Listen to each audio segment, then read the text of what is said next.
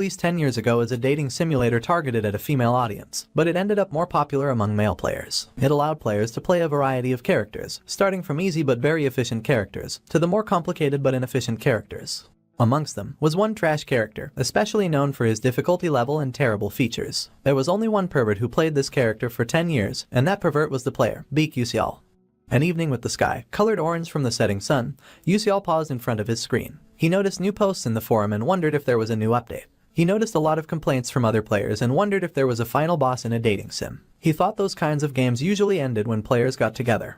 However, he noticed a famous ranker complained that the boss was unbeatable, so he set down his coffee. It doesn't make sense for there to exist a monster with magic nullifying skills in a magical world, and wonders if it is a bug cause some characters got deleted. Then, he sees the Dark Demon Dragon, the 13th moon of the Black Knight. In the Ether world, there is a cult-like organization called Dark Demonic Humans. Their goal is to help another world, called Persona Gate, take over the world. When they finally managed to achieve this goal, the Dark Demon Dragon appeared. 90% of the continent got taken over, but our main guy has only concerned himself with PvP and not the main story so far. The whole lore got messed up, but he can't avoid fighting it, so he decides to give it a try. He enters the game and accepts the request to fight the Dark Demon Dragon. He decides to show off the skills he's honed over the last 10 years, so his character appears before the beast. His character, Beak Yusial, is the sole character in the game who cannot use magic, so even the most experienced players choose to not play him. Basically, he's worse than an extra, but of course, the character can use some magic. The dragon prepares its fiery breath to roast his player and fires at his player. His player faces the dragon with determination and grins. His power is the blink spell, moving super fast as he charges at the dragon. He slid to a stop and gritted his teeth. Beak Yusial's blink spell allows him to randomly travel between 3 to 10 meters very quickly. The direction he will blink in is random, so if he does not control the distance well, he will die immediately due to the speed and impact. The cool time and mana usage is also ridiculous. There is also a penalty where he cannot move 2 seconds after using the skill. Anyone can learn it, but most people don't use it. However, Beak Yusial has mastered the use of blink. He can control which direction he will go in. He can also control the distance, and has managed to nullify the penalty. It does not use up mana since he does not have a mana stat. Unlike other spells, blink was nothing more than just a movement ability. He became obsessed with this character since everything depended on his skill level. So, over the last 10 years, he has been playing as the only character in the game that does not use magic in battles. The dragon charged again, and Beak Yusial attacked. He dodged the dragon's next attack, and looked upon his opponent. The beast fell as the notification came up that he had defeated the final boss. He was shocked that he actually killed, though he was covered from head to toe in ancient relic grade items. Still, he played a garbage character, but it was nice that he beat the boss. He will flex to the community that he killed the Dark Demon Dragon. However, he got a loud notification that because the wrong ending has been reached, 90% of Ether World has been destroyed. He is shocked, and the notification informed him that he was the closest to reaching the true ending. Then, the notification begs him to please reach the true ending. Our main guy was very confused, but suddenly he was zapped away and everything went quiet, leaving only his chair and computers behind. He opened his eyes with a gasp and found himself on the floor. Sitting up, he wondered what was going on. He also wondered where he was. Then he glanced to his side and saw the mirror before him. Stepping closer to the mirror, he saw his reflection, and his eyes widened in surprise. He had the appearance of Beak Yusial. Suddenly, something glitches, and a notification screen pops up before him. It tells him this is episode 1, titled Escape the Chase. He is surprised, because he recognizes Beak Yusial's prologue quest. Still in shock, he slips his hand into his pocket, and is shocked to see the entrance certificate to Stella Academy. It is hard to believe, but he is definitely in the Ether world, and he is stuck at Beak Yusial. He places his hand on his face with a groan, but decides to be logical about it. The voice told him to reach the true ending, but from what he knows, the game does not have a true ending. Then his eyes widen as he realizes that no one has managed to reach the true ending in the last 10 years. This is not the time to think about that though, cause if memory serves him right after his character wakes, the people chasing after him burst into the hut. Sure enough, there are angry people searching for him, and he hides in apprehension. They are already here and a blonde member of the group spots something. He yells to the group that he has found a hut, and tells them to search it. They rush ahead, and our main guy wonders what to do. There is a limit to how long he can avoid them, but he cannot fight them either. He wonders what to do when a screen pops up again. The screen tells him that he can use the spell Blink, and he is shocked that he can use Blink. Blink is an ability that allows the user to flash forward. With a body that suffers from magic leakage syndrome, Beak Yusial cannot accumulate mana in his body, and he only has Blink as his one hope. It is the spell that he practiced his whole life. Back to the present. He is still hiding in the hut, his face fixed on the screen as he sees the offer to use Blink. It is 0 class, with a maximum distance of 9 meters and just 1 charge. Cooldown is 3 seconds. He wonders if he should use Blink when he only controlled his character with a mouse and a keyboard. Running feet. As the hooded men charge towards the hut, he does not have time. His eyes widen and he gasps to see that they are already here. There's no time left, so he grits his teeth and decides that he must try. The hooded men stop with alarm. They notice him running from the hut and declare that they have found him. Immediately, they are ordered to chase him. They race after him through the snowy forest outside with no intention of letting him escape. The first part of the tutorial is for him to avoid the pursuers using the power of blink. He runs into the forest, noting that his pursuers wear magic boots that are faster than he is. The only way he can escape is if he uses blink. He calms himself, knowing he has used blink 1,000 times before. The timing is burned into his muscle memory. His pursuers scream in rage that he won't stop running away, and he sees that they have caught up with him. Blink's main disadvantage is that if the user fails to control the distance, they could collide with an object and die instantly. However, as the lead chaser swings his mighty sword at him, our main guy activates blink. When he uses it, the ability works differently, and he takes on a burst of speed, vanishing from his attacker.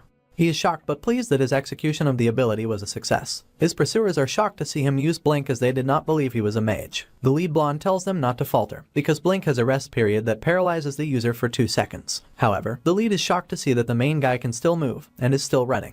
He runs fast through the forest, and encourages himself to be more careful. He must use the uneven terrain to his advantage, since players who aren't able to learn how to control Flash at this stage won't be able to make it to the next episode.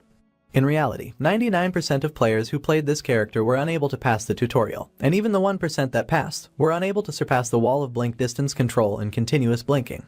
Our main guy counts down 3, 2, 1 in 3 seconds. He blinks once more and moves rapidly through the trees and snow, his brown coat flying in the wind. His pursuers think he is insane for using blink in such a terrain. He tells all those who can use magic to come to the front and attack the main guy from a distance. The menacing-looking mages come forward and our guy can tell they are going to use magic against him. The second part of the tutorial was to use blink to dodge the magic arrows flying at him. In the game, players could see everything behind because it's on a monitor, so he could dodge it then. His screen pops up again and informs him that his magic leakage syndrome is being used. Its derivative skills include Sixth Sense and Cognitive Acceleration. He is shocked as the power from these skills floods his system in multiple lights of green and pink as he stares in bewilderment. Then, he bursts forward, activating blink and dodging all the magical attacks till he slides to a stop. A crate smokes where he used to stand and he sighs in relief because that was a close call. Then he takes off running once again. The last part of the hurdle involves Tutorial Part 3, crossing a canyon while using blink. The canyon is deep and deadly. The only way to cross is to control the distance of his blink perfectly. Then, he can meet up with some passing mages and escape, and that will end the tutorial.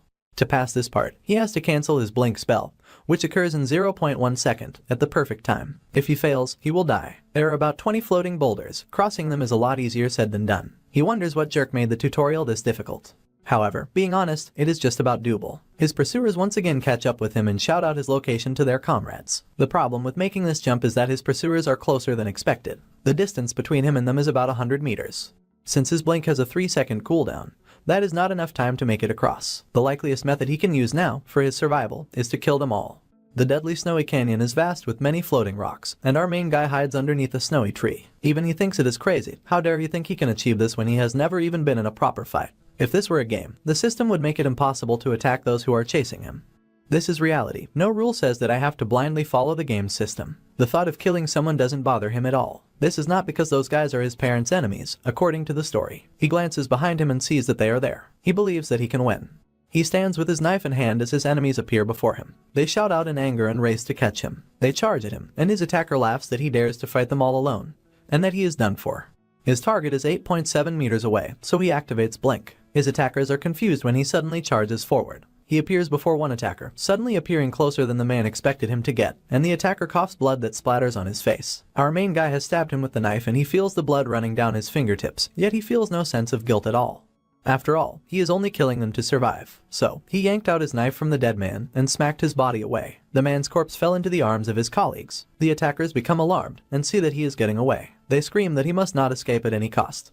He has dealt with one of them, but the next attack won't be easy. However, he notices it has gone quiet and wonders if they gave up on chasing him. However, he sees that they did not give up, and have instead switched to magic attacks again. He tries to dodge it but nearly loses his footing. The attackers fire magic at him, and the runes glow as the magic is shot right at him. He groans as large giant orange flaming fireballs come flying right at him, and grits his teeth as he tries to avoid it. Suddenly, he sees an opening on a tree branch at the side of the mountain and activates his blink.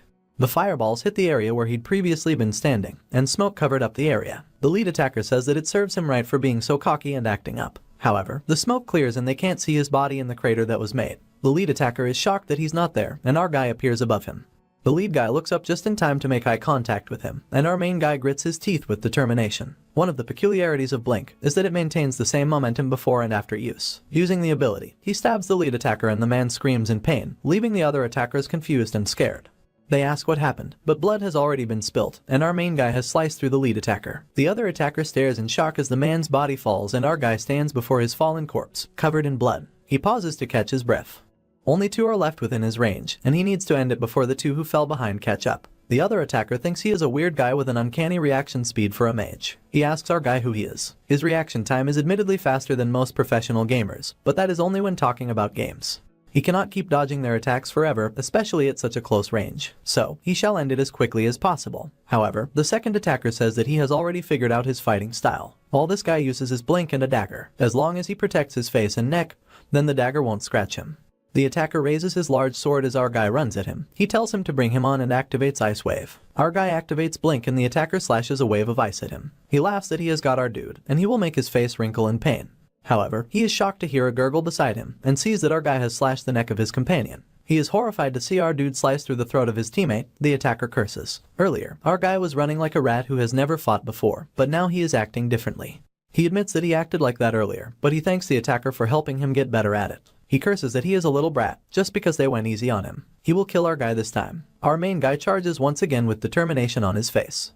Our guy raced at him with his weapon raised and flung it at his attacker. Using Blink head-on puts him at risk of getting counterattacked. The attacker wonders if our guy is trying to lure him into defending his front by throwing the spear, and then aiming for his side.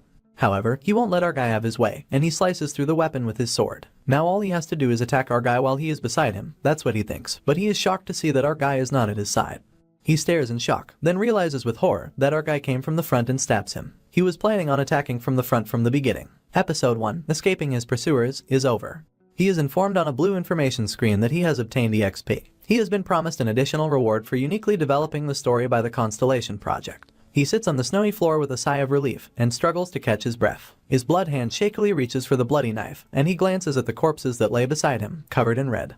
He reminds himself that this is not a dream, and he just experienced his first blink and his first battle, as well as his first murder. He sits and thinks grimly about how he killed a person to survive. He dusts the snow from himself and gets to his feet with a sigh. He shall leave this place for now. He pauses when he suddenly recalls something and turns around. He pauses as he thinks deeply, although it leaves a bitter aftertaste. He has to think realistically since he is broke. So he rummages through the corpse pockets and finds around 2 million credit, which is approximately 2 million won. It is better than nothing. Now, the problem is how to cross the snowy cliff before him. Suddenly, he hears a voice calling out to ask if anyone is there. He sees a group of hooded figures in the distance, and recognizes them as the group of mages that appear in the tutorial. He waves to them, and they shout that there is no bridge, unsure on how he will cross. However, he tells them that he is on his way, and they decide to wait for him to cross. However, they say he would need to be a third-class knight to successfully cross the cliff, and they doubt it is something a young boy can do. However, to their surprise, they see him zapping from floating rock to floating rock, using the power of Blink. He moves quickly and swiftly like the Flash, and they stare and wonder at his skill. They wonder if he is using a jumping type of magic, and realize he is using Blink. Among the mages, a blue-haired girl with deep blue eyes watches his approach. They are surprised he is using a Blink when it won't be able to control the direction and distance. They are surprised that such control over Blink is possible, and they stare in surprise when 2 more people show up at the edge of the cliff. However, they watch the other 2 charge up some spells that are aimed at the boy they are trying to aid. It's the remaining attackers, and the other mages yell at the boy to watch out. Our main guy barely manages to dodge the attack using Blink. He makes a narrow escape and turns to face those other 2 mages who attack from the distance. He figures they are with the mercenary group after him, and realizes this is dangerous. His power has 3 seconds to cool down. Dodging all magic with it is not possible. He has to find the next floating stone that will work as his foothold. However, to his surprise, a mage fires up a spell and shoots at him again before he can think up a plan. He barely dodges the attack, and the stone he stands on gets a crack. He realizes he is going to fall as he slips from the rock. Unfortunately, all the floating stones are too far from him, and he hopes that he lands on just one. He uses Blink and zips through the air, hand outstretched to grab a floating stone. He manages to grab it. Hanging on barely, he is relieved to have survived. However, his enemies fire yet another fiery spell at him, and he realizes his survival is not guaranteed. There is no way for him to dodge with him hanging off the rock, and he realizes that he is going to die. Suddenly, ice magic comes forth. The great blue spell collides with the orange of fire in a blast of wind that halts the fire spell in its tracks, and the air clears to reveal that our main guy was protected from being burnt to a crisp. He looks up in surprise and wonders what that magic was just then. An ice spread covered with lightning. Someone just used 2 attributes and 1 magic in the tutorial. Furthermore, the caster precisely calculated the trajectory without wasting mana. He wonders who could perform such a feat. Glancing at the mages gathered at the other side, he spots the blue girl with cold eyes and a spark of magic on her staff. The mercenary mages are shocked at such a display of power that they turn tail and flee with fear.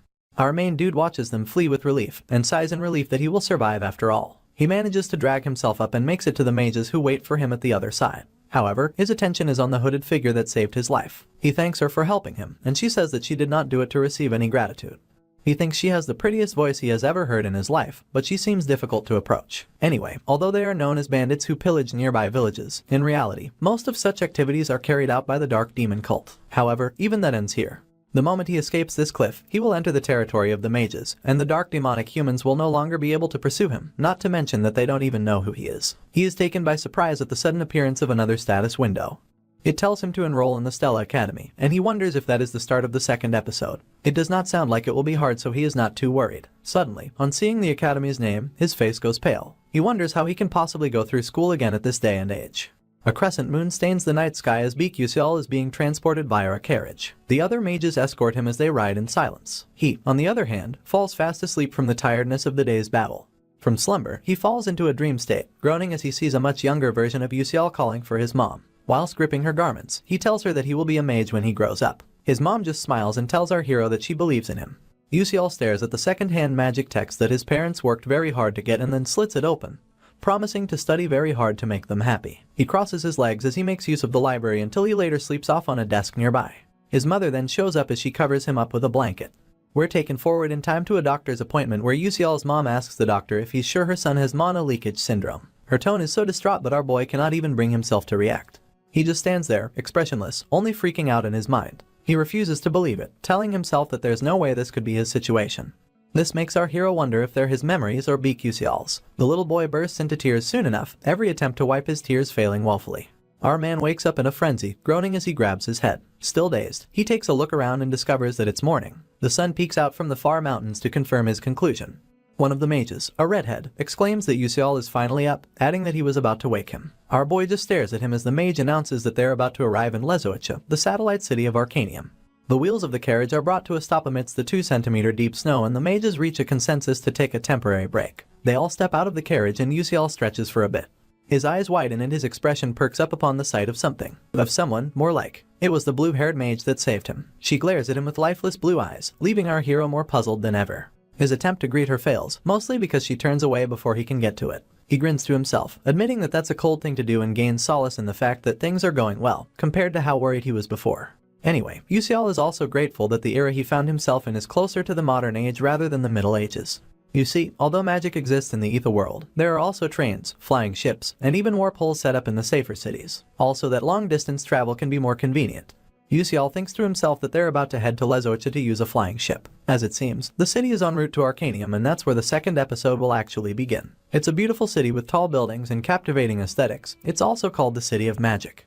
In Arcanium, there are renowned magic towers as well as mage knight orders. It also houses 5 magic academies. Of all the 5, the academy with the most promising students and powerful mages is none other than the Stella Academy. For this one reason, Stella Academy is chock full of nobles and geniuses from every crevice in the world. With arms folded, our hero leans on the carriage as he wonders how Baek Uciel managed his admission into such a place. His brows perk up as he suddenly remembers that he hasn't checked his skills yet. He does so immediately, pulling up a blue console outlining his capabilities. He experiences a little increase in his strength, agility, and sensitivity. He also checks out the new 6th sense ability, which enables him to detect mana within a 12-meter radius. To top things off, he notices his detection acceleration skill and attributes his survival to these aforementioned skills. This doesn't stop him from remembering his predicament, being stuck with mana leakage syndrome, a cursed physique that stops him from accumulating mana in his body. He remembers how downtrodden his mom looked at the hospital and how Baek Uciel was left with such an inherent curse. However, this allowed him to detect mana around him with his 6th sense. It also allowed him to notice any incoming attacks even if he's not looking in that direction. Detection acceleration allowed him to notice things as though time had been slowed, and he could detect any threat much faster than a normal human could. Our hero realizes how important this skill is for Baek Uciel, but is painfully aware that he can't use 6th sense for long, seeing as it uses up a lot of mind power, and leaves the user with pretty huge consequences afterwards. He goes on to check his stats. As expected, his mana is non-existent and his blink ability is still at 0. Basically, our hero has a long way to go, but realizes that it is not a bad place to start. The real Beak UCL had really low sensitivity, and our boy deduces that maybe it took a part of the stats of the character he had fostered UCL into. Anyway, in the Ether world, there isn't just one level, but one for each stat. The skills are in the form of levels and the stats are measured in stars, with the maximum stat level being 9 stars. This is practically impossible to reach though. Hand on chin, our MC recalls playing the game for 10 years but only reaching 8 stars in both sensitivity and stamina. He decides to invest into his sensitivity to boost his sixth sense and reaction speed, telling himself that he can boost stamina and flexibility through other means. Afterwards, he goes glum again, remembering that he's still stuck with the mana leakage syndrome. He tells himself that if he doesn't train, he won't be able to survive for long. This helps him decide to, as soon as possible, upgrade to the Secrets of Nature physique. His hands dig themselves into his coat pockets as he affirms that the way to reinforce mana leakage syndrome lies in Stella Academy. This leaves him no choice but to head there if he wants to save the world and treat his syndrome. Our hero lets out a tired sigh as he admits that he already doesn't want to go. He wishes that he could get something that would help him out here and suddenly realizes that he has missed some notifications. At that moment, one of the mages prompts everyone to resume their journey, so our boy calls out that he's coming. He simply decides to check his notifications later and has no idea that the blue-eyed mage was checking him out. Well, she looked in his direction. The flying ship is nothing if not majestic, with the wind in its sails and a beautiful blue and brown exterior. On the inside, it's littered with nobles fraternizing amongst themselves, and announcements are made that they'll be leaving for Arcanium. They're also told to take a seat for their safety. One of said nobles glances in our boy's direction, pointing out that he's just looking around like some lost little kid. True to his word, UCL twirls his head every which way, taking in the sights. The noble's companion then concludes that our hero has never been on a flying ship before, adding that he must be some country bumpkin.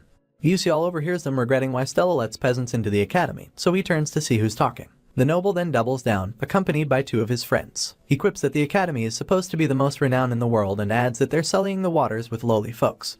Our hero just stares at the noble blankly and then sighs in disappointment. He concludes that kids are the same wherever you go, and simply walks away from the noble as he screams in annoyance. He continues to boil and eventually calls out to our boy, telling him to stop. Meanwhile, the crowd begins to mumble amongst themselves. The noble turns around, wondering why everyone's being so loud, only for his eyes to widen in shock.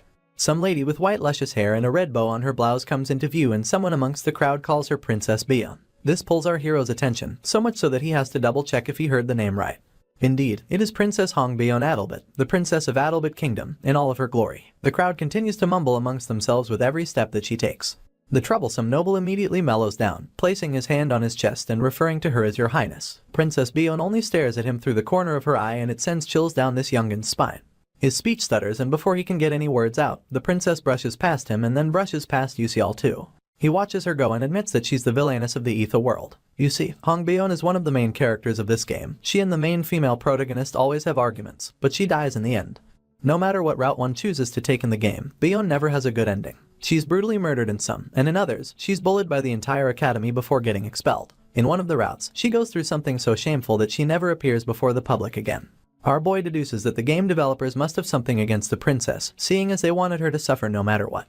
At that moment, UCL remembers hearing that she's popular amongst the male players and admits that she's pretty. Anyway, he's scared to talk to her because he feels like she'll kill him. His stomach interrupts his thoughts, so he rubs his palm against it and tells himself that he should probably get something to eat.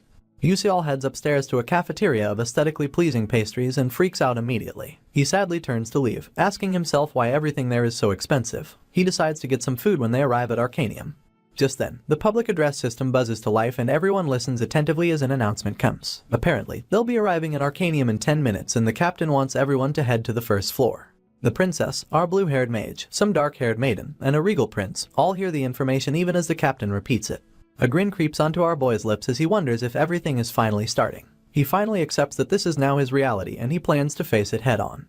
UCL stands as he sadly intertwines his arms. He lets out a sigh, admitting to himself that he's glad he resolved his issues. He starts to wonder if he can really survive in Stella Academy or worse off, in this world. The dark demon dragon and the dark demonic humans come to mind and he stares out the window, wishing he had something to help him at a time like this. Our boy then remembers that he has a notification that he hasn't checked yet. He taps it and discovers that the Constellatio project offered him a special reward. Amongst them were the downgraded versions of all the weapons he used in the game, the downgraded version of all the skills he acquired in the game, and lastly, some EXP. His hand finds its way to his chin once again as he admits that the game has some commercial ethics. He wonders what he should pick. The returning light comes to mind, but he wonders if he should take the price of the flash instead. Unfortunately, the console tells him that the item's grade is too high and that it'll be downgraded severely. He tries asking for Hyperspace Blink but gets told that he cannot acquire it because it's an advanced version of the Blink skill. It adds that he can use the reward to slightly increase his Blink skill though. This frustrates our boy into asking if they really have to downgrade everything. The console reveals that they're also unable to materialize fully due to the lack of his narrative power. Yusial wonders what that means, so the console tells him that it's the force that drives the progression of the story. It then adds that narrative power will accumulate if he continues to explore unknown branches of the story like he did the day before. It becomes clear to Yusial that he can't be provided with late game items because he's too much of a newbie. The console stays silent and so does our hero. After giving it some thought, he asks about bulbul glasses and stands in wait as the console mulls it over. It finally announces that it can be provided, so our boy chooses to go with that. In no time, the glasses emanate amidst a blue light and Yusial grabs them. He had never thought a day would come where he would wear the glasses, but he looks them over wearily. You see, bulbul glasses are an item that contains all the information our hero has gathered while playing the game. In Etherworld, it was possible to recall and read notes about all the hunted monsters or acquired knowledge, so players found various ways to store information. Yusial was one of those players.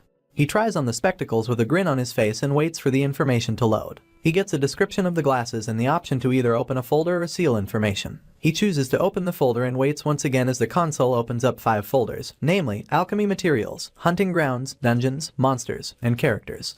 He takes a quick look at the folders and admits that it's good enough. As he makes his way down to the ground floor, he wonders how much grinding he would have to do using the game system, since this place is now his reality. He then concludes that he should be able to regain half of the abilities he used to have with the help of these glasses.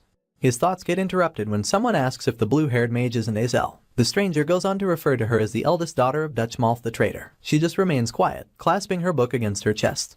Yet another stranger asks where she got the audacity to show her face, and his companion shushes him for fear of Azel hearing him. Our hero picks up on her name and uses the bulbul glasses ability to register or check a character's information within the story. The glasses reveal an Azel Malf, a fake heroine and ice lightning mage who dies later on.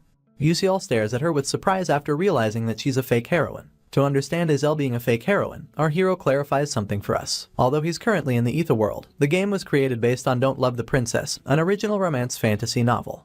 The novel is about a heroine named Azel who had lost her entire family. She grows by challenging the schemes of Bion, the villainess, and eventually ends up with the male protagonist. In the end, her revenge scheme completely disappears and the male characters protect her. Unfortunately, it had a sad ending after receiving harsh feedback from its readers. But here's the problem. Although the game's world was based off of this novel, its story is completely different. In the game, an original character named Flame was added and she took over the role of the heroine. However, Flame also has a backstory. You see, she was a woman living an ordinary life in the modern world who occasionally enjoyed reading Don't Love the Princess. She ended up getting transported into this world. So, contrary to the novel, Azel became the fake heroine in the game while Flame became the real one. Despite the efforts and numerous attempts by the players, it is said that Azel was not able to survive in any routes. This was the reason why she got pushed from the main heroine position.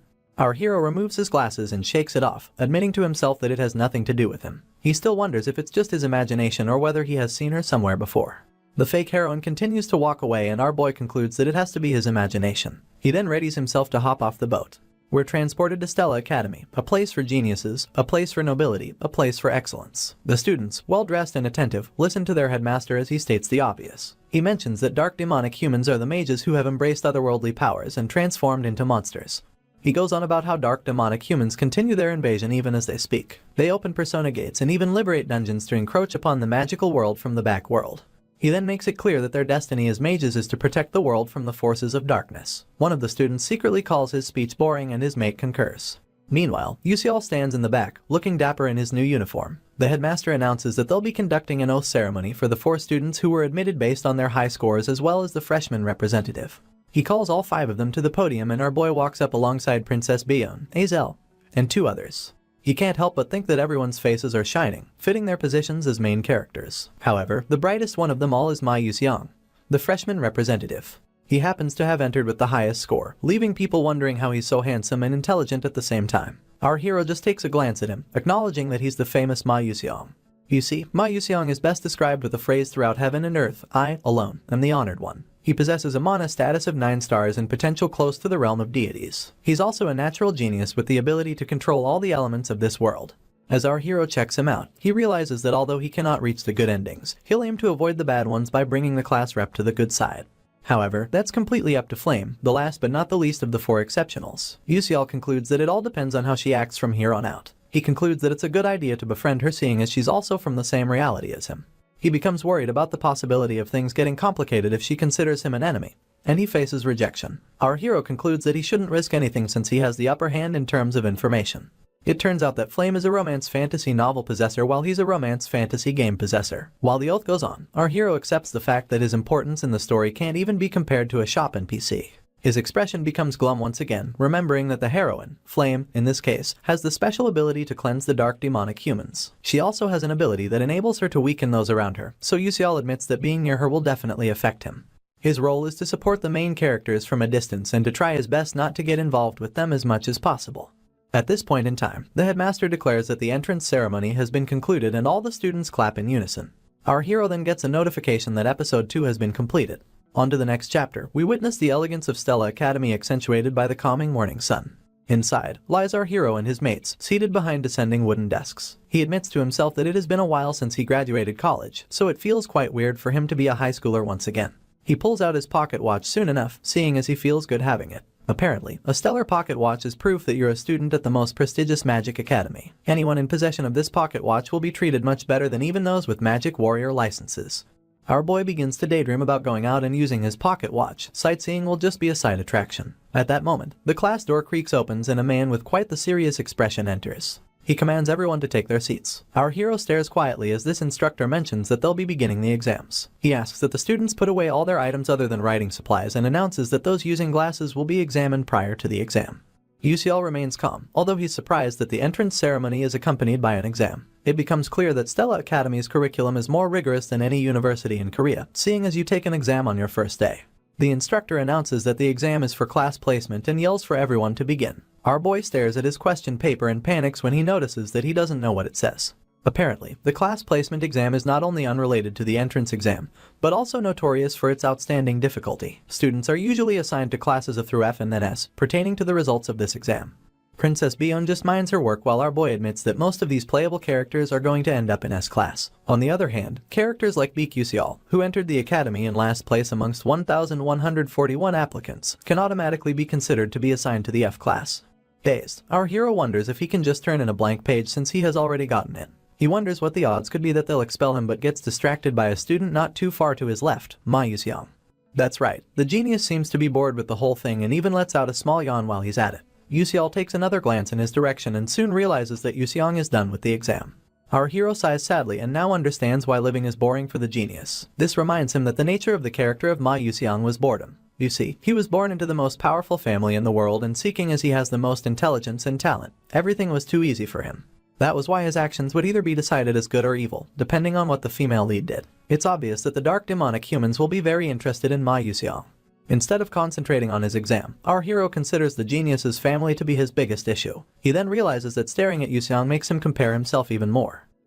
Beak Yusial gets an epiphany as he wonders if he can use his bulbul glasses on this exam. He remembers using it a lot when he wanted to stack up additional while studying in the library. He just tells himself that he has nothing to lose and pulls out the glasses from his breast pocket. Before he can even try them on, the professor draws close to him, asking what the glasses are for. Our boy freezes halfway and the professor reiterates how he announced that if glasses are to be used, they would be checked prior. He takes the glasses from our hero to do just that, staring at them intently and furrowing his brows. Still in a panic, our boy speculates about what the problem could be this time. It's obvious that if the professor discovers that the glasses have magic, he might get expelled. To worsen things, the bulbul glasses notify him while they're still in the professor's hands, stating that a missing part of the glasses has been sensed. The system would like to know if our boy wants to call it, but he screams in lowercase that the system should stay the same. After looking the glasses over for some time, the professor returns them, adding that he can't sense any mana from them. He then tells Yusial to ask beforehand next time and our hero smiles sheepishly as he accepts them. Within himself, he heaves a sigh of relief. He was lucky enough that the original functions of the glasses weren't working at the time. He goes on to put them on and they immediately provide answers to the questions in blueprint. Our hero is excited that he can really see the answers and refers to this as the jackpot. He buckles down to write but his new fear becomes coming in first place. He begins to entertain the thought of making it to the class, only for the professor to bellow that the exam is over. He then commands the students to hand over their papers. Without waiting for them, he uses his magic to pull all their sheets to the front, so our boy's paper easily escapes his grasp while he cries out helplessly. He realizes that he only finished 3 questions but the professor doesn't even crack a smile, so approaching him is out of the question. Said professor looks over the different papers quietly until he sees something he thinks is an anomaly. His eyes widen in shock and while our boy concludes that he's still going to end up in F class, he notices the teacher grumbling in the front. Soon enough, he yells at our hero to give him the glasses at that very moment. He increases the urgency, but a confused Yuseol begs his pardon. The professor takes the glasses and looks over them for the umpteenth time, refusing to believe that they aren't tainted. He then sends another student to go and fetch Dr. Gran, and the student immediately obeys. Our boy, on the other hand, questions what could be wrong with the professor all of a sudden. He remembers writing his solving process clearly so he wouldn't get mistaken for a cheater. Our boy is left wondering if he was caught. Dr. Gran joins them in the hall and the professor asks him what he thinks. The doctor inspects the glasses as a magic engineering professor that he is, and still doesn't find anything. He just admits that it's quite suspicious that our hero could solve a particular problem. The professor is only interested in knowing if Yuseol cheated, but Dr. Gran confirms that he didn't. He then adds that he can't feel any magic tool energy coming from the glasses or any of our hero's items for that matter. Yuseol just stands there as the doctor commends him for solving the question with his own ability. He laughs and pats our boy's shoulder, confessing how interesting it is that he got to see such genius in his lifetime. He proceeds to tell Professor Lee Hanwell to apologize to our hero and guide him well. Mr. Hanwell quips that he understands and wastes no time rendering an apology to our MC for the misunderstanding. He admits only to himself that he did cheat and that it would have been so much trouble if the original functions of the glasses still worked. He just smiles at the professor, telling him that things like this happen and that he should be careful moving forward. He's just happy at how lucky he got for not getting caught.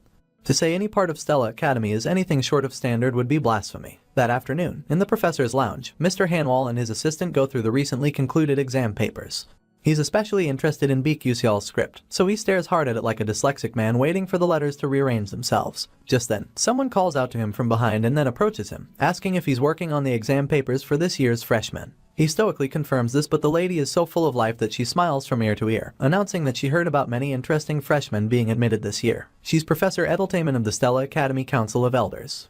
Once again, Professor Hanwell confirms her speculation in as few words as possible. He mentions Princess Bion from the most renowned family in fire class magic, Prince Jeremy Scalvin, who had surpassed all his older brothers and was crowned at age 12 solely because of his magical prowess. And lastly, Heewon Ryong, successor of the Magic Tower Master and member of the Full Moon Tower. Still smiling, Professor Edeltamen mentions how hard it must have been to set questions for so many elite children from prominent families, and adds that she saw a lot of interesting questions. Hanwell smirks as he claims to be glad that she likes them. His brows then return to being furrowed almost immediately. True to Professor Edeltamen's words, the questions for this year's placement test featured something new. The first 3 questions were ones that would be difficult for any student who studied in an ordinary manner to solve. The intentions behind them were as follows. The first was a flexibility test to see whether or not a student can move to the next question when they realize that they can solve it. The second was to test for how the student would solve a question that did not appear in any of the textbooks they've studied so far. Professor Hanwell keeps staring at our boy's answer booklet as he bears in mind that the era when rote memorization and theory prevailed is over. Now, it's the era of combat using quick judgment and creative thinking. In truth, those questions weren't meant to be solved. Worse off, over 1,000 out of the 1,141 students left them blank, and out of the 100 that attempted them, most of them couldn't answer a single question correctly. Only 3 out of the new students actually got all 3 questions right. Ma Yuseong, the prodigy of unknown origin. Flame, a commoner recognized by the principal because her talents are close to that of Yuseong. And lastly, Beak Yuseol. The professor can understand how Flame and Yuseong got excellent grades, but he's certain that our hero got the worst admission score. He really didn't expect him to answer those 3 questions right, especially because he couldn't solve any of the other problems. Professor Edeltamen intrudes on Hanwell's thought, voicing her concern about why he's so interested in the scores of the new students. He then admits that there's a student whose scores don't make any sense. Edeltamen smiles once again as she points out that although countless formulas and equations couldn't solve the problems, one could as well solve it without knowing anything. Professor Hanwell then asks her if she thinks our hero could be a genius, only for her to reiterate that it could totally be a coincidence too. She turns to leave and Mr. Han watches her leave. He lets out a sigh of confusion and stares at our boy's girl. In it, he finds a note attached and pulls it closer for inspection.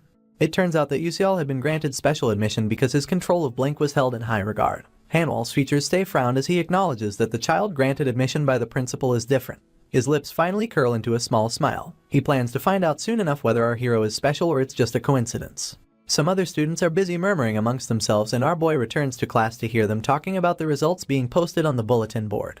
Some students are stressed out about the class they'll get and another reiterates that his mother threatened him not to return home without getting into the class.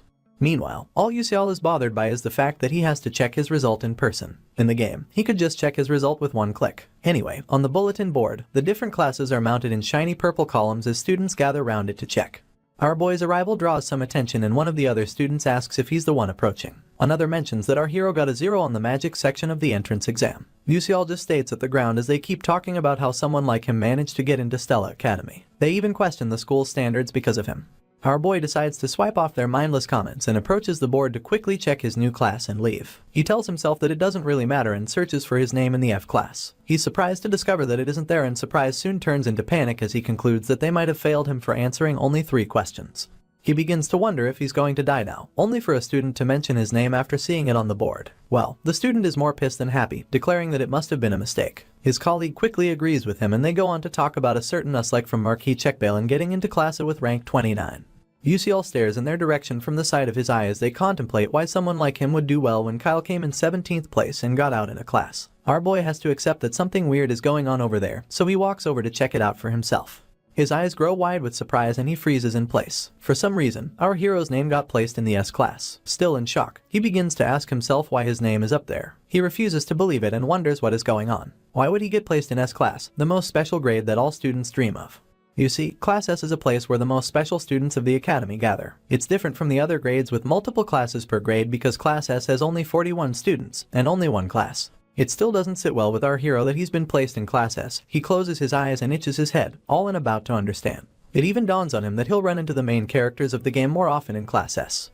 This is bad news because making more contact with the protagonist will only shorten his already short life. Worse off, he can't even change his class. Our boy then makes up his mind to keep a low profile no matter what. He quietly peels away from the crowd, telling himself that he'll manage somehow. On the outside, Stella Academy looked calm as ever. Little did anyone know that in one of its offices Princess Bion was getting slapped silly by her mother. She yells at Bion furiously for getting 3 questions wrong and compares her to Azel who got 2 out the 3 right. She's Hong Yil, the elemental class fire professor. Bion falls to the ground as her mom continues to abuse her, telling her that she's lower than an insect because she couldn't even get the questions that insects got correctly. She yells at her to think of herself as a bug and try again. Mrs. Hong asks if her daughter understands and a bruised Bion replies positively from the ground. Her mom continues to stare down at her and then heaves a tired sigh. Her hand never left her hip as she breaks into advice, telling the princess to listen to her. She goes on about Bion not doing anything to become like her, a woman who is chased out of the kingdom and is holding on to a stupid professor position. She reiterates that her daughter cannot afford to become the shame of the kingdom. She then squats down to Bion's eye level, grabbing the girl by her cheeks as she begs her to become a better existence than her sister. Mrs. Hong cracks a smile and inquires whether her daughter understands what she means, and Bion agrees just to get the woman off her back. Still on the floor, she admits to herself that she doesn't understand and looks away from her mom. Apparently, the poor girl only lives her life the way she was taught and solves questions by the same principle, what she was taught. She had come across problems composed of magic, spells and formulas that she hadn't learned. This just brings her to tears and leaves her questioning why she's being tormented. Back in the S class, all the students really sit and await their tutor. All the students except Yusial. Our boy is in a panic, overwhelmed and massaging his head to no avail. He admits that he's screwed, mostly because he got chalked into a place full of antisocial weirdos. Not that he was going to fraternize with high schoolers though. With every passing second he's in the class, he overhears murmurs of other students asking each other how he made it into the class. One of the students whispers to his friend, narrating how his parents had protested about Yusial being in the S class, but only got told that our hero has the qualifications to be there. His friend confesses that it just sounds weird. Our boy smiles weakly as he notices that he's the class outcast. He then realizes that these other students have been working since they were young and agrees that he, too, would be frustrated if some known dunce ended up in the same class with them. He stretches his joints, recalling that classes change according to one's performance after every test, and the S class is exempted. Of course, there are very few cases where a student can get demoted. Our hero glances to his left, recalling that there's going to be a male student who will rise from the class to the S class later on. He then pushes the thought aside, seeing as he'll still end up finding out when the time comes. He takes a good look at everyone, still baffled that all the game characters he once saw behind a screen are now in front of him. In a few years, some of them will become famous worldwide, with 5 of them having the possibility of betraying the magic world. His eyes travel to Ma Yuxiang because he's one of them, and then to Flame, who he hopes to God can stop Yuxiang from going astray. At that moment, Professor Hanwell majestically waltzes into the classroom and tells everyone to settle down. Our hero's senses immediately switch to high alert as he sees this man, but the professor just mounts the podium and expresses how nice it is to meet all the S-class students. He mentions the possibility of them already meeting him, but still opts to introduce himself formally. The next ending glare deepens as he introduces himself as Lee Hanwell, professor of the S-class. The students, as usual, begin to talk amongst themselves. One of them mentions how famous the professor is, and his colleague points out that the man has almost eliminated 1,000 dark demonic humans, adding that he's called the 7th class magic warrior. Once again, Mr. Hanwell tells the class to settle down and breaks into a small speech soon enough. He claims that there are a lot of talented students in the class and adds that there's a very unique student there as well. Of course, our hero immediately feels watched. The professor goes on about Stella Academy being a place where they foster combat mages and how as magic warriors, his students will undergo a rigorous high school training for 3 years. He announces that he doesn't expect all the students to make it to the end. but he would like for them to show him what they're made of within the 3 years they have together. He opens the floor for questions, but Hai's expression doesn't seem like he wants to take any, so none of the students ask. The professor gives them a few more seconds before indicating that they'll be starting the class. Just then, Princess Bayon drags her feet as she steps into the class. She steals a glance at her professor and just keeps approaching him. On the flip side, Yuseol is perplexed that Bayon, who's normally a stickler for the rules in waltzing and late to class. She and Mr. Han discuss quietly while our boy is busy wondering if something happened. He peels out his bulbul glasses to get confirmation, only for the spectacles to reveal that she occasionally burns herself, has an evil mother, and worse off, is guaranteed to die.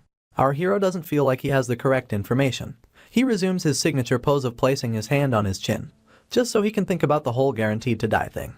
While the professor continues conversing with the princess, our boy breaks things down. You see, if Azel dies because of flame, Bayon dies because of both Azel and flame. You could say that it's the inevitable fate of a villainess. Yuseol bites the edge of his glasses, thinking to himself that he would like to help her out, to save her life. Unfortunately, he's in no position to do that. He overhears the professor tell Bayon to go to her seat and he just sighs, telling himself that he feels bad but can only keep his distance.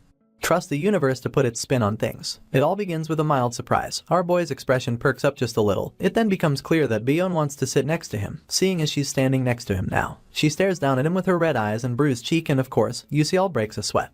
He then scooches over for the same girl he claimed he'll have to keep his distance from. She quietly sits beside him and our hero, just as quietly, begins to freak out, wondering why things are getting so twisted from the start. With his arms folded, the professor declares that before they start the class, they'll be having a staff succession for the staves that they'll be using while in school. He goes on about how the S class and the A class will have their staff succession together while our boy seems intrigued about the upcoming ceremony. He smirks as he admits that it's quite annoying, but he's also looking forward to it. Undoubtedly, there are two big events in the prestigious Stella Academy. One of them is the familiar contract ceremony, and the other is the staff succession ceremony.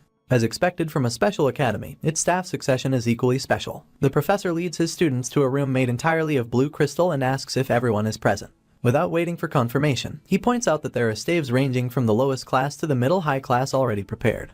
Our boy listens attentively as he's told that all they have to do is walk up to a staff they like and grab them. Mr. Hanwell rounds up by warning the students about how complicated it is to switch an already picked staff. He then announces that he hopes they'll choose wisely. Yuseol stays quiet but can't help but think that the professor is wrong. Contrary to what he said, the students won't be picking the staves, but the staves picking them. In the Ether world, the staves only respond to mages they seem worthy to possess them, and this causes a resonance effect. It basically means that one can't use a high-level staff just because you want to. Our boy wanders around the room in search of a staff that will pick him. He comes across two different ones soon enough and the hunt for a staff begins. Usually, he would pick a staff meant for an F-class mage, but now that he's in the big leagues, he has to take a different approach. Yuseol feels like the staff that would fit his position the most is a wand. It turns out that staves are of two classes, the short-form wand and the long-form staff. Wands are mostly wielded by the knight class for close combat and for spamming quick magic. However, staves are used by the bishop class to focus on a single hit with a longer casting time. Unable to mind their business, some losers gossip about the staff our boy is going to pick. He steals a glance of his faux admirers from the side of his eye and overhears them snickering about him not having a problem causing a resonance effect since he's supposedly in the S class. He turns away as the side talks continue, telling himself that they can think whatever they want. At that moment, someone calls out to him, so he softly spins around and sees one of his mates folding his arms with a frown plastered on his face. He asks for the boy's identity and he claims to be Uslek. The name is utterly unfamiliar, seeing as it's Yuseol's first time hearing such a name. He then presses Uslek, asking why he's in his face. It turns out that he just wanted to know the staff that our boy would pick, so he tells Uslek that he'll pick anything. The noble smirks as he talks down on our hero, telling him to only pick something befitting of a commoner, and to try not to cause any trouble for the professors. Yuseol just stares at him blankly and after a few seconds, tells him not to cause any trouble either. He then walks away from him, leaving the noble furious. He yells at our hero, calling him a bastard, but he remains unfazed by this. Uslek then asks if he's picking a fight and our boy stays quiet. He finds the noble quite annoying, so he pulls out his bulbul glasses to check him out. While Uslek continues to lash out, the glasses reveal his specs. Unsurprisingly, all they have on him is that he's a third-rate bully. Our hero is disappointed at how insignificant this noble is, and just tucks his glasses back into his coat. Disappointment turns into a mocking pity as he wonders how much of an extra Uslek is. The noble then announces that he's going to pick a nearby staff and tells our boy to watch carefully. Yuseol is of course very intrigued by the staff, seeing as it's the Edmarietta Mary. Our hero realizes that the staff is the highest one in the exhibit, a middle high class one. You see, such a staff is usually used by pro-magic warriors. However, no matter how talented you are, no student should have access to anything higher than a middle low class staff. Yuseol thinks the same, mostly because professional magic warriors are barely able to grab a hold of middle low class staves. Our guy gets a notification about another middle high class staff other than the Edmarietta Mary, some staff that's floating in the midst of its own light. It's then specified that it isn't there for anyone to pick, but only to be shown off. Professor Hanwell interrupts by announcing that every student should stand in front of the staff that they like. In turn, they all obey. Yuseong teases his staff. Scalvin has on a mischievous grin as he grabs hold of his, and Princess Bayonne, as calmly as ever, picks hers. Yuseol then notices a flash of light behind him. He overhears some students talking about the staff that Heewon picked, adding that it's the Haden Amikoten, a middle-class staff. It turns out that even Prince Scalvin picked a middle-class staff too, while Princess Bayonne picked the Suavita Lahaven, also a middle-class staff. The bully stays completely dazed while our boy maintains his composure. He is left thinking about just how many students can wield middle-class staves as though they are certified magicians. The bully then admits that it's crazy and curses under his breath. He storms away from our hero, claiming that he can also pick a middle-class staff. Our boy just quietly watches him leave, and other students notice as he takes strides towards the Edmure Edamiri. They suspect that he is trying to resonate with the staff, and that's what he does. Uslik wields a confident smirk as he reaches out for the staff. He thinks to himself that he would like everyone to watch carefully as he shows them what a true S-class should look like. He grabs hold of the staff, only for it to emanate a loud flash of light, so bright that all the students have to block their eyes with their hands. Yuseong isn't shocked as he realizes that Uslik failed to resonate with the wand. Amidst the fog, the bully is knocked down to the floor. He grunts and grits his teeth in disappointment. One of the students immediately yells out that he seems to have been badly hurt, and another asks for anyone to call the professor. The genius overhears someone laugh as he admits that a middle-high-class staff is practically impossible to wield. Calmly, he makes his way to the wand, thinking to himself that it'll be better for the other students to just give up. He brushes past Uslik, still on the ground, as his friend tries to help him get a hold of his faculties. He then cracks a sly smile, believing that the owner of the staff has already been decided. Yuseong stands before the Edmure Edamiri, drawing the attention of all of his mates. They wonder if he is going to pick it up. Some don't believe that even he could handle such a staff. Well, he proves them wrong when he grabs hold of it and the loud flash of light repeats itself. Our boy blocks his sight so as not to get blinded. He then spies with one eye and notices a smiling Yuseong in the middle of the light.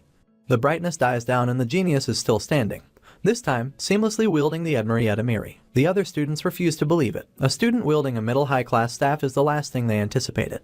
Our hero just heaves a tired sigh, seeing as he is the only one who expected something like to happen. He is just worried that a lot more people will know how talented the genius is. He peruses his new wand and suddenly shoots a glare in our hero's direction. He has no idea how to act, but Yuseong smiles at him soon enough, making things even weirder. Our boy is left wondering if the genius has lost his mind. In other news, Flame also attained a middle-high class staff in the game, a staff named Teravan. Yuseong feels like this is where the route will split. Flame being able to wield Teravan will definitely put her on Yuseong's radar because he only respects geniuses. He strongly believes that this will open up the My Yuseong route. If only she had gone for another staff, another route entirely would have opened up. For our hero, the task at hand becomes using the female lead to pull the genius to his side. Just then, he sees her walking towards the staff and as expected, she heads in Teravan's direction. He watches her intently, asking himself what she'll do. Every step she takes, our hero gets more agitated. He hopes that she will grab Teravan, then Yuseong will notice her and get a better chance at a happy ending. At that moment, the girl simply walks past the staff, shocking our hero to his marrow. She stands just after it, hand on her chin as she wonders which other staff to pick. Our boy realizes that she is not interested, and questions whether or not she knew about Teravan. Her ignorance troubles him and he admits that the situation is bad. She's supposed to be able to resonate with any staff, seeing as she is the female lead. He grits his teeth as the anxiety builds up. He is worried that she might pick up some strange staff and end up losing out on the other good routes too. At this point, our hero knows what must be done. He begins to warm up his ability, planning to push Teravan to her like a pharmaceutical sales rep pushes medicine when he hasn't met his quota. He activates his blink and in a split second, he arrives right behind Flame. She catches him with the side of her eye, and she turns around in a panic, wondering how our hero got behind her so fast. A nervous laugh escapes his lips as he says hi. He then confesses that he just wanted to know which staff she was going to choose. The female lead immediately folds her hands and asks why. In turn, our hero claims that he wanted to help her because she looked lost. She claps back, telling him that it's not his business. She then bids him goodbye and spins around to leave. Yuseol stretches his hand in an attempt to stop her. He tells her to wait and then wonders what could be strange about the current situation. Normally, the Flame he knew was supposed to be friendly with everyone because she is a social person. He questions why she would be so cold, and then realizes that he doesn't have the time or the luxury because his life kind of depends on it. He yells for her to wait, and she glares at him as he reiterates that he just wants to help her pick a staff. She also repeats that he should mind his business. Of course, our boy is too determined to give it a rest, so he goes on about a staff that is perfect for her. This only infuriates the female lead, so she screams as she asks what he knows about staffs. Another nervous laugh escapes our boy's lips. He is starting to understand that he may have either done wrong or that the female lead is unfriendly with extras. He just claims that he has heard a lot about her and openly reaches for Teravan in an attempt to show her a good staff choice. She recognizes the staff instantly and asks if it's Teravan, just so she can confirm. Our hero simply laughs as he agrees with her. Suddenly, he begins to hear a strange noise. It gets so bad that he begins to stare intently as a bright light approaches him. He squints when it gets too close, groaning and admitting that he was scared by the light. It then takes him a few seconds to realize that Terravan is already in his hand. Looking down as if to question the situation, Yusial is shocked. He immediately freaks out, wondering why the staff is with him. He recalls that the female lead was supposed to wield it, so he curses under his breath before trying to call out her name. He can feel the deadly energy now emanating from her, so he nervously tries to talk to her. Her deadly energy becomes more furious as she asks him why he did it. Dumbfounded, our boy claims that it's nothing, and admits to only himself that he has messed up royally. The sky is stained yellow by the sunrise as Flame makes her way to school the next morning. All she hears from others is news about 2 students being able to resonate with middle-high class staffs. She looks in the direction of the voices and overhears them talking about how there were only 5 people in history who have been able to grab those, and now it has increased by 2. They go on about how strange it is that one of the students was only able to use Blink in the magic manifestation exam. His friend quips that it's not supposed to be possible, seeing as Blink is basic magic. Even his parents have told him that Blink was a rare garbage magic. The female lead keeps her ears peeled as her mates wonder aloud if something went wrong. Anyway, she just continues in silence. Later on, at the self-study hall, she heaves a sigh of relief only because the whole place has gotten quieter. She just stares at the ground, slightly annoyed that the 2 middle-high class staffs were all people talked about wherever she went that day. The news spread instantaneously, but the female lead doesn't seem to understand the outcome. She was utterly shocked when our hero grabbed Terravan the day before, and it made her question his identity. Apparently, she had read the original novel 3 times before coming into the game, but never has a character like Beak Yusial appeared, not even once. She remembers vividly that no one is supposed to have the ability to just grab Terravan, but our boy waltzed in and did it. This really pisses her off, so she thinks Yusial just wanted to show off to her. She imagines him with the staff on his shoulder and a mocking grin on his face, and then swipes the thought aside, telling herself that it's pointless to think about that now. She angrily tucks a tuft of hair behind her ear in a bid to walk off into silence. Unfortunately, her mates call out to her, asking if she wants to go study by herself. Flame forces her expressionless face into a strained smile and then asks if the girls think that she is some kind of nerd. One of them immediately denies this, reminding her of the numerous times she claimed that there was nothing to do and just ended up studying. The female lead reiterates that it's not like that. Another girl then speaks up, asking the female lead why she always calls them kids when they're the same age. Our girl laughs it off, claiming that it's a force of habit. She then adds that she has always been treated as an older person where she used to live. On the outside, she continues beating her teeth in a fake smile, while on the inside, she admits that she realized she is inside a novel from the present and can't exactly act like a kid. She gets asked again if she is going to study alone, and our girl does her best to remember the name of who she is talking to. The best she can come up with is that she is Jackie. She looks her over and realizes that her style is a bit similar to hers. She then remembers a time when Jackie was more tacky. Our girl simply tells her that she won't be going to study alone. She clarifies that there's going to be a special supplementary meeting coming up, so she is going to attend that. After this, she bids them goodbye and Jackie asks to visit a cafe with her sometime. The female lead doesn't give an answer, she just waves goodbye once again and walks away. As her feet hit the marble floor with some malice, she scoffs at the idea of teenage girls. She admits that it's quite hard to be a student at her age and is too preoccupied with her thoughts to watch the incoming corner. She bumps into Hyunryong and lifts her hand to her head as she groans in pain. Wonryong calls out her name and she stops fiddling with her head instantly. She then looks up at this tall glass of adult juice as she calls out his name too. They stare into each other's eyes for a little bit before the boy asks if she is okay. Instantly, she claims that she is, but he doesn't believe her. He points out that her expression isn't a good one, and asks what is up a second time. She wonders if he is worried about her and then tells him that nothing in particular is happening. The boy switches the topic as he inquires whether or not Flame is going to self-study. She accepts that she is and points out that he is on his way to an S-Class exclusive training hall. He talks down on her, claiming that no one can be lazy when it comes to training every day. In turn, she tells him that he is unnecessarily sincere. Wonryong claps back by telling her that her last statement is not something she is supposed to say. She highly doubts this, but it ends up with more soul-snatching eye contact. Suddenly, the boy cracks a smile and reaches for her face soon enough. She watches as he tucks some of her hair aside and then tells her that they'll see each other later. Now flustered, our girl continues to watch the hunk as he makes his way to training. She then turns her gaze away, stubbornly claiming that he is a bland person. She notices another surprise spying at her from just around the corner. It's Jackie from earlier and the girl stays staring at her, so she waves absent-mindedly. Before she can call Jackie's name, the girl flees the scene like she is late to her only job interview. This leaves the girl a little bit confused, but she brushes it off, telling herself that it doesn't matter. She then admits that this isn't the time for fraternization and continues taking long strides until she reaches the self-study hall where she is supposed to attend a special supplementary meeting. According to the novel, Princess Bion and Azel are supposed to be in attendance. Our girl thinks it'll be fun to watch the fake female lead in the villainous of a romance fantasy. As they face off, she pushes the door open and walks inside, book in hand. The first thing she notices is our hero and Yuseong talking it out. Next up, she notices Azel with her ever-calming exterior as she minds her business. Our girl admits that all the important characters are present, so she decides to take inventory. First off, there's Kyle, their host and also an A-class student. The dude looks like he is taken aback, overwhelmed, if you may. Apparently, it's a supplementary meeting for students who need to work on their grades, and seeing that famous S-class students are partaking in it has to do something to poor Kyle. Our girl takes a seat soon enough and gets carried away with Ma Yuseong being present. She is surprised that the male lead of this world is interested in our hero and thinks that it can't be a coincidence. She continues to steal glances as the two boys keep talking and remembers how our boy didn't solve anything other than the 3 hardest questions in the class placement test. Flame thinks that Yuseong knew from the start that if he could solve those questions, he would make it to the S-class. Meanwhile, our boy is nervous as hell. Flame doesn't drop her suspicions about our hero. Instead, she imagines a world where he actually knew about the S-class thing beforehand. In this world, she considers Yuseong to be very dangerous. And over here, our boy is in hell with no one to give him water. He sighs for the umpteenth time, hoping to God that someone would come by and take his current seatmate, Yuseong, off his hands. Unfortunately, the universe never liked him. His seatmate flashes an unnecessary smile as he questions him about why he came to the meeting, adding that he doesn't need to listen to this kind of stuff. The genius proposes that our boy may have come to the meeting for a special reason, so he quickly intervenes to save himself. He tells Yuseong that there's no special reason, and then admits to himself that he is only here because his grades are poor. Our hero wipes off the smile on his face faster than he needed to, but the genius keeps his smile up. This makes him wonder why he is so interested in him anyway.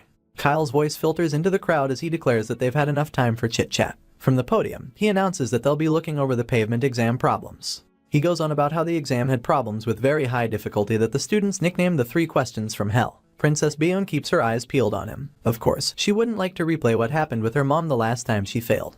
Anyway, the class tutor smiles shyly as he admits that he was only able to solve one of the problems. In his heart, he curses our hero for being in his class. He had hoped to expand his influence in society by teaching a bunch of stupid noble bastards. He catches a glimpse of Yuseong and sees this as his chance to downplay him. He had heard that our boy got the lowest grade in the placement exam, and a smile emanates on Kyle's lips as he sees this as an opportunity to prove that he is better than our hero. The tutor grabs some chalk and his notepad and announces that he'll first show everyone how he solved it. He gets to writing on the board and admits that the problem is kind of like a trap, one purposely trying to lead its solver to make errors. As he explains, some students jot down points. Not Yuseong though. He just keeps staring at our hero with this unsettling smile gracing his features. Anyway, he asks him if he thinks Kyle is right, and this question catches our hero unawares. He has no idea about how to respond, seeing as he doesn't even understand what he is trying to achieve on the blackboard. To worsen things, our boy doesn't even know what they mean by the 3 questions from hell. Immediately, Yuseong kills his nerves and throws caution to the wind by planning to be honest. His hand rests on his chin nonchalantly as he tells the genius that he doesn't know. Kyle, who's still going at it, overhears some students talking about our boy. They mention that he claims that what the tutor is doing is wrong. The news infuriates said tutor on the spot, making him grit his teeth. Our hero realizes that he is being stared at and swirls his head from side to side as he wonders why. The chalk breaks in the tumor's hand and he turns around to ask Yuseong what he means by he is doing it wrong. Our boy shudders, seeing as he never expected the confrontation, only for Kyle to smile mischievously and request that our hero comes to the board to solve it himself.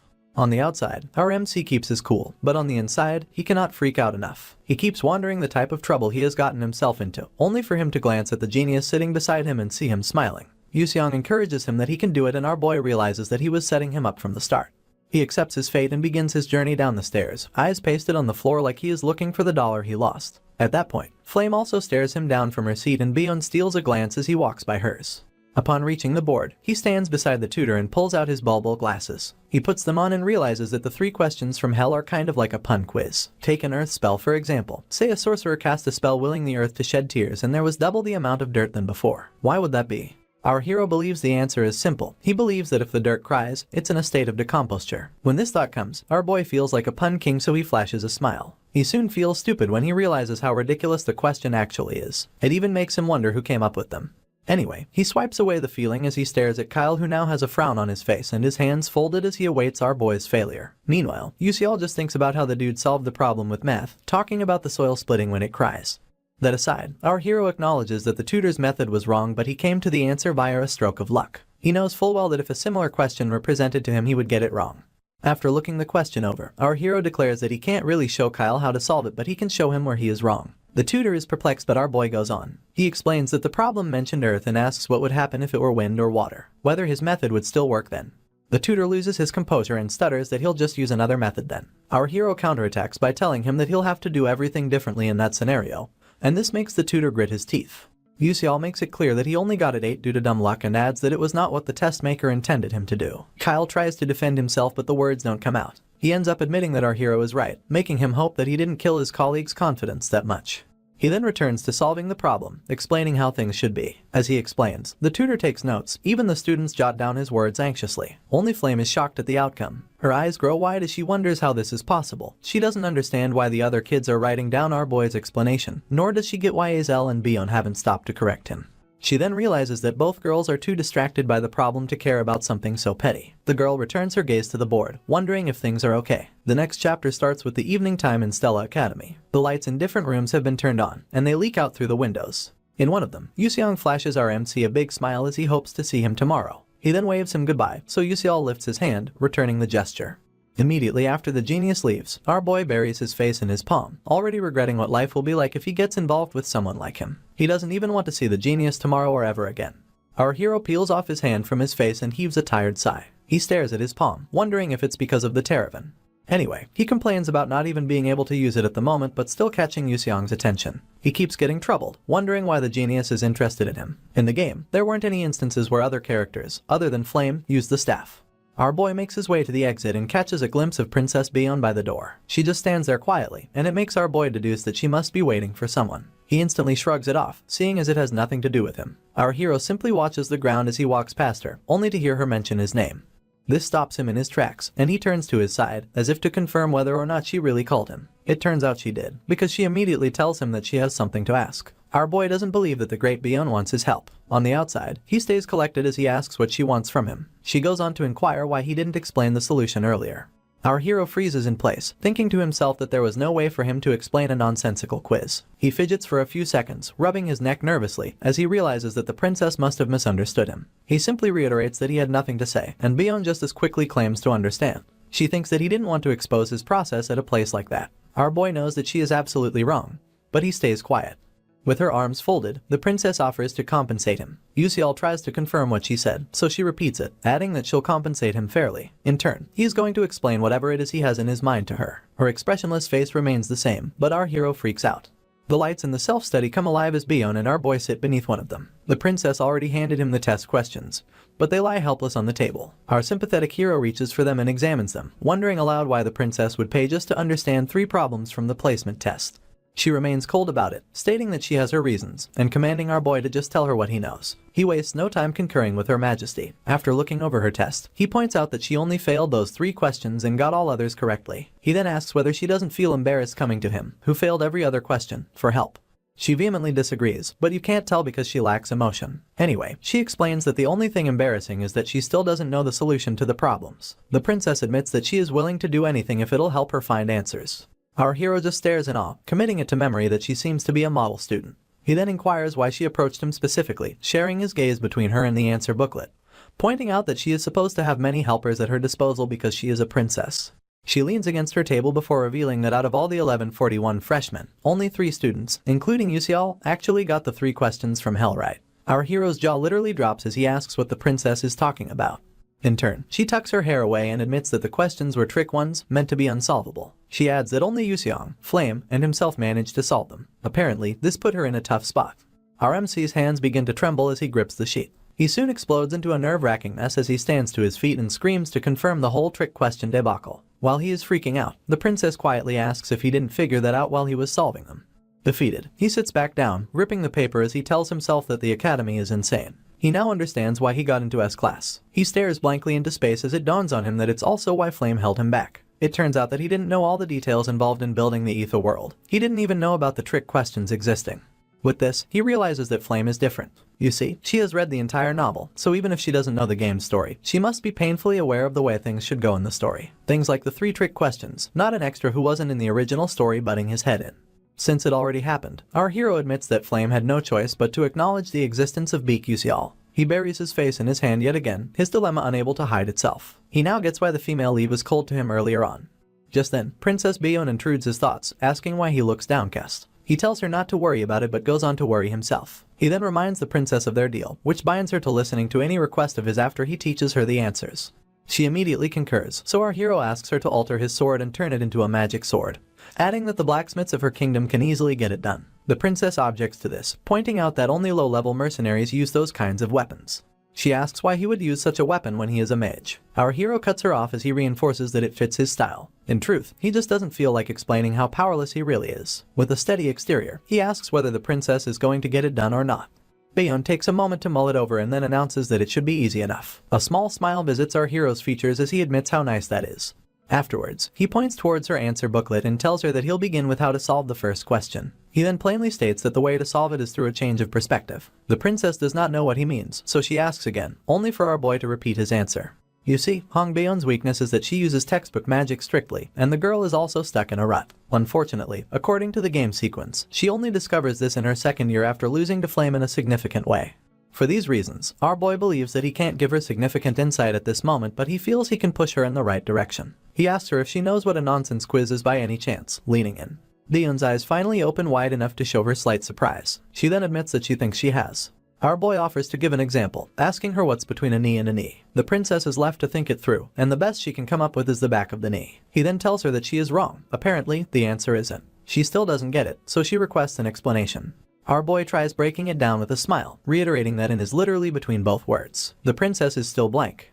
Soon enough, her expressionless face takes on a frown as she glares daggers at our hero. He begs her not to glare at him like that, and then laughs nervously as he tells her to calm down and take a look at the question again. He explains that it has formulas and techniques that she is not aware of, so she has to solve it using only her creativity. Our hero then asks if creativity can be memorized. This question stirs the princess's curiosity. She looks away as realization washes over her, and then answers in the negative. Our MC lets a soft smile fly as he points out that having many spells and techniques is important. But for a mage, the most important thing is to look beyond the boundary of your thoughts. The princess's mind begins to open up as she hears our hero talk about how magic can grow with even the smallest chance. He then points out that she only thinks about things as she sees them. Apparently, she didn't know that spells aren't just about memorizing and casting them, because she stares at her desk shamefully when she hears this. Anyway, Yuseol admits that the princess might be better than him at analytical thinking and judgment, and adds that she lacks creativity, which is the most important tool for a mage. She looks away completely, intertwining her hands beneath the table because of how hurtful the truth feels. Her entire aura takes on a serious tone, so much so that it unnerves our hero. He even admits to himself that the look on her face is way too serious. To push past this, he flashes a nervous smile and asks if she understands what he is trying to say, even though it sounds kind of complicated. In turn, Bayon confirms that she did. He keeps the smile going, when he is really surprised that she understood him, mostly because he has no idea what he is talking about. Our hero just claims to be glad about her understanding and declares that they get into reviewing more trick questions. He begins by asking what a man said to his horse while putting him to bed. The princess is immediately flustered, so our boy repeats the question for her. Her thumb alone pays her chin a visit as she racks her brain for something creative. Unfortunately, she comes up empty and tells our hero that she doesn't know. Apparently, the answer is it's past your bedtime, a classic play on the words past and your. The next question is about why beds don't work hard. The princess also has no idea what the answer could be, so our boy tells her that it's because they're always lying down on the job. He poses another question about what happened when rock, paper, and scissors entered a race. As usual, Bayon averts her gaze and shamefully admits that she doesn't know. It turns out that it's because rock began to roll, while paper and scissors were stationary. Yep, it's just another play on the word stationary. Not gonna lie, I'm kinda digging these stupid puns. Our hero is excited about his last pun, but his joy gets sucked out when he notices how frustrated the princess looks. She bites her lip in anger as a frown deepens on her face. She has shown more emotion in the last 10 minutes than she has since the story began. To err on the side of caution, our MC drops his once lifted finger. He admits that the princess is about to explode, and this makes him feel threatened. He pushes past this as he asks her what the cloud said to the ocean. Once again, she doesn't seem to get it, so our hero rephrases the question and asks what the cloud said to the ocean when it's raining. Her hand returns to her chin in thought, and as she mulls it over, our hero begs the universe to send him a win as he anxiously watches her struggle. And at last, his prayers were answered when she finally replies correctly that the cloud said it was getting emotional. A nice play on the word emotional. Our boy's eyes widen in a pleasant surprise before he tells her that she got it right. It was a joyous moment indeed. Even for the lady, the surprise washes over her, and it's accompanied by the most beautiful smile that she has been hiding away this entire time. My guy can't help but stare as he realizes that this is the first time she smiles, both in the game and in reality. He cups his chin and flashes her an equally encompassing smile. He then tells her that the creativity of a princess is on another level. She instantly clears her throat, telling our boy that it's enough chit-chatting. She then requests the next question, so Yuseol keeps up his smile as he feeds it to her. The moon is already high in the sky by the time our boy is set free from the prison of education. He walks amongst his fellow night crawlers, tired and wielding eye bags that would make pandas jealous. Sighing for the umpteenth time, he remembers how he spent 3 hours on some stupid questions with the princess. His smile is one of shame as he refuses to believe all the rubbish he said. He is then swarmed with memories of the blunders from his past. Anyway, our hero is now certain that Hong Beon is undoubtedly an excellent magician with a sharp mind to match, but her problem is her rigid way of thinking. He begins to feel guilty for exploiting this rigid mind of hers, even though she is the villain. His staff comes to mind, so he is left thinking about how to quickly modify it into a sword so that he can do more with it. Our hero pushes everything else aside, seeing as there is nothing he can change about what he has already done. Up next is shopping for the books he'll need for class that day, so he walks around trying to find where to get them. After walking for a while, he finally arrives at a small house and announces that he has found it. The house is quite aged, and the inside is covered in cobwebs, shelves and all. After taking a look around, our hero admits that it's pretty rundown. He steals a glance at a cloaked man sitting nearby, and this is all the proof he needs to know he is in the right place. You see, in the game, this bookstore is said to be owned by the man who has a perverted habit of pretending to be asleep just so he can watch his customers on. In this nameless, decrepit bookstore lies the study notes of Mela, the student who graduated at the top of Stella Academy 10 years ago. Lore has it that it is hidden in this bookstore. If it were the game, the player would only need to click a button to take a major, but since this is real life, students will have to source out textbooks for the courses. In addition, your grades will increase at different rates depending on the textbook used. Our hero continues to peruse the bookstore as he recalls a time when he only bought textbooks from the famous ones. Luckily, he later found out that there were good textbooks hidden in stores without signage. He continues to search for the notes of Mela, imagining how guaranteed he would be to pass if he used them in his study of magical engineering. At this point, he remembers the bulbul glasses and how they will get him decent grades if he uses them, but he wants more. Our hero would like to be able to figure out secret recipes. Just then, he gets distracted. A simple aversion of his gaze reveals the notes he has been searching for. He reaches for the book at that moment, only for another set of hands to reach out for it too. In slight surprise, he turns to see who it is. Apparently, it's Azel, so he calls out her name. She just stands there staring before finally asking if he knows who she is. He doesn't hide that he does. In fact, he points out that she is quite famous. She then admits that she remembers him from the supplementary group and calls out his full name. Our boy falls silent with a panging feeling in his chest as he realizes that she doesn't even remember meeting him before the academy.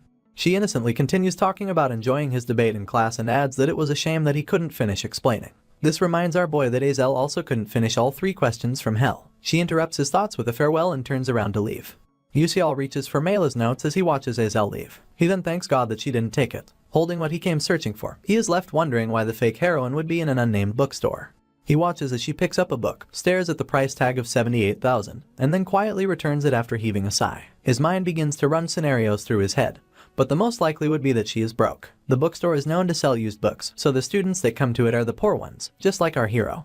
It becomes apparent that Azel, having come from a fallen family, has no choice but to join the category of poor students. The thought of her father probably being killed by the dark demonic humans just spells sadness for our hero. It's even worse that a princess like Azel is coming to buy used books and is still worried about the price. Sadly, it doesn't get better. She also faced an unfortunate end in the original novel, dying before Flame, who became the heroine of this world. You could say that Azel is the most unfortunate character in the game, and you would not be wrong. She spies as our boy drops a couple of books on the counter. He then flashes a smile at the creepy man in a cloak as he asks him to sell him the books. The store owner is quite startled by the number of books and he stutters in agreement, keeping in mind that our boy is much stronger than he looks. He smiles menacingly at Azel, and she holds her tongue as she looks at the books he chose. Our boy finally pokes the bear by asking her what's going on. The fake heroine almost insults our hero, but she stops halfway, claiming that it looks like he picked out some interesting topics. He could sense that she was about to call him names, and doesn't know whether to be amused or offended. He continues poking the bear, so she asks why he is reading topics like the advanced sealing theory. She adds that the theory of sealing is an ancient magic involving the use of an item. So, in the current world where alchemy and magical engineering are already advanced, sealing has become a skill that is rarely used. RMC easily agrees that the subject is one that doesn't have much use. Azel then pastes an ostentatious expression on her face as she discovers that he already knew. It quickly changes to one of surprise when our boy reveals that he is taking the course because people think it's useless. She turns to face him, asking what he means. Our hero's smile returns as he explains that everyone thinks like her, and that's why it'll be easier to get higher grades in the sealing class. He then tells her that he'll be leaving first, and she just stares helplessly as he does so. Yusial agrees with what Azel said, seeing as most students don't want to take on the sealing theory class, and that's why he can spend less time on it and still make a good grade compared to other classes. With this, our hero looks forward to not having any issues this semester. Regret laces the eyes of the fake heroine, so much so that she can only stare in silence as our boy struts away. The next day is a shy sunny day. Azel shows up for her first class, and it's about the study of nihility. She grips her notepad with both hands as she walks down to the class, keeping in mind that the subject is easy to get good grades on, so it shouldn't be too bad. Well, it is. Upon stepping into the hall, she sees a multitude of students and hides her alarm pretty well. She overhears 2 girls talking as one asks the other if she is also taking nihility. Her colleague admits to taking the class and adds that she thinks she messed up. She had signed up because people were saying the class was an easy one that she could get good grades on. Apparently, the rumors have already spread, and she is worried that all the smart kids are also taking this class. Hazel stays silent as usual, telling herself that it can't be helped. She then promises to do her best in the other classes. The class comes to an end soon enough, and the second student out the door complains about being hungry. His friend right behind him wonders what she'll eat for lunch. They just decide to pick out what they want when they reach the cafeteria. In all of this, Hazel is right behind them. She sighs dejectedly as she thinks about how troubling her situation is, scared that it'll be difficult for her to get a scholarship if so many people are signed up for all her classes. The growl from her stomach intrudes on her thoughts, and she looks over her meal tickets, wondering whether to get something to eat first. She begins to calculate her means, seeing as she has only 60 meal tickets left for this semester. She then decides to just get some bread. At that moment, she catches a glimpse of the boy from yesterday, Beak Yusial. With his bulbul glasses on, our boy also catches a glimpse of the fake heroine. Hazel is moved to almost ask him what he is doing on this side of campus. Her eyes then follow him until he enters a nearby classroom for a lecture. The lecturer had already scribbled a few things down, and the classroom looked scanty. The fake heroine notices this alongside the fact that they're all students with low grades. She continues lusting for the class, afraid that it might get cancelled. She then welcomes the possibility of signing up for the class and being able to make good grades without putting a lot of her time into it. She thinks about using the time saved to study for other subjects and being able to earn more scholarship money. She clasps her book against herself, and a fresh wave of motivation washes over her. Hazel then takes another look at our hero, wondering if he already knew that the class would be easy to score in. It dawns on her that our boy might have planned out all his classes in a way that makes his life easier. It breaks her perception of him instantly, and she forces herself to look away. She refuses to believe that he is that smart and just concludes that it must have been a coincidence. Next up, it's an unusually sunny day in Stella Academy, but students are in class nonetheless. Our hero pays rapt attention as their professor talks about the origin of magic. He goes on about the founding mage, also known as the White Mage, and how he spread magic around the whole world for humans and other species to learn to handle. Their professor is one Mr. Layden, and he's a specialist of divine moon studies. You see, the White Mage had taught the elves nature class magic, the dwarves matter magic, and finally, he taught humans elemental magic. Afterwards, the White Mage traveled to the heavens, and this is where UCL stops listening to his professor. He's more dejected as ever and is left wondering how he's going to keep up with stuff like this for the next 3 years. He almost buries his face in his desk as thoughts of being too old for high school visit his mind. He feels like it's torture and remembers that he could have skipped all of this with a click if he was playing the game. Something on his left catches his attention, so he takes a look, all while realizing how important this course is. He now believes that it can give him clues as to what the true ending of the game is. He rests his head on his hand as he reminds himself that it's all an assumption. Our hero is distracted once again, but glances to his right this time. He has to ask himself if Hazel was always in his class, because the girl suddenly appears in it, concentrating on the lecturer as though she didn't just pop in. Yusial has no recollection of main characters taking this course, but soon brushes it aside, telling himself that it doesn't matter. After this, he reverts his attention to Professor Layden, who's now talking about how human curiosity didn't end with elemental magic. Apparently, human mages traveled the world and began stealing magic from other species. Unfortunately, that still wasn't enough for them. They only had to stop because it wasn't physically possible for them to learn any more magic. The founding mage had left the 12 divine moons and disappeared. After mentioning this, the professor stares intently at his students as if to let the information sink. He then asks if anyone in the class knows anything about the 12 divine moons. Hazel opts to answer, and goes on about the 12 moons being guardians who protect the balance of power in the continent.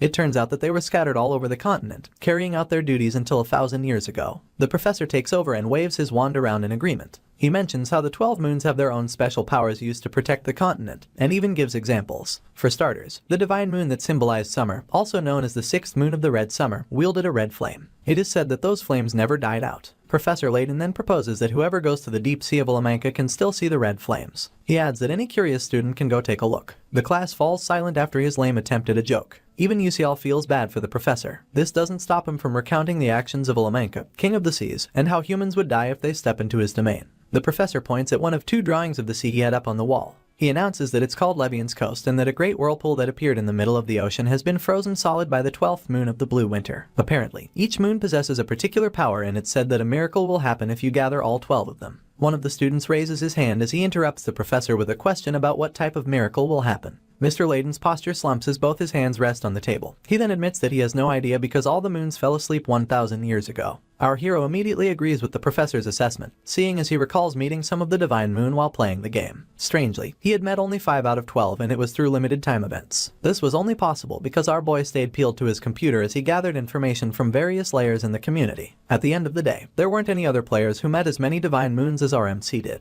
Back to the present, and our hero's expression takes a serious turn. He tells himself that if his assumptions are correct, then these 12 divine moons have something to do with the true ending. He had come to this conclusion because if no one has been able to reach the true ending of the game in the last 10 years, then the answer must lie in the content that no one has been able to reach. Our hero intertwines his arms as he rests them on his desk. He's still deep in thought about meeting only 5 divine moons and how he had to risk his life multiple times to do it. He then tells himself that he has no choice but to risk it if he wants to witness the true ending. He simply resolves to do it all over again. Soon enough, some flame and an unfortunate mannequin suffers the wrath of Professor Hong Il, Bion's mother, as she teaches a class on the element of fire. She has all the students outside as she strikes a majestic pose and yells them that strength isn't all there is. The professor reiterates that no matter how strong one's attack is, it's useless if you can't hit the enemy. Mrs. Hong simply stands amidst the display of flames as her student etch away at the mannequins one attempt after the other. Her eyes follow a certain attack intently as it flies right above her head and destroys one of the mannequins in a not-so-quiet explosion. She stands in awe of this student. At first, unfortunately, the dust begins to settle and she discovers that said student didn't even hit the target. The professor then takes a look around for who's responsible and notices the silhouette of her daughter holding her staff and biting her lip in regret. She doesn't hesitate to mention how terrible she thinks it is and Bion just turns away in shame. Bion separates herself as she thinks about her EFF up. She's painfully aware of the fact that she showed her mom yet another sorry sight and stares at the ground in shame. Her hands meet each other on her thighs as she fidgets over how disappointed her mother must be. Just then, someone calls out to her and she looks up with her big eyes. It's some red-headed girl with a soft smile. Her smile then brightens as she wonders if Bion is okay. She wastes no time sitting beside the princess, her smile still plastered on her face. She then tells her that she's so amazing and this surprises Bion, so much so that she asks this girl what she means by that. In turn, the redhead admits that she and the princess used the same magic but hers was much weaker. The princess doesn't care about that, she just points out that she couldn't aim. Right, even with all that power. The redhead flashes another 1000-watt smile as she reminds Bion that her magic itself is incredible and super cool. She proceeds to narrate how she has been hearing about the princess since she was young. Our girl quickly remembers that the redhead is a fire-type mage, just like her. She can't quite remember her though, so she wonders if the girl's name is Arshwang. If it is, the princess may have heard of her. She had heard about a next-level genius of the fire attribute and how she emerged suddenly. With all of this, our girl still wasn't expecting Arshwang's magic power to rival her own. While the girl watches intently, the princess tells her that it must feel good to have such accuracy. In turn, a weak smile graces her lips and she tries encouraging Bion, telling her that with a little practice, the princess's power won't even be comparable to her. Our girl feels like she's being patronized, so she stands to her feet and tells Arshwang that she has had enough of her rubbish. She then adds that she feels better after talking to her, catching a glimpse of the redhead through the side of her eye. She then bids her goodbye and walks away, leaving the girl sitting by herself. Just like a pencil drawing, Arshwang's smile fades over time and she just stares at Bion with an expressionless outlook. The sky bears touches of pink as the sun threatens to set. At this point in time, a certain royal makes her way home. She opens the door and the first thing she sees is her potted plant. Princess Bion is the royal in question and she sighs tiredly after locking the door behind her. Just then, someone calls out for her and she steals a glimpse of who it is. She realizes that it's her aide and said aide welcomes her home. Her name is Yi Taran and she's the princess's exclusive guard. Yi sets out some hot cocoa alongside some ginseng candy and offers it to her mistress. Our girl then thanks her. The guard brings up the staff remodeling commission that her mistress had asked of her and adds that a top-grade magic sword will be made out of it since the staff is so good. The princess overhears her as she digs into the candy. Just as she's about to place one of them in her mouth, Yi reveals that there was something slightly questionable about it. This piques the princess's interest and she watches her guard touch her chin to explain the situation. She reiterates how staves are supposed to suck in the mana of their users. Bion quickly downs her candy, so she can ask if the guard isn't referring to a dark magic tool. Yi clears her throat and then claims that this is a bit different, seeing as it is consistently in resonance with nature's energy. The princess eyebrows furrow as she struggles to understand how someone would take a user's mana and resonate it with that of nature. She abruptly turns to her guard after this, wondering aloud about why such a garbage staff is ranked as a middle-high class. Yi then reiterates that it's precisely a middle-high class because of its attributes. Our girl asks what she means, so the guard explains that the original ability would drastically strengthen the user's mana, making it a high class, or even higher. Unfortunately, it was only downgraded to a middle-high class because it absorbs mana just by holding it. The princess practically gets out of her seat when she hears this. She screams in an attempt to confirm that the guard said high class, following up with a question about how a student can wield such a thing. He admits that she's also confused about that part. The princess needs her head in frustration. She recalls that the Terabin wasn't there for them to resonate with in the first place. Apparently, she doesn't believe that most mages would use that kind of staff even if they were given. She then comes up with 2 conditions where that could happen.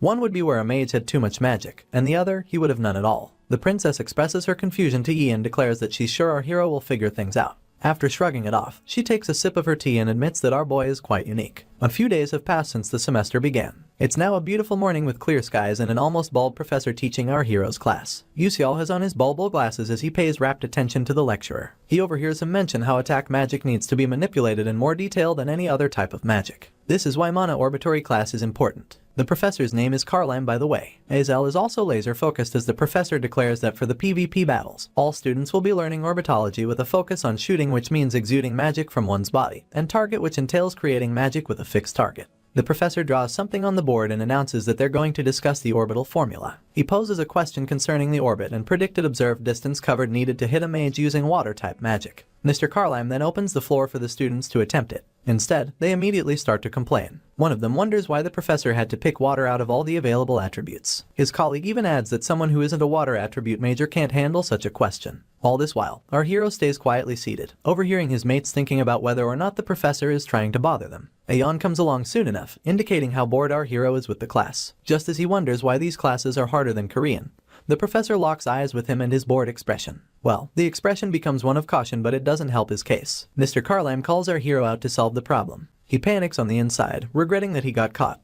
But on the outside, he agrees to solve the question. He gets on his feet, heads to the blackboard, and a few moments later, he tells his professor that he's done with the question. Mr. Carlime stares at the board in surprise and even breaks into a cold sweat with his mouth open. He stutters as he compliments our hero for solving it quite easily. The professor stands in awe of our boy's ability to organize the Ritty-Hibok equation so simply. He draws closer to Yusial as he asks him if his first major has something to do with the water attribute. Our boy flashes a shy smile, throwing his hands up in denial. On this note, the professor announces that they'll continue with similar questions in their next class. Meanwhile, Azel continues looking at our hero whilst keeping her thoughts to herself. Afterwards, everyone including our MC makes their way out via the exit. He then hears someone draw his attention, so he glances towards the person. Apparently, it's the fake heroine. She just stares at him intently before declaring that she has a question for him. Our hero is taken aback by Azel's approach, so he wonders aloud about what she wants to ask. You see, the fake heroine thinks she has determined something about him during the time she has watched him. She found out that he's definitely smart if you put his grades aside, and this is even in comparison to the top rankers. At this point, the memory of him rounding up Mr. Carlime's question plays in her mind.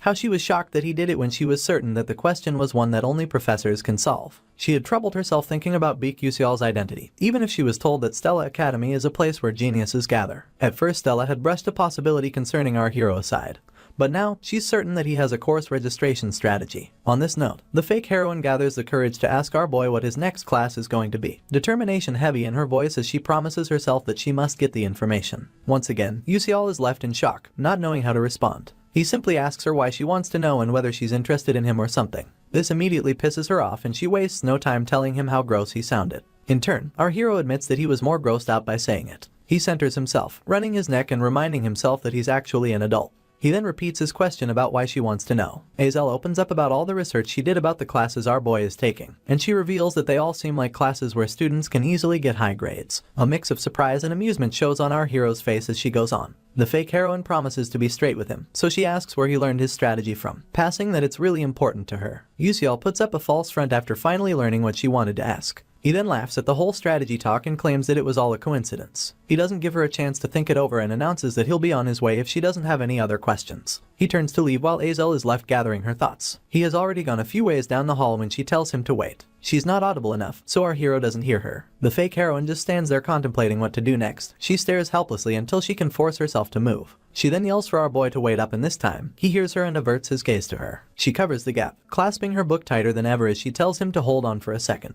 UCL complains about her, asking why she would follow him. He then tells her to go and learn the whole strategy thing from someone else, adding that there are a lot of smart people at Stella. For option's sake, he advises her to just follow what he has been doing, since she claims to have looked him up. The girl tries to object, stating that anyone who takes Divine Moon Studies gets an A+, so it won't matter if she also takes it. The problem now is that Azel registering for other classes that our boy is also in could impact his grades negatively. Our MC realizes that this girl will lose out the most if she doesn't get her scholarship, and even in such a situation, she's still worried about the grades of others. While he's thinking about this, the fake heroine is as disturbed as ever, sweating and staring at her feet. In turn, Yusial admits that she may be a bit annoying, but a female lead is a female lead. He waits until she lifts her eyes to see him, only for her to act all cute and request for his help. She then pleads with him to suggest a class where she can easily get a good grade. Seeing through her facade, he inquires whether she thinks her looks will convince him. In turn, Azel reiterates how her stress gets taken away when she looks at her face. This perplexes our boy though, so he asks if she's serious. The heroine bursts out laughing and admitting that she was joking.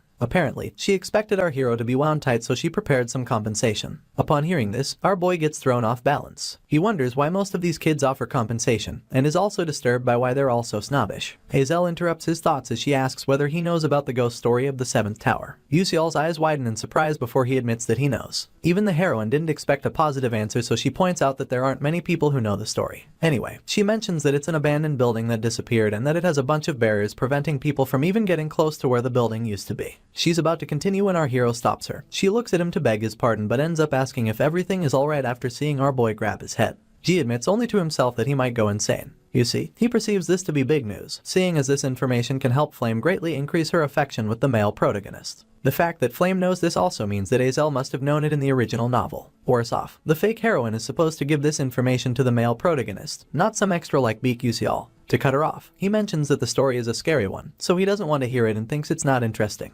He swipes her story away with a gesture of his hand and then makes his way out of there. The fake heroine stops him again, mentioning that it's not as scary as he claims. She then asks if he's scared of ghosts at his age. In turn, our hero agrees to give her a strategy top for free. This confuses the poor girl though. She begins to analyze what made our boy refuse to tell her in the beginning, only to change his mind in the end. Our hero then makes it clear that it's his mind to change. His eyes well up with consideration as he admits to himself that it's enough for Hazel to want to sincerely give him something. Her book never leaves her arms, nor does her look of determination waver. Our MC explains that the information he's about to divulge isn't related to grades but will help her immensely. He then tells her to take the class on a meditation journey into the abyss as her liberal arts class. Hazel is more confused than grateful. She wonders why he would be taking meditation classes alongside the Divine Moon course. This makes her ask if he's into cultivation, and our hero blatantly denies this. He averts his gaze as he thinks up a good way to explain the situation. The best he can do is talk about his master being in a bishop position just like the fake heroine is in, and adds that she was able to greatly raise her magic power through the use of meditation. She's now interested, so she confirms if only meditation can increase her strength. Our boy seamlessly agrees because it may not be known yet.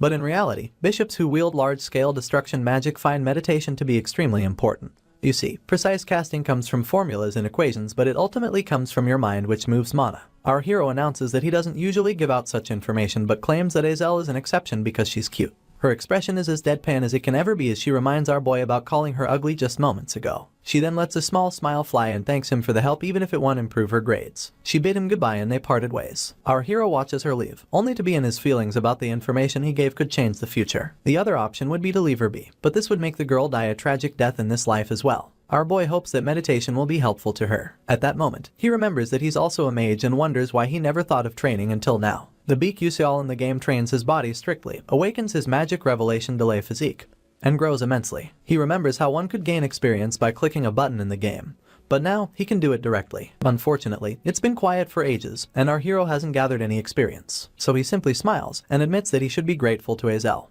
Having pulled off his school coat, our hero declares that his dorm really is very large.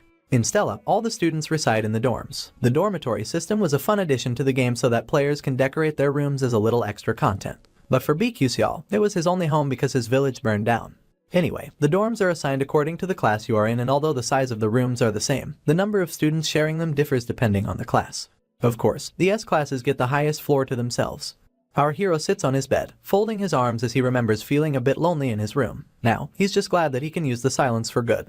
He takes a deep breath and then exhales loudly, telling himself that he'll begin his meditation at this moment. His hands drop to his thighs, he closes his eyes, and he tries his best to concentrate. Our hero reminds himself that stats aren't the most important thing, and that he has to get used to his body, seeing as this is now his reality. He's covered by a bluish hue as he deepens his concentration. Undoubtedly, Beak Yuseol was a genius in the game. This was because he managed to manifest sword aura by utilizing the fact that mana is always circulating in and out of him. He never drew anyone's attention, so nobody knows that Yuseol is a genius swordsman who was the only one in the Ether world to attain the pinnacle of swordsmanship. Our hero keeps maintaining his focus as he tells himself that he needs to walk down the path of excellence once again. His breathing is what dictates the flow of mana through his body, so our boy thinks that slowly increasing the amount of mana he takes in with each inhalation will enable him to eventually take in enough mana at once. Since skills don't level up by just collecting EXP, one would need to continue using the skill in order to level it up. Our hero is now encapsulated by a golden glow as he admits that all he has to do is train. The clock on the wall announces that it's just a little past 4 AM, the skies are barely bright. But our boy notices none of this because of how deeply focused he is on his meditation. The golden glow around him now exudes like stray smoke and our hero's eyes shoot open with realization.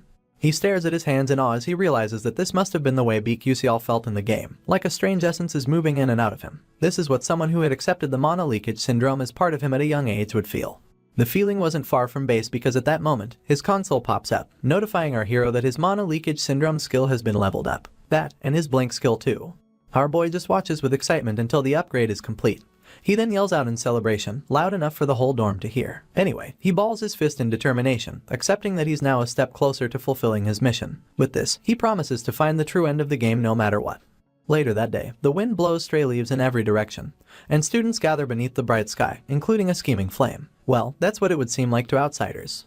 You see, the grass field and the wind are both artificially created with magic, but they both feel real. This is because the students are gathered in the Stella Dome. The Stella Dome is similar to a pocket dimension and is set up on the Academy campus. This dome allows you to freely manipulate the size of its space and even its features.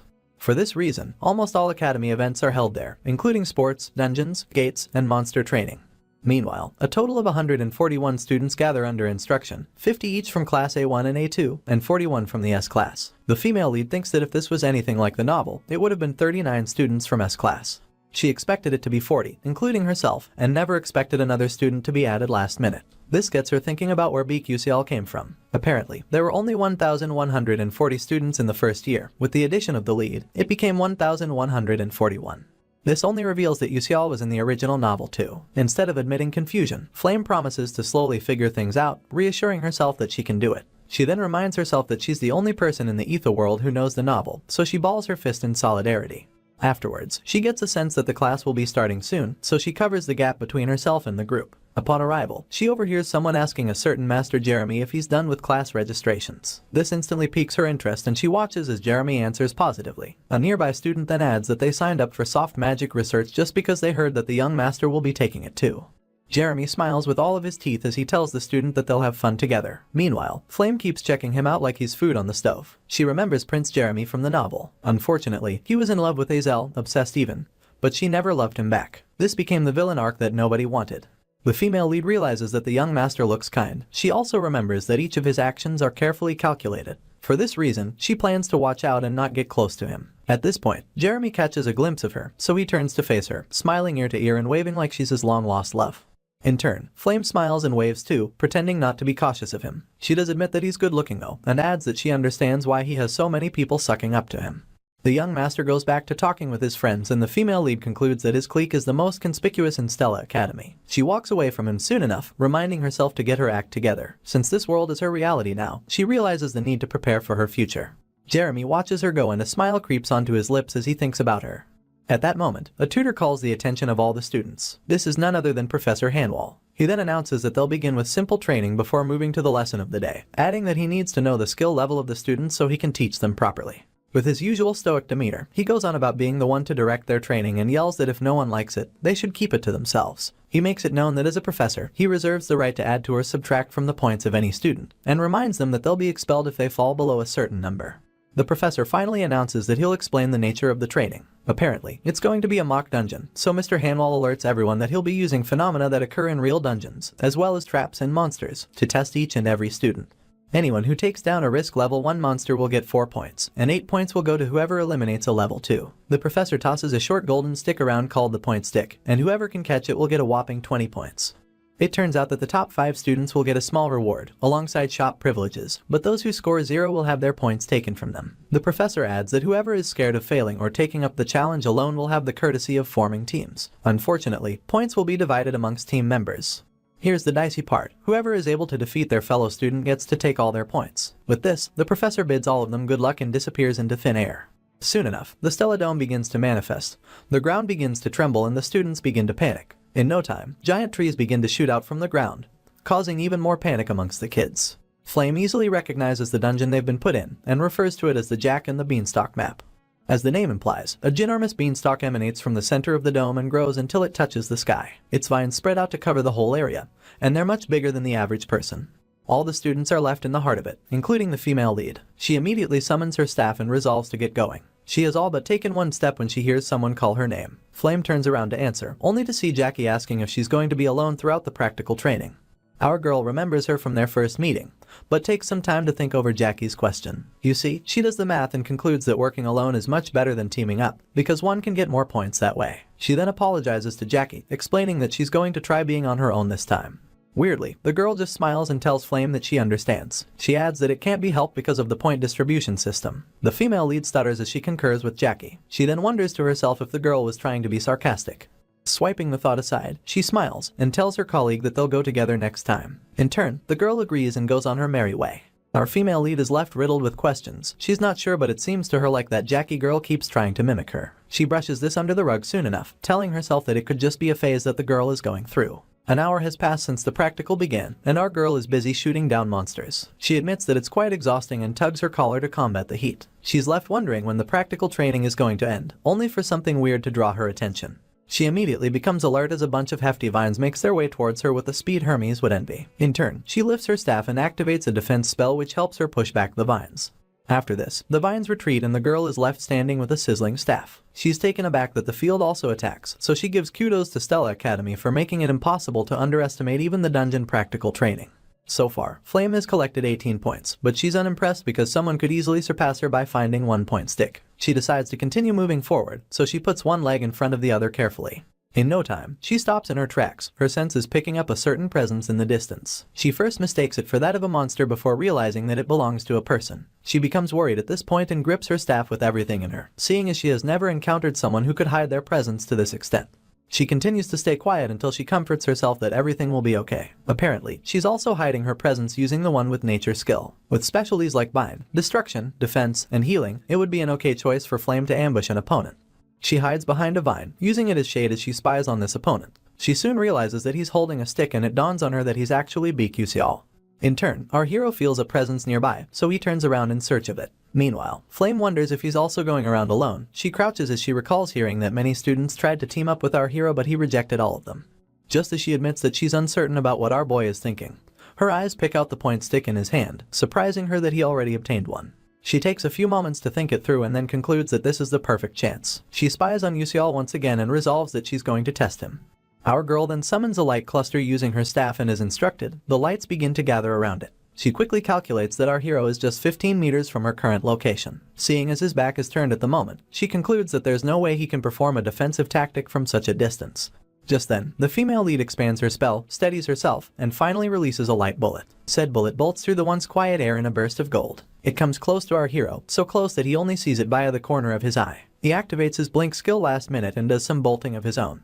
Flame's jaw literally drops from the shock. She stares at where she had aimed her spell, but all she can see is a black patch. Her staff trembles in her hand as she tries to understand how he did it, how he managed to avoid a second-class spell in such a small distance. While she's still in shock, our boy had successfully blinked into the bushes a few ways from her location. It's his turn to hide and spy on his opponent, but he mutters under his breath, asking if she's trying to kill him or something. The light bullet she had used out of nowhere really took our hero by surprise. Now, he's just grateful that the level of his mana leakage syndrome increased, else he would have been in big trouble. At this point, our hero's blink skill lies at class 1, with a maximum distance of 12 meters, 2 more chances to be used, and a cooldown time of 3 seconds. After looking through his stats, he realizes that he can take on Flame to some point, using his remaining 2 blinks alongside his environment, but he concludes that avoiding her would be the best choice. With this, he activates his blink twice and goes 24 meters ahead of her. After sticking his landing, he concludes that he'll be fine since she's so far away from him. Our hero takes a good look around though. He then admits that his present goal is to come in 5th place, so there's no reason for him to risk anything. There's a reason he wants to make 5th place, and that's for the etheric roots. These are roots capable of increasing the health and strength of the user by a certain amount. He concludes that the first 4 spots are going to be taken by the main characters anyway, and in this state, all they need is 3 more point sticks. Our boy simply bows his head as he makes his way forward. Upon lifting it, he sees a familiar face. He stops a few ways from it, only for the rascal to call out our boy as Beak UCL from S-Class. He wears such an annoying grin, but as usual, our MC keeps his cool. UCL recognizes the rascal to be Raiden, a guy who has been famous around school recently. His annoying grin stays as our boy realizes that Raiden is a member of Uslek's clique, and Uslek is a pushover from Jeremy's clique. So, this rascal is practically a clique member of a clique member. In other words, he's a nobody. Our boy looks down at the rascal's hand and discovers that this nobody just so happens to have 3-point sticks. This makes him admit that he has collected a lot of sticks for a pushover of a pushover. Someone on Raiden's team mentions how he heard about Yusial being a failed student who cheated to get into the S class. The rascal intertwines his arms as the annoying grin returns. He then declares that Stella Academy has surely fallen because they gave our boy admission into the S class just for solving 3 weird questions. Our hero is practically bored of hearing the same lines repeated all the time, so he concludes that these bullies lack creativity. At this point, he hears his name again and meets Raiden at eye level. In turn, the rascal holds his staff over his shoulder and requests that our hero give up his point stick. Yusial simply says that he doesn't want to, a deadpan expression gracing his features. The bully confirms if he's resisting, and smiles even wider as he asks if our hero thinks he can face them alone. At this point, the other 3 members of his team cluster to seem more threatening. The hoodlum goes on about whether or not our boy will use his amazing middle-high class staff, and taunts him by reminding him that he can't even use magic, much less the staff. Our hero just grips his stick as he mulls over his next line of action. With a first-class blink, it'll be difficult to face Raiden, who's from a famous family by the way. Our boy then welcomes the possibility of winning if he had 3 blinks. He accepts the variables at his disposal. First is the point stick in his possession, and the second is the fact that they're in a dungeon. The bully stretches his staff as he continues to threaten our MC, so he just stretches the point stick in return, offering to give it to the rascal without opposition. Of course, our boy gets laughed at, but he also has a trick up his sleeve, so a smile creeps onto his lips soon enough. He instantly uses his blink and appears right under Raiden's nose, catching the rascal by surprise. He stares down, but it's too late. With a smile on his face, our hero attacks the rascal with his point stick, and while he tries to block its effects, he steals one of his point sticks. The after effects leave the hoodlum incapacitated for a few seconds, and he curses our boy, calling him a damned commoner bastard. He struggles until he finally regains his footing and wastes no time cussing out our hero once again. He even screams as he promises to catch him, only for him to notice that Yusial isn't anywhere close by. The sound of our hero's voice gets Raiden to turn around with immediacy. He then overhears him complain about how dangerous the stunt he just pulled was. After this, our hero flashes his opponent a wide smile, thanking him for his point stick. All the bully can do is curse and scream as he commands our MC to give it back. In turn, he simply says that he doesn't want to. With a smug look on his face, our boy keeps flashing the sticks for his opponent to see. He then thinks about how efficient the sticks are. He had learned this coincidentally while other players were playing the game. He had discovered that these point sticks are actually bug items and that they qualify as magic tools because of the amount of strength they possess. You see, these sticks were made with unnaturally high durability so that they won't get destroyed by the magic of students. Although it's more helpful for other mages to use magic, for our hero who fights physically, a weapon with a strong attack power can be very effective. For the millionth time, Raiden curses our hero, adding how perplexed he is because he has the audacity to swipe his point sticks. He then yells at the rest of his clique for standing around and sends them to attack Yusial. At this moment, the entire dome starts to tremble like it did in the beginning of the practical training, leaving the bully no choice but to curse his bad luck. Amidst the trembling, he still yells at his team to load up their magic and adds that they shouldn't let our hero get away. Fortunately, our boy is sneaky enough to slither away and only gets noticed after putting a reasonable distance between himself and his pursuers. One of them alerts the others, so they all line up and fire water elemental attacks at him. He glances behind and notices 2 attacks rushing towards him. This makes him admit that his opponents are better than expected. Not good enough to catch him though. At that moment, he activates Blink and evades both attacks simultaneously. Raiden yells as he asks where our hero went, but his teammate can only complain about how fast he's moving. Our hero keeps blinking from place to place, seeing as he has more experience in player versus player, and also has the advantage of using terrain features as he pleases. The bully's eyes dart from side to side as he declares that all they have to do is hit the hero once. His friend then points out that the dungeon is trembling, but Raiden shouts at him to calm down because he believes our boy is nearby.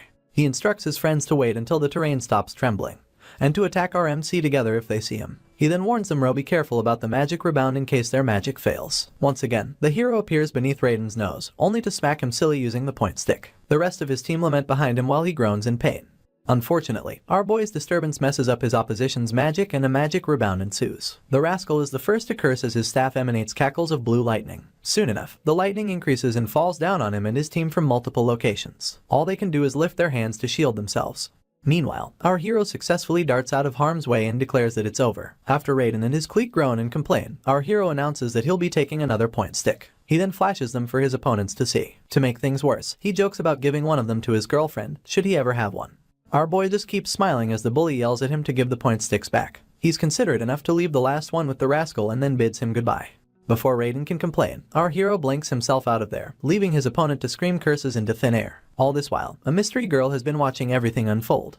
On the other hand, our hero chuckles and celebrates the fact that he struck the jackpot. He reminds himself that if he had fought normally he would have been robbed.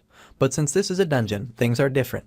As he struts, he begins to feel weird, almost as if something is coming at him from somewhere. And of course, a quick glance behind him reveals a large fireball approaching him at full speed. Upon noticing the magnitude of danger that he is in, our hero grits his teeth. He begins to cuss loudly as the heat increases, but in no time at all, the fireball makes impact, licking dry everything in its path. It is almost like a comic god would use to punish puny humans. However, UCL does not get punished. Instead, he activates his blink skill at the dying minute and darts out of harm's way once again.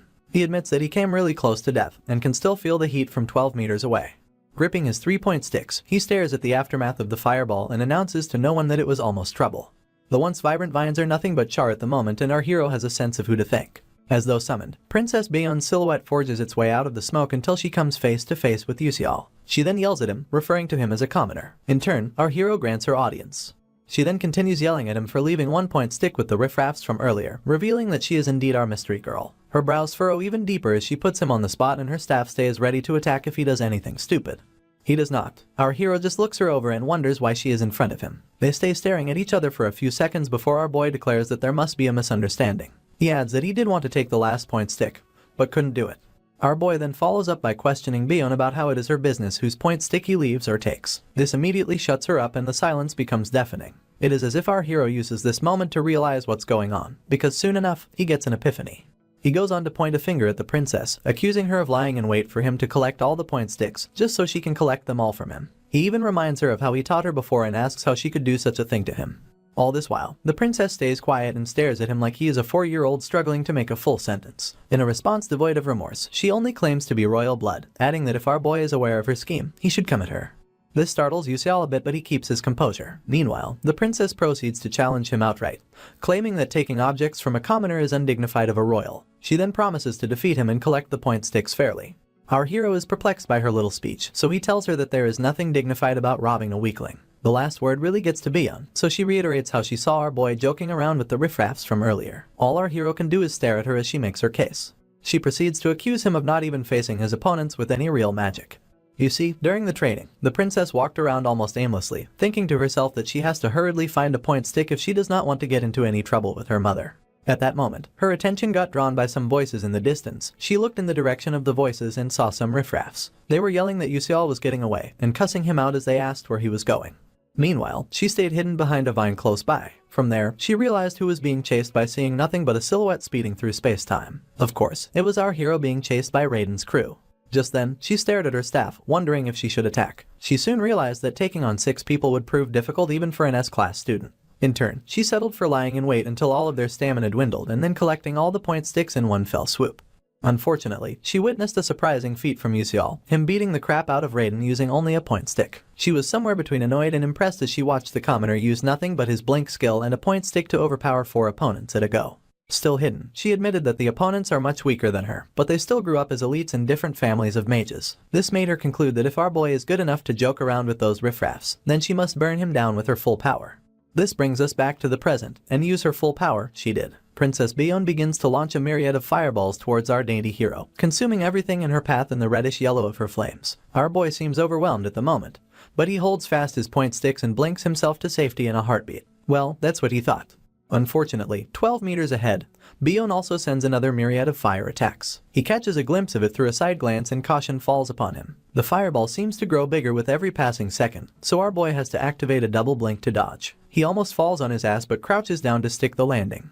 This frustrates the warrior princess and she stares at our MC like he is nothing but inferior prey, a single meal for a lioness, if you may. Anyway, Yuseol glances in her direction, standing to his feet and panting. He admits that he expected nothing less from Baeon, and that the last attack was really dangerous. Luckily, our hero trained his intuition in advance. While the princess awaits her next chance to attack him, our boy realizes that using 2 blinks just to dodge will take its toll on him. This makes him brainstorm for some other way to survive. The princess then asks if he is not going to take out his staff, leaving our hero perplexed enough to ask what she is talking about. He proceeds to remind her that she took his staff to help him remodel it. She is not fazed by his point. Instead, she claims that he must have the basic staff that was given to him when he got into the academy. Yuseol's eyes shoot open as he admits that he forgot about that. You see, he was given the staff upon entry into Stella Academy, but he put it away immediately. This was because he never planned to use it in the first place. The princess does not believe him, and after some seconds, she proclaims that he is up to his jokes again. Her eyes burn with anger as she glares daggers in our hero's direction. He literally stands to take the heat while Baeon thinks to herself about how desperate she is, hating every moment that she thinks our boy is joking. She finally announces that she does not know how our hero behaves towards other losers, and adds that it will do him well to properly go all out against her. At this point, the flames surrounding the princess seem to burn brighter than ever, making our hero break into a cold sweat. He does not know how to explain that he was always being serious, and that he can't use magic at all. However, the princess does not care about what he has to say. Rather, she threatens that if he does not take her seriously, she'll really kill him. Her words are escorted by an even greater flame which towers over our hero. As both opponents face each other, Byeon raises her staff, keeping in mind that she'll definitely crush our hero today. Once again, she sends multiple fireballs his way and our boy is mortified as they approach. One of them grazes his uniform, leaving only a hair's breadth for him to escape. He uses blink at the last minute and slides as he makes his way to safety. Unfortunately, the princess is relentless. All of our boy's senses warn him of the impending danger, and a look in the opposite direction reveals a mountain of flames. Our hero seems like a miniature soldier before this fire, so he curses under his breath, admitting that even if he manages to dodge it with blink, the attack scope is much too broad. He stops staring up at the inferno as he wonders what he should do. At this point, something draws his attention, a sound in the distance, so he turns around to scope it out. He realizes that some vines have been moving and have formed some sort of shade. As the flames draw closer, our boy's panic increases. He then welcomes the idea of hiding in the shade, and activates his blink skill to match his thoughts. Just as the flames pour down on his location, our hero darts into the covering of vines nearby. Another round of flame magic comes pouring down, leaving our hero no choice but to go even deeper. He stares at the aftermath of the princess's spell with caution like no other, peeking to see what her next move will be. While still on high alert, he admits that he got lucky with the last attack. This time, our hero is scared that it may be too difficult. Princess Byeon mounts her staff on the ground beside her, standing amidst the flames as though it's room temperature. Meanwhile, our boy thinks to himself that the flames surrounding the princess will explode the moment he comes close to her. He knows this because of all the losses he has gathered during player versus player matches against fire class mages. He then admits that Byeon is much stronger than anyone thinks. While the princess lies in wait, our boy confesses that he would have been done for within a minute if this were flat land.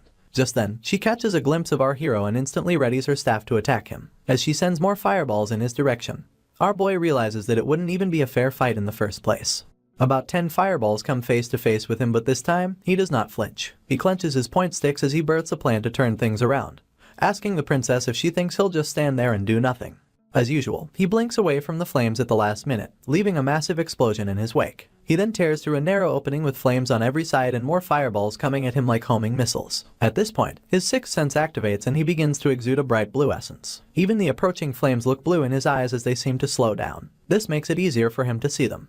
He stops mid-step and uses his point sticks to cancel out the flames. For the first time, the princess is so surprised that her jaw drops. She exclaims that there is no way what she is seeing is possible. She refuses to believe that our hero is using a weapon to deflect her magic, and just watches in awe as he deflects one attack after the other.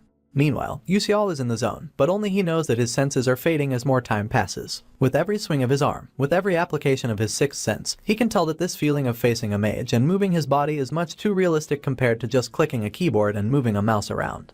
As the embers leak out from every side, our hero confesses how vivid it all is, gritting his teeth as he adds that he can feel the flow of mana surging through his body, so much so that he can grasp it with his hands. It is a sixth sense that feels as familiar as hearing or sight. The princess is left wondering how our hero is doing it, seeing as a location full of trees is supposed to be more advantageous to someone with the fire attribute. She bites her lip angrily, deciding to send even stronger magic to our MC. She grips her staff tighter than ever, lifting it as she summons a mighty inferno. Meanwhile, our boy is still fighting off the former fireballs she had launched at him. Amidst the ruckus, he realizes that he can't defend forever, and that he needs to use these point sticks to destroy the princess's shield somehow. The fireballs burn out during the time it takes Byeon to summon her mighty inferno, and our boy notices this instantly, seeing as it is the only window he may ever get. He begins to run towards the princess. Just as she is about to release her spell, our boy activates his blink skill and appears mere inches away from her. The princess stares down at him in surprise and grits her teeth angrily soon enough. She then activates a lighter crash spell, forging a red magic circle beneath herself and Yuseol, and pointing her staff towards him in hostility. Our boy's expression remains unfazed, seeing as he recognizes this spell. Apparently, it is magic used by fire-class bishops that engage in close combat, and this magic causes a knockback explosion for those within a 2-meter radius of it. A smirk revisits our hero's lips at this point because this is not his first rodeo with lighter crash spells. He simply jumps out of the 2-meter radius, leaving the princess perplexed to say the least. She opens her mouth to complain, but our hero wastes no time blinking his way back into her radius. He then uses the surprise launch to attack her shield with everything in him. As the barrier begins to break down, the princess just can't accept her fate. Unfortunately, it is not up to her. Our boy then delivers the finishing blow to her shield and it shatters accordingly, leaving the princess no choice but to deactivate any of her ongoing spells. Byeon drops to her knees from the after effects, groaning upon impact. Our boy then walks up to her, still wielding all 3-point sticks. He drops to his knees just to be on eye level with her. He then smiles and announces that he won. This makes the princess blush with embarrassment, but she is mad at the same time. Anyway, our hero gets back on his feet, only for the princess to ask about his true identity. He plays it cool as he claims that he is nothing other than a normal student. At this point, he diverts his attention to someone behind him, yelling that she can stop hiding and come out now. True to his words, a silhouette behind a nearby tree finally reveals herself to be Flame, the female lead. Having been caught, the female lead takes gentle steps towards the other two. Upon reaching earshot, she announces that she was not hiding, and proceeds to ask our hero how he knew she was there. He just lets out a nervous laugh, lying that he just had a feeling. In truth, it was a result of the Manhwa Revelation Delay Physique's sixth sense. The girl's features soften upon hearing his reason, but she asks how he broke Baeon's shield with only a training tool like the point stick. Our boy becomes cautious of her at that moment, seeing as she follows up by asking if the feat he performed was also a feeling. This makes him realize that this kind of bug, one allowing strengthened devices to be used as weapons, wasn't in the original novel. He then concludes that he can't just tell Flame the truth. Instead, he smiles awkwardly, pointing at the sticks as he claims that they're really sturdy. She does not buy a word of his story, so she clapbacks that training devices have their limits. She then asks if our hero thought he could use the point sticks to break a magic shield. She follows up with yet another question, inquiring why our boy thinks normal knights disappeared from this world.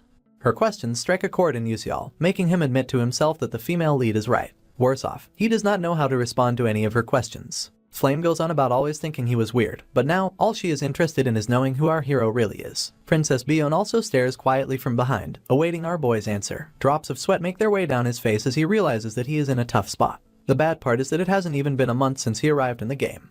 The situation makes him mull over the option of revealing his identity, but he quickly swipes this aside because of how dangerous it is that Flame has no reason to keep him alive. He finally speaks up, reiterating that he must seem suspicious to the female lead but isn't actually a bad person to her. She does not understand what he meant by that, so she asks him about it. In turn, our hero's nervous smile returns and he explains that if anything, he wants to help her.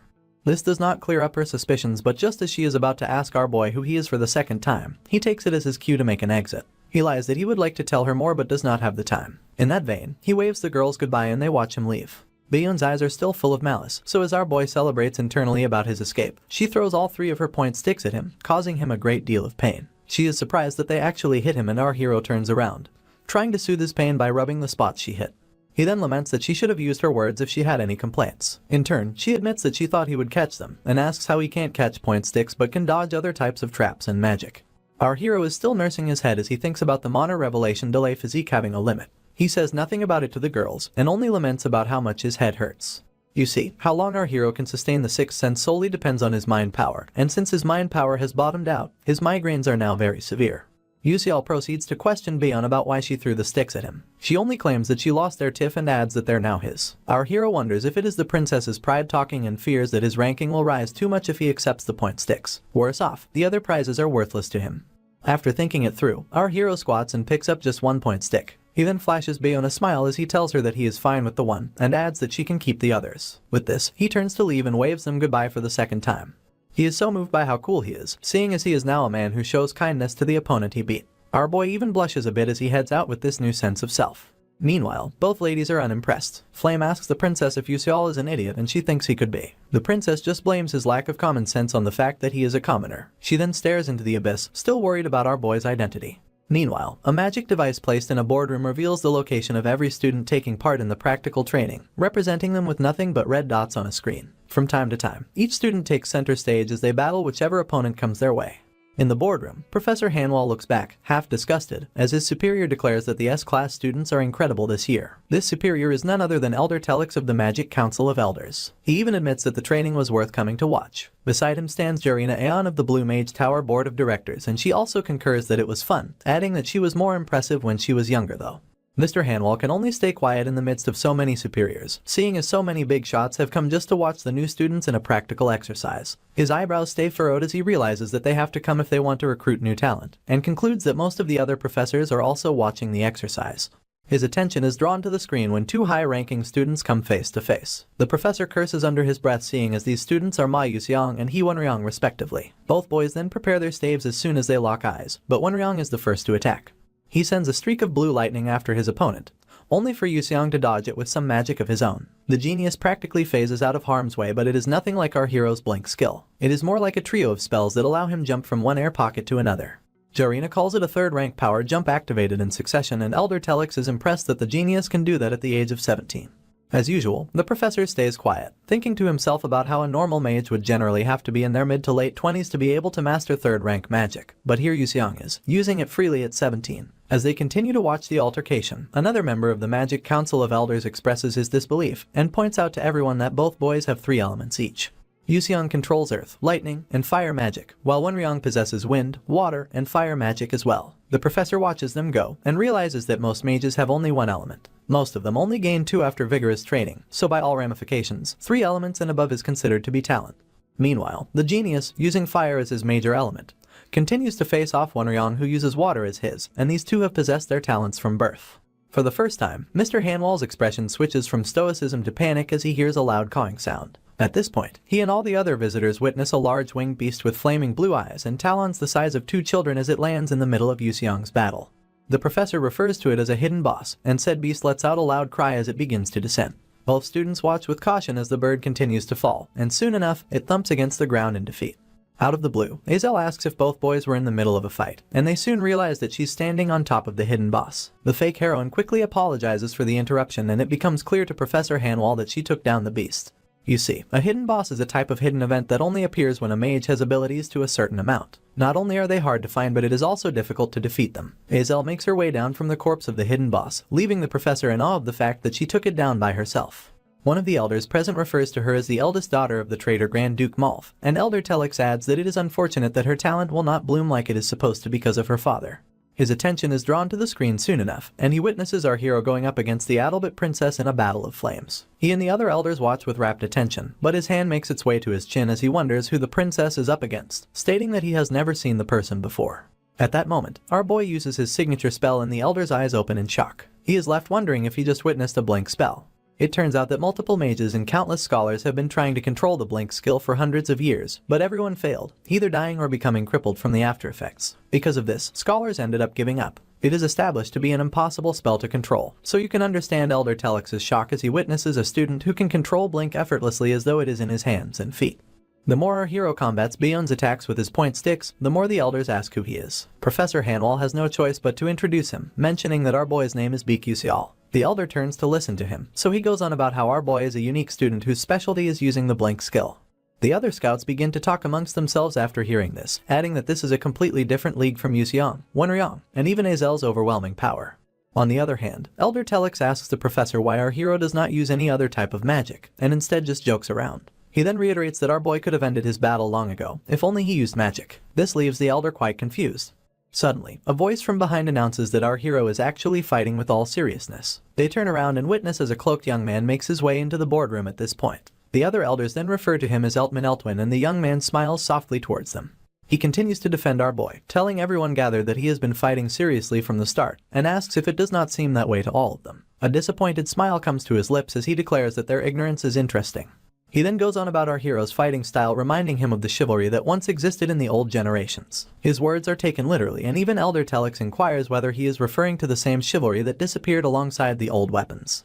Mr. Hanwall keeps his eyes peeled on the battle between bishop students, admitting to himself that he also sees chivalry. By chivalry, the elders mean the mentality of a knight to fight with a sword even in a world where magic prevails. It is a testament to the existence of heroes who have existed since long ago to protect the world against evil. It was said that these heroes always faced evil with a single sword. The elder sinks into his subconscious as he refuses to believe that someone fights with a sword when magic already exists. He thinks it is realistically impossible, but before him, Yuseol is battling his opponent using nothing but a point stick as a sword. He then stares at the young man who professed that our hero is chivalrous, wondering that if such a person of his caliber thinks that, then who is he to fight it? You see, Eltman Eltwin is actually the headmaster of Stella Academy, which is well known as the best magic academy in the world. He is also a 9th rank master mage and one of only 10 great sages in the continent. So, if such a person believes in our hero, no one else in the room can prove otherwise. Some time passes before the first dungeon tactical training finally ends. Later on, in the S-Class training exclusive training hall, some perplexed student attacks a mannequin with the wrath of the gods. It turns out that it was just Wonryong putting in some time to train. He pants heavily after his last attack, stares at his staff in regret as he curses the fact that he is almost out of mana. He then grips the staff, refusing to give up because he believes he is still far behind. You see, out of all the students that participated in the practical training, 39 of them were eliminated. Azel came in first place after defeating the mysterious winged beast, while Wonryong came in second. As for his opponent, Ma Yuseong, That genius came in 6th place. He walks back to the dorms, feeling like he did not win at all. He keeps staring at the ground as he revisits memory lane, thinking RK himself that if Hazel hadn't interrupted this match against the genius, he probably would have lost. This really gets his goat, so much so that he gnashes his teeth in anguish. Apparently, this has been the case since the first day these two met. He noticed that Yuseong would half-ass every single thing but still managed to get above expert results somehow. Even in the last practical training, Wonryong had planned everything out, setting up magic circles all around and thoroughly calculating his opponent's movements. Still, the genius received all his attacks with ease. The boy is frozen in place as he wonders if he cannot defeat the genius no matter what he does, and asks him whether the wall of talent between him and his nemesis is this tall and thick. Wonryong can practically see Yuseong smirking arrogantly, and it gets to him very much. Still staring at the ground, the boy shakes his feelings off, reminding himself that he does not have the time to be blaming himself and that he just needs to work harder. At this point, Byeon and her staff make their way to the training ground, and she is surprised to see Wonryong letting out his wind magic as though he is fighting the greatest foe ever. She remembers him as the guy who's usually calm and wonders why he is full of spite today. She instantly rebukes herself, claiming that she shouldn't be the one saying such things. Afterwards, she summons a mighty inferno and attacks the mannequin in front of her like it hurt her loved ones. One attack does not satisfy her, so she gears up and fires another. This one is big enough to draw Wonryong's attention, so he glances at the princess, noticing that her staff is still glowing red from all the heat it exuded. Her anger refuses to be quenched as she remembers that she still came in 3rd place after our hero yielded her point sticks. She recalls that her mother was quite satisfied, but peradventure Yuseol had taken the sticks, she would have been punished like she was just another student. Her flames just keep burning brighter as our hero comes to mind. She hates the fact that he is a commoner who thinks that he is worth something. As she unleashes her next attack, Wonryong is almost blinded by the brightness, and afterwards, she breathes heavily in a bid to vent her frustration. As the dust settles, her fellow trainee is left dumbfounded, and quietly wonders if something happened to the princess too. He just stares at the still angry princess, confused as to whether it is just his imagination or her magic has actually gotten more accurate than earlier. Seeing as the princess's fire magic is extremely explosive, Wonryong had concluded that it is almost impossible to control it precisely. He still refuses to believe that Byeon has improved so much in such a short amount of time, and is left wondering if it is just a coincidence. As for the princess, she quietly cusses as she thinks about our hero once again. She may hate to admit it, but his classes have been quite effective for her. Apparently, after switching to the pun quizzes, her magic has increased tremendously. This basically means her creativity has improved. She cannot see Yuseol as anything other than a commoner, one with terrible grades and the worst personality under the sun. But she is certain about one thing: he is the only one who knows the method to supplement her weaknesses. The princess looks away, telling herself that it does not stop her from being upset. At that moment, she hears someone call out to her, and aptly twirls to see who it is. She soon realizes that it is her guard, Taerin, so she asks her what the problem is. Wields a box in her hands and promptly stretches it out to her mistress. She then announces that the remodeling of the Terabin staff has been completed per her request. As a follow-up, the guard inquires whether or not to hand it over to our hero immediately and opens it up for the princess to take a look. In turn, Byeon gives her the go-ahead, so the guard readies herself to leave. For some reason, her mistress grabs her shoulder and tells her to hold on. He then asks the princess what the problem is, only to get glared at in return. It is high noon in Stella Academy. It is either that or the sun is out to smite an enemy. Anyway, Princess Byeon arrives at the second main tower that afternoon with the remodeled Terabin staff in hand. Apparently, she had collected it from me to deliver it personally, and is now at the main tower because she heard it was our hero's last known location. Normally, this tower houses the faculty's research facilities, and it gets her thinking that Yuseol may be there to see a professor. A wave of realization washes over her and she blushes in embarrassment. She backs up as she asks herself why she came over since she can just hand him the sword at the training hall. The new feeling is shame as she notices that giving him the staff at the facility makes it seem like a royal is following a commoner around. Shame turns into disgust, so she resolves to just return to her dorm. Unfortunately, she does not go unnoticed as a teacher calls out to her highness. Byeon then pays her some attention and realizes that it is Miss Hammerl, her middle-aged teacher with purple long hair. Anyway, the princess admits that it has been a while, and almost refers to Miss Hammerl as a teacher when she is actually a professor. In turn, the professor quips that the princess has already gotten so old, but it still seems like just yesterday that she was teaching her magic at the castle. She then segues into asking what her highness is doing in the facility. Byeon hesitates before commenting that she had some business to handle but is returning at the moment. The professor lets her know that it is better that way, seeing as the facility is a bit disorderly. Her statement piques the princess's interest, so she asks about it. Miss Hammerl wastes no time revealing that it is hectic because some magic officials have come due to a student named Baek Yuseol. The mention of our hero's name strikes a chord that leaves the princess wide-eyed. Her highness is now very interested in the matter, so she pays close attention as the professor reiterates how our hero fought battles without using a lick of magic, adding that Byeon should know this since she fought with him.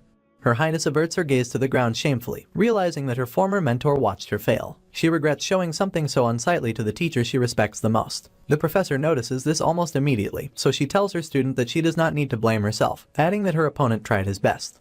This does not do anything for Her Highness. Instead, she asks if her mentor feels the same way even if Yusiel did not use any magic. In turn, Miss Hamrel claims that it is because of our boy's creed. This is news to Bion, so the professor reiterates how the headmaster saw our hero fighting and proclaimed that he was doing so with a creed, adding that the headmaster mentioned our hero's efforts to revive chivalry which was lost many generations ago. Her Highness almost loses her bearings as she raises her voice to repeat her mentor's last words about chivalry. She then admits that the theory makes sense, and soon enough, she slips into her subconscious, replaying how our boy had used his point sticks as a sword during their battle. She stares at the remodeled sword in her possession and wonders if chivalry is also the reason why our hero wanted it. A gulp of saliva ensues for the princess before she goes back to talking with her mentor. She reiterates not using magic in a magic academy will only attract penalties for our boy. Worse off, he'll end up receiving penalty points during magic practical training, amongst other things. Miss Hamrel intertwines her arms as she concurs with Her Highness, adding that our hero has decided to walk that path despite the consequences. She thinks it's incredible that Yusiel is still pushing himself after the great achievement that is Blink. Bion, on the other hand, just quietly stares at her mentor as she adds that she thinks our hero's creed must be the real deal. Later on, the princess stops by an alleyway to sulk, thinking to herself that everyone would mock anyone who said they dreamed of chivalry, and wonders if our boy wants to be a knight in this generation, whether he is doing it as a joke or seeking it sincerely. Just as she starts to feel guilty about getting mad at our hero and telling him to stop joking around, he shows up. He wastes no time asking what the princess is doing in an alleyway, all while chewing on the ethelic root he got as his prize for 5th place.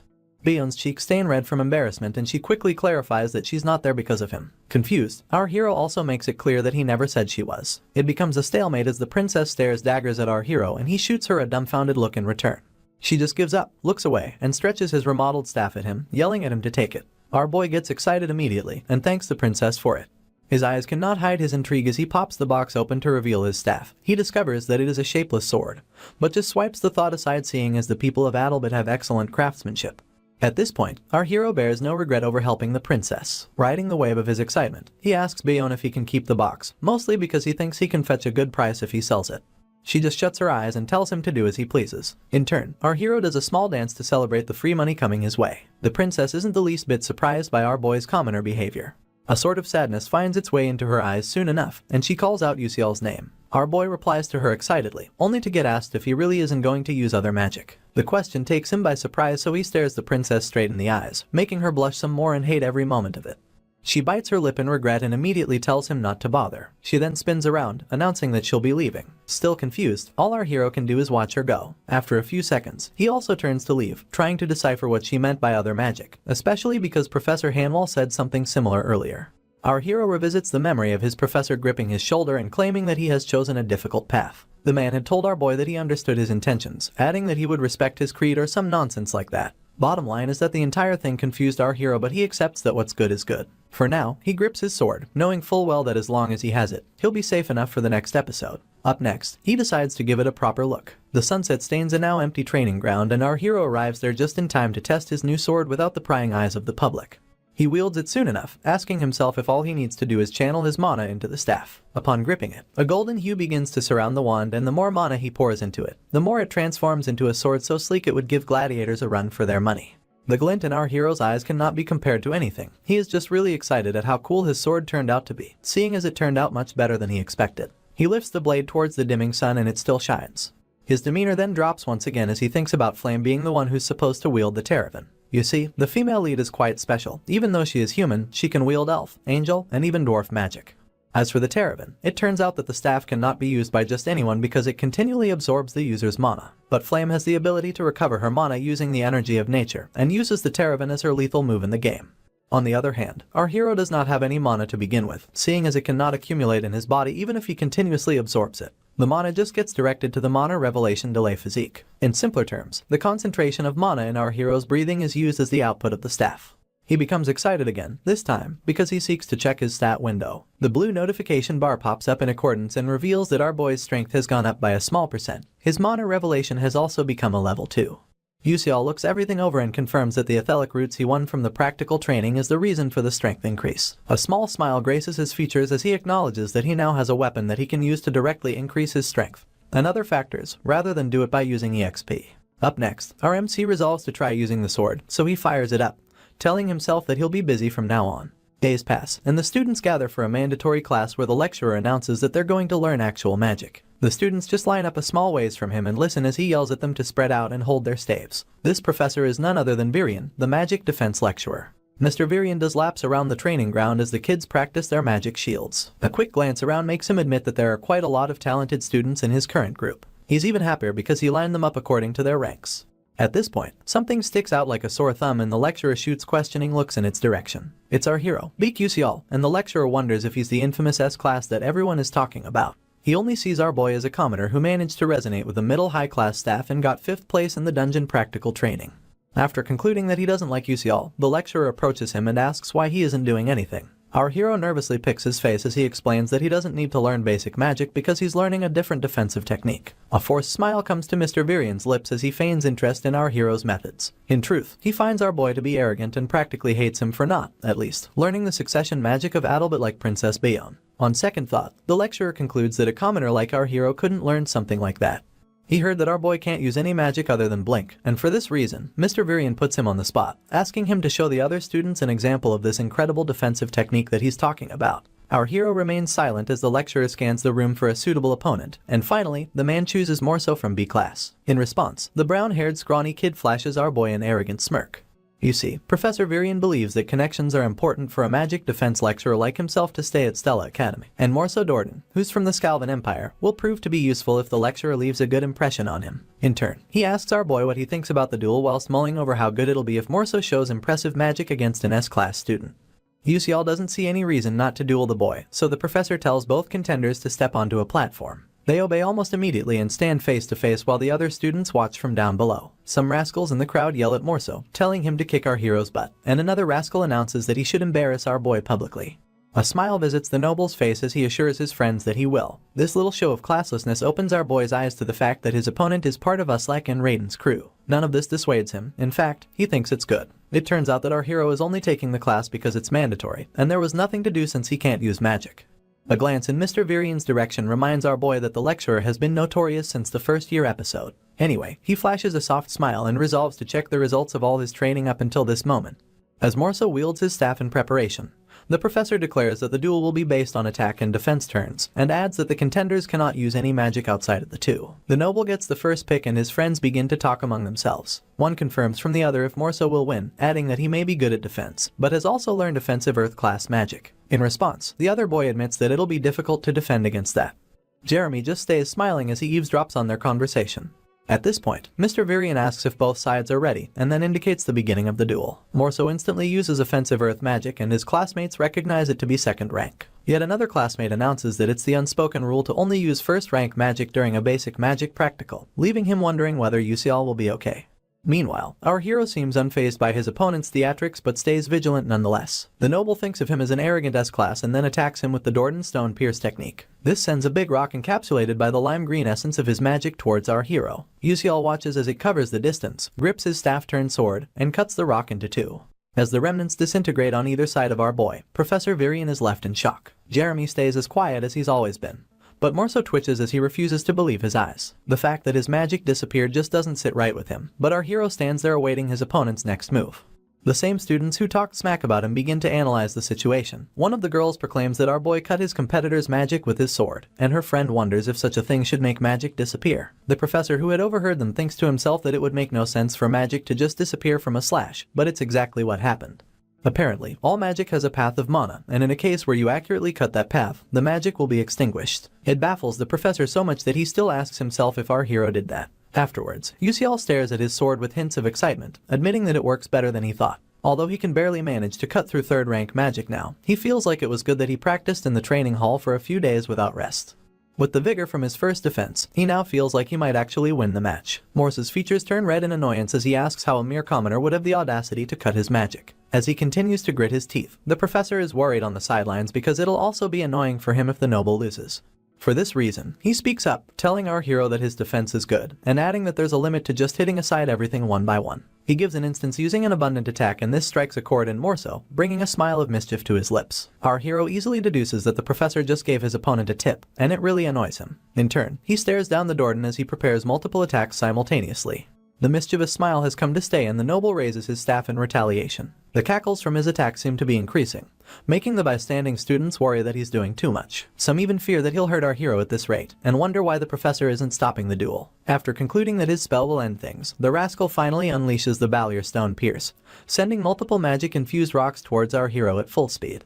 Yusial's eyes pop open as he just stands there, wondering what to do. The rocks cover the distance soon enough, but our boy is fast enough to count a total of 11 rocks. He then deduces that there's only one method left if he can't blink or slice them, and that is to block them all. In the presence of everyone, our hero begins to rotate his wand in a way that none of the rocks make it past its axis. Morso almost explodes from the ensuing anger of seeing his spell being dismantled like that. He never expected his strongest one to be blocked so easily. Even Professor Varian grits his teeth in annoyance, cursing in his mind as he asks what Morso is doing. The poor boy has no idea that things will be difficult for the lecturer if he ends up losing. As for our hero, he whispers that he just tried copying something that he saw in another game, and he's just as surprised as everyone else that it worked. Apparently, he had used a technique called panning. Terravan, his staff, has the disadvantage of requiring several times more mind power than others to maintain its form, so after using it, your stamina is guaranteed to fall rapidly. It becomes obvious that things would have been difficult in an actual fight, seeing as Terravan's defensive power is weaker when blocking multiple attacks than it is when blocking one. He's relieved that it's just a duel, and while he awaits the perfect time to strike, more murmurs emanate from the onlookers. Some of them proclaim that they've never seen the technique our hero used and they wonder if it's a variation of Magic Shield. Others ask if there was a technique like that in Magic Defense class, and the rest conclude that Morso is going to lose if things continue like this. The noble overhears this and it fans the flames of his anger anew. He curses under his breath as he asks himself how a mere commoner would embarrass him like this. He pulls from this rage and activates his staff, leaving the students to point out that his turn to attack has passed. Meanwhile, the professor smiles and pretends as though he doesn't know this. All he wants is for Morso to keep attacking. In turn, the noble screams at our hero as he tells him to prepare himself. He then adds that he won't let him go this time. At this point, a voice calls for the lecturer and the man diverts his attention to the direction of the voice. It turns out to be Jeremy, so the professor asks him what the problem is. The prince just smiles softly and then asks why Mr. Varian isn't giving Yusial his attack turn. This makes him nervous, so he begins to stutter his reply. Right on cue, he realizes the dirty stares he's now getting from the other students as they complain about the duel. Some of them point out that the duel is no longer a first-year basic one, while others proclaim that if it goes on, our hero might end up getting seriously hurt. The cherry on this blame cake is when one of the students proclaims that Mr. Varian isn't suitable to be a teacher. It then dawns on the man that he was too focused on the duel to notice the reactions of the other students. Still face to face with Jeremy, the boy puts his teacher on the spot, making him break into a cold sweat. Meanwhile, Morso tries to pull a fast one on our hero by activating his magic shield to block his attacks. Unfortunately, he's much too slow. Our boy successfully maneuvers through his opponent's defense and points his sword at the noble's neck. With this, Yusial gets declared the winner and his fellow contender remains frozen from the shock. Jeremy smiles soft as usual, acknowledging that our boy still won the duel in the end, and admitting that he's more impressive than he thought. His soft smile then becomes one of mischief. Later on, the grunts of a student rise into the air as he gets the beating of his life. Verajane just watches as the poor student struggles to breathe and begs for forgiveness. This is none other than Morso, and he lays in a mixture of his own blood and spit after Jeremy is done roughing him up. With a remorseless look on his face, he wipes his hands and calls out to Verajane. She instantly responds and the prince tells her that his friend seems to be pretty hurt. He then asks her in the softest of tones to take a look at him, adding that he'll be sad if anything goes wrong. She quips that she understands and Jeremy thanks her. Verajane just watches the prince as he leaves and realizes that he referred to Morso as his friend and not his loyal subject. You see, in the Scalvan Empire, the heir to the throne is decided solely by magic ability, and Prince Jeremy Scalvan became the crown prince after defeating his brothers at the young age of 12. The fact that he did not refer to Morso as his loyal subject means that the Dordan family has automatically been thrown out of the political world. Verajane realizes that it's not just Morso, but our boy. Seeing as he has caught the eye of the prince, she fears that our hero will no longer be able to have a comfortable school life. The next day, the wonderful Stella Academy houses a bunch of students and they all make their ways to their various classes. Our hero, on the other hand, makes his way to the lab for an alchemy class. There, some of his mates gossip about him and how he chose to follow the oath of chivalry. They mock him for his choices and proclaim that he's doing it because he's desperate for attention. One of them then points out how our boy won his battle against Morso of the Dordan family, and his friend reiterates how the Dordans are influential in the Scalvan Empire. At this point, Flame can't take it anymore. She's utterly irritated because she hears about Yusial everywhere she goes. The girl slams her hands against her desk, deceiving herself that she doesn't want attention. Instead, she tells herself that she just doesn't like our hero getting so much of it. Just then, the alchemy lecturer announces that the class should focus. She's none other than Professor Mazentyre, and she breaks into a small speech about how alchemy requires accurate measurement and timing, as well as perfect temperature control.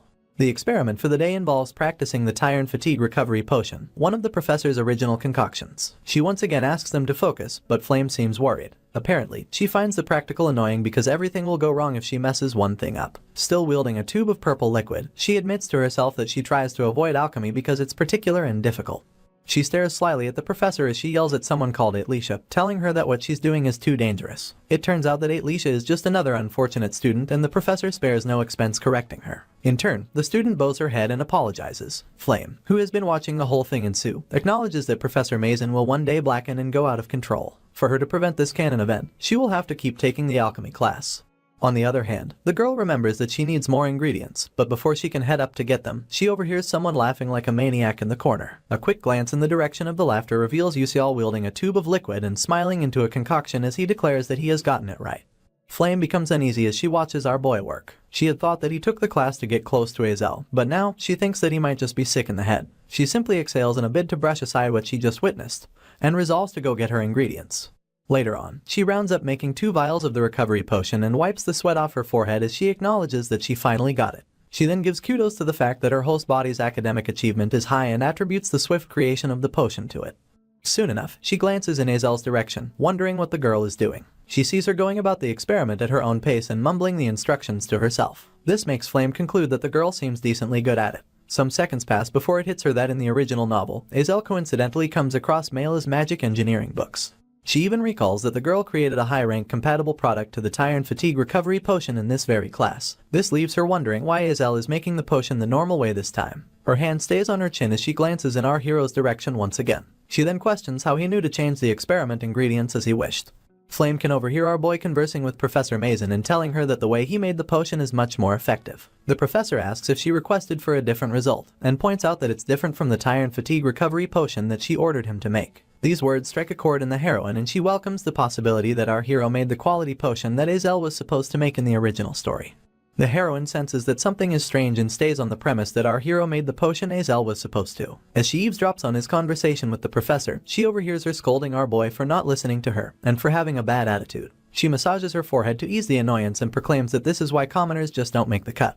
Flame recognizes this conversation, and originally it was supposed to be the professor telling Azel that her stubbornness is why her family fell. She recalls this because those words became traumatic to Azel, who had lost her family, and they bothered her until she finished making the potion. The heroine wonders if our boy also knows the real story, and she deduces that it could be the reason why he got on the professor's bad side, to help protect Azel from the trauma. At this point, Flame remembers that Professor Mason has quite the influence within Stella and that if anyone gets on her bad side, they will face the after effects on their grades in other classes. This only makes her question Yusial's identity, and it leaves her wondering why he would go so far for the fake heroine. Suddenly, Professor Mason bursts out in anger, yelling as she asks our hero to watch his tone. She even screams that he should bring his parents to school immediately. Our hero falls quiet after this, seeing as he had forgotten about his situation. He had been so focused on the alchemy that he didn't recall this part of the game's development. He then whispers that he doesn't have parents. This slightly stuns her, but she keeps screaming at our boy until her words trail off. Seeing as he has already gotten on her bad side, Yusial concludes that there's nothing he can do. At this point, he throws caution to the wind and tunes out the professor. He then makes a mental note to try making a kimchi potion and cola potion the next day. After a few weeks, the alchemy professor is still on our boy's case, yelling out his name in front of the other students and reminding him that she has warned him not to use any other ingredients that she hasn't taught him to. In response, our hero calmly tells her that he's creating better results by slightly altering her compositions. This infuriates the teacher even more, and while she's taking out her frustrations on Yusial, he activates his bulbul glasses and pulls up all the information he has on her. Apparently, her Dark Demon erosion progress is at 21% and she has been confirmed to be a Dark Demon Contractor, the level 8 boss, and a carrier of the Dark Demonization. After scanning through the info, our hero acknowledges that the progress is going as well as he planned. At this point, the professor is visibly shaking with anger. You see, Mazen Tyron, also known as the Episode 8 boss, is unable to defeat her dark emotions and ends up undergoing dark demonization. This turns her into one of the villains. Once her dark demon erosion progress reaches 90%, she'll completely become a dark demonic human. But while it's under 50%, it's impossible to find out through magic. Our hero reiterates that she's at 21% currently, making it impossible to report her or prove that she's a dark demonic human. For this reason, he needs to continually provoke her until it surpasses 50%, after which he'll call in the Dark Demon Assassination Squad.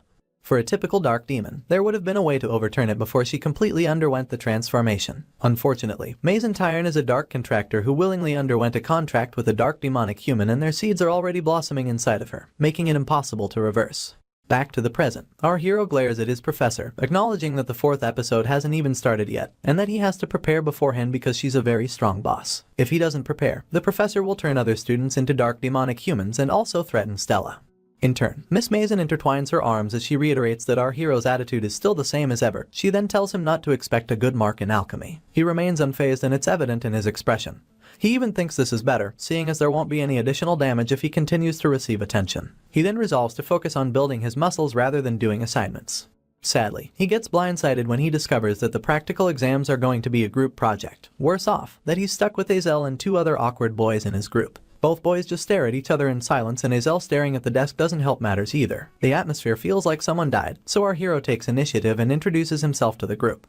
The first boy introduces himself as Ka Sehun, the other one is Mal Lewin, and finally, Azel introduces herself. Lewin immediately buries his face in his palms as he whimpers about their group being screwed. He then proclaims that the professor always gives bad marks to students she dislikes, and that it doesn't even matter if they do the exam. This makes our boy feel sorry for infuriating the professor, only for the fake heroine to finally speak as she points out that they can't just give up. She goes on about how the alchemy exam is assessed by at least 3 alchemists from the alchemy castle, making it difficult for Miss Mason to ruin their grades all by herself. Both Lewin and Sehun brighten up upon this realization. They then smile at each other as they announce that they'll try their best, and admit that they always wanted to work on the project at hand. In turn, our boy smiles softly at Azel, and she averts her gaze as though she didn't just turn the tides on their project. Anyway, she explains that it won't be that hard to create the D-Vitality potion given for their assignment, only if they combine their knowledge. She then announces that they have to begin by gathering the ingredients properly. The first and most important ingredient on their list is the tail of the fire lizard, and our hero volunteers to get that. Azel points out that the monster corpse is the most important part of alchemy and makes sure our boy understands that he needs to carefully select it and bring something fresh. Yusial quips that he understands, and his confidence doesn't go unnoticed by the fake heroine. She's left wondering if she can trust him though. Meanwhile, our hero just smiles slyly, knowing full well that he'll simply dropship the fire lizard to his location. Upon nightfall, our hero turns up for a one-on-one meeting called by Professor Mason, only for her to hand him a piece of paper with instructions to give it to the C Group first-year alchemy students. As she specifies that Team 12 will be exempted, a sinister smile accompanies her statement. In response, our boy quips that he'll do as she says. You see, the alchemy practical exam is done in front of the alchemy castle's official alchemists, and per adventure our hero shows a pathetic sight in front of them. His path as an alchemist will be blocked forever. As the professor watches him leave, she intertwines her arms and quips that she'll teach him what it means to go against a professor. The next day, Flame is busy making use of the S-Class training hall when someone calls out to her. She twirls to see who it is, only to realize that it's Beak Yusial. He goes on to hand her the piece of paper, telling her that it's an alchemy assignment. The heroine accepts the note with thanks, and he adds that they were instructed not to tell anyone about it. Apparently, the professor thinks Flame will understand when told to keep it a secret. She just heaves a tired sigh as the hero makes his way back, keeping in mind that Professor Mason probably meant the note for Team 12 because Yusial is on it. The girl opens the note soon enough, and it reveals that the assignment for the practical exam will be changed from the D-Vitality potion to the Tyrant Point potion. The heroine then wonders if her professor thinks that she'll just do nothing. Soon enough, she gets some sort of epiphany and takes a beat to think things out, asking herself if the hero will be prepared for this incident since he has knowledge of the original novel. She deduces that for the exam, he'll prepare the Idyllic Spider's scales for the Tyrant Point potion rather than the tail of a fire lizard needed for the D-Vitality potion. Flame stares at the note for a little longer and squeezes it within her palm as she resolves to use this another chance to test our boy. A loud announcement is made, pointing out that Beak Yusial has been transported to the Daredevil Stadium. As he makes his way out of the warp hole that transported him there, the first thing he does is complain about his head. The second thing is to complain about how dizzy warp holes make him feel. Just then, his attention is drawn by someone welcoming. A quick glance reveals a blonde lady pointing towards a huge passageway and smiling as she welcomes him to Daredevil. Our hero wastes no time letting her know that he's only a cadet, but she's adamant that a cadet from Stella Academy is worth the same treatment as an official mage. Anyway, our hero begins to draw unnecessary attention as a passerby pinpoints him as a cadet from Stella Academy. Other people begin to murmur after this, some quip that they've never seen the Stella uniform before, while the others express how jealous they are of him. The blonde lady then reminds him that she mentioned him getting special treatment and adds that he should reach out if he needs help with anything. In turn, our hero simply thanks her and gets a move on.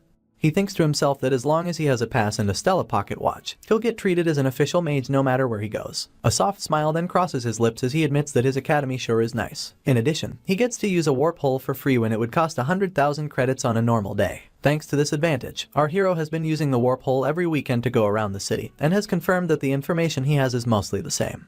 Our boy arrives at the bush path beside a blue castle in the mountains, and twirls his head continuously as he searches for something vital to his school project. You see, the goal for the day is to get a hold of a fire lizard which is known to have a risk level of 2. This creature's stamina and power are stronger than that of most beasts, so any mage would have to use nothing less than 2nd rank magic if they plan to catch it. This is also because of its quick movements and resistance to magic.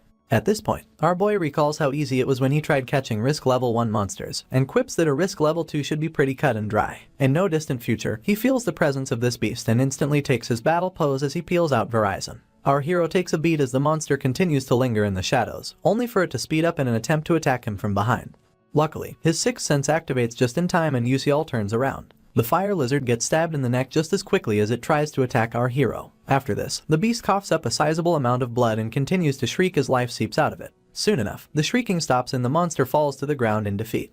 Yusial just stands over the corpse as he acknowledges that he has gotten one fire lizard. Unfortunately, his attention is drawn once again, this time by multiple fire lizards crawling their way out of the bushes. Of course, our boy is neither scared nor overwhelmed. Instead, he smiles and lifts his staff as he resolves to collect more ingredients. He then runs headfirst into the swarm. Later on, Azel can't hide her surprise as he reveals everything he collected. He points out that they're super fresh and the fake heroine claps back about how obvious that is. As they wait their turn for the practical exams, she admits that our hero seems to have an eye for ingredients. In turn, he just smiles and quips that as long as she knows it, he's good. Up next, Azel announces that they just have to make the potion perfectly, and tells the other 3 boys on her team that they should get to it. In no time, Professor Mason appears in front of the class with 3 other examiners dressed in red hoods. She asks if everyone has gathered and goes on to reiterate that their exam will be carried out in front of alchemists from the Alchemist Castle. Apparently, students that do well in this exam will have a better future in alchemy. The professor declares the beginning of the exam, only to drop a bomb that the subject of the exam will be on the Tyrant Point potion. Yusial instantly breaks into a cold sweat from this ambush. Even Azel can't believe her ears. Miss Mason revels in this as she asks if Team 12 have their ingredients ready, only for the fake heroine to raise her hand in protest, announcing that they thought the exam was on the D-Vitality potion. In turn, the professor tells her that she sent out an announcement about the switch, and goes on to ask the rest of the class just to prove her point. Azel takes a look around and realizes that no one is taken aback by this news. On the other hand, our hero acknowledges that his professor plans to play dirty, and although it doesn't matter to him, he feels bad that his teammates will have to fail because of it. As he wonders if such a thing happened in the original novel, he locks eyes with Flame, only for her to quickly avert her gaze. Our hero is left in confusion as he wonders what just happened. Anyway, the heroine is also having second thoughts about our boy knowing the original novel and wonders why he was unable to prevent the whole examination debacle from happening. Professor Mason verbally attacks Azel, asking her if she prepared the wrong ingredients. In turn, the already skittish cadet sweats buckets in an attempt to make up a reasonable excuse. Sadly, the professor doesn't even give her a chance to speak and goes straight to scolding her for forgetting the goal of an alchemist. Her menacing smile returns as she proclaims that it can't be helped, but just as she's about to eliminate Team 12 from the running, our hero tells her to wait. He raises his hand to signify that he has a suggestion, and confirms if all they have to do is create the Tyrant Point potion. Miss Mason tries to understand what he's talking about, but our boy proudly announces that they will make the potion. He goes on about making it with a higher efficacy than that of the professor and using different ingredients to pull it off. She didn't expect this to happen, so the shock is evident on her face. In turn, our boy smiles and rubs it in, leaving Miss Mason to suppress her anger. While the guest alchemists murmur among themselves, our hero recalls that the core ingredient for the Tyrant Point potion is the Idyllic Spider's scales, and these scales happen to have vast amounts of nutrients. The Tyrant Point potion just so happens to be the thermal supplement created with the nutrients as the foundation. Miss Mason becomes amused as she realizes that our hero is going to try making a thermal supplement using the tail of a fire lizard. She believes that this is much better than she expected and plans to use this as a yardstick to end his path as an alchemist before the eyes of everyone. The professor then agrees to give them a chance and announces that they have 1 hour. Of all 4 team members, our boy is the only one that doesn't seem worried, and Miss Mason makes it worse as she reiterates that they have to make their Tyrant potion within record time. Lewin instantly asks our boy if he's crazy, and Sehun follows up by announcing that he doesn't think he has the right idea. In turn, Yusial flashes them his brightest smile as he encourages them to try something since it has come to this. All 3 team members then give each other knowing looks as our hero tells them to trust him. Azel finally quips that it's better to try something than to get disqualified, so Lewin gets on board. And soon enough, Sehun does too. They all resolve to show the alchemists what they've got, and a sly smile revisits our boy's features as he offers to explain what they have to do. One of Yusial's main interests while he was playing the game was gathering all sorts of recipes, and kept gathering them no matter how trivial they seemed. Luckily, amongst these recipes was the one for Tyrant Point Potion Type B. Back to the present, our hero thinks to himself that he wasn't going to use the recipe because it's one that the professor came up with down the line. He goes on to explain that the reason the Idyllic Spider's scales have a lot of nutrients is so that the monster can hatch its eggs. Apparently, it has a similar feature as the tail of a fire lizard, and our hero goes on to point out a certain blood vessel. He explains how the Alaker tribe in the southern desert is said to use these blood vessels to improve the health of their leaders. Our boy then tells his teammates that using it also results in a longer life expectancy, and adds that they can switch it out with that part of the fire lizard's tail. At this point, Lewin indicates that he has some knowledge about the Alaker's process, and asks if he can handle that part of things. Our hero happily lets him and returns to explaining the process. It turns out that the spike mulberry mistletoe is a vital part of the end product and should be dehydrated using the desert style of mana release. He questions the remaining 2 members of their team if they know how to carry out the process, only for Sehun to admit that he learned the dehydration method from going around with his dad. He even humble brags about being able to dehydrate all the blood vessels given to him in 5 minutes. Yuseol hasn't finished calling out the next necessary step when Azel steps up and offers to take care of it, and so he simply thanks her. After this, our hero just watches his people work. Lewin and Sehun go hard at it, and the fake heroine refuses to be outdone. This brings a small smile to our boy's lips, and he admits that his teammates are much better than he expected. After they all carried out their respective parts, Yuseol instructs them to blend the ingredients as meticulously as he taught them. Later on, Professor Mason wears the most distraught look in life as she stares at the finished product made by our hero and his team, a purplish liquid sitting pretty in a glass vial. In turn, our boy flashes her a sly grin as he declares that it's the Type B version of a Tyrant Point potion. This gets the guest alchemists murmuring again as they express their disbelief over some kids pulling off such a feat.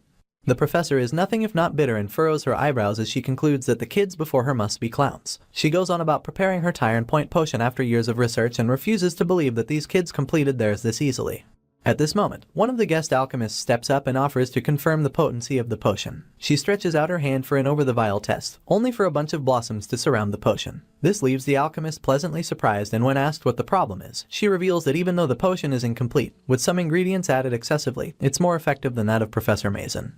The moment she says this, our hero and his team immediately beam with smiles. The guests continue their mumbling about how incredible they find the potion and how the students sure possess unique knowledge. This annoys the professor beyond what she can stomach, so she yells at the alchemists to hand over the potion, and adds that she'll check it personally. Upon grabbing it, Miss Mason falls silent, only acknowledging to herself that there's no doubt about her technique being applied to create the potion. This is the same technique that involves using a monster's nutrients to replace a human's vitality. It burns her to admit that it's actually the perfect Tyrant Point potion, and she just stares at the vial with so much malice, wondering how they made something better than hers in such a short period of time. The professor squeezes the vial even tighter, telling herself that she's still the one who gets to grade these students. She then resolves to disqualify them for not having the necessary ingredients. Meanwhile, our hero and his team await their fate as Miss Mason finally announces that she has finished inspecting. Just as she's about to decree a negative result, one of the guest alchemists cuts her off and announces that Team 12 deserve more than an A+. The professor stares at her angrily, but the guest just smiles from ear to ear, asking her if she doesn't agree with their assessment. Miss Mason just curses in her heart, calling the alchemists old bats and gritting her teeth as she struggles to announce that Team 12 have passed. The team is originally stunned by the news, but their surprise turns into happiness soon enough, making all 4 of them smile as they declare that they did it. They walk away from the examination hall, giving kudos to one another while their professor stares at our hero with the most malicious intent she can muster. She then whispers that he should just wait for her next plan. Sadly, this increases her dark demon erosion progress. On the other hand, Flame is busy training to sharpen her control skills. She then stretches after putting some time in, unconsciously announcing that going to school at her age makes her body ache. This draws the attention of the student next to her, but he has no idea what to do with what he just heard. Soon enough, she notices some students petting a girl named Arshwang and telling her that she's doing well. Another friend of hers even points out that she's still doing much better than the princess. Flame watches as Arshwang wipes her tears and realizes that she had heard about the princess being a genius fire mage. The girls continue to gossip about Bion's insane growth speed, adding that they practiced for several years but she already surpassed them. The heroine overhears everything and it dawns on her that the princess's control of her magic should only start to develop in the 2nd year. This leaves her wondering how she's already controlling it so well.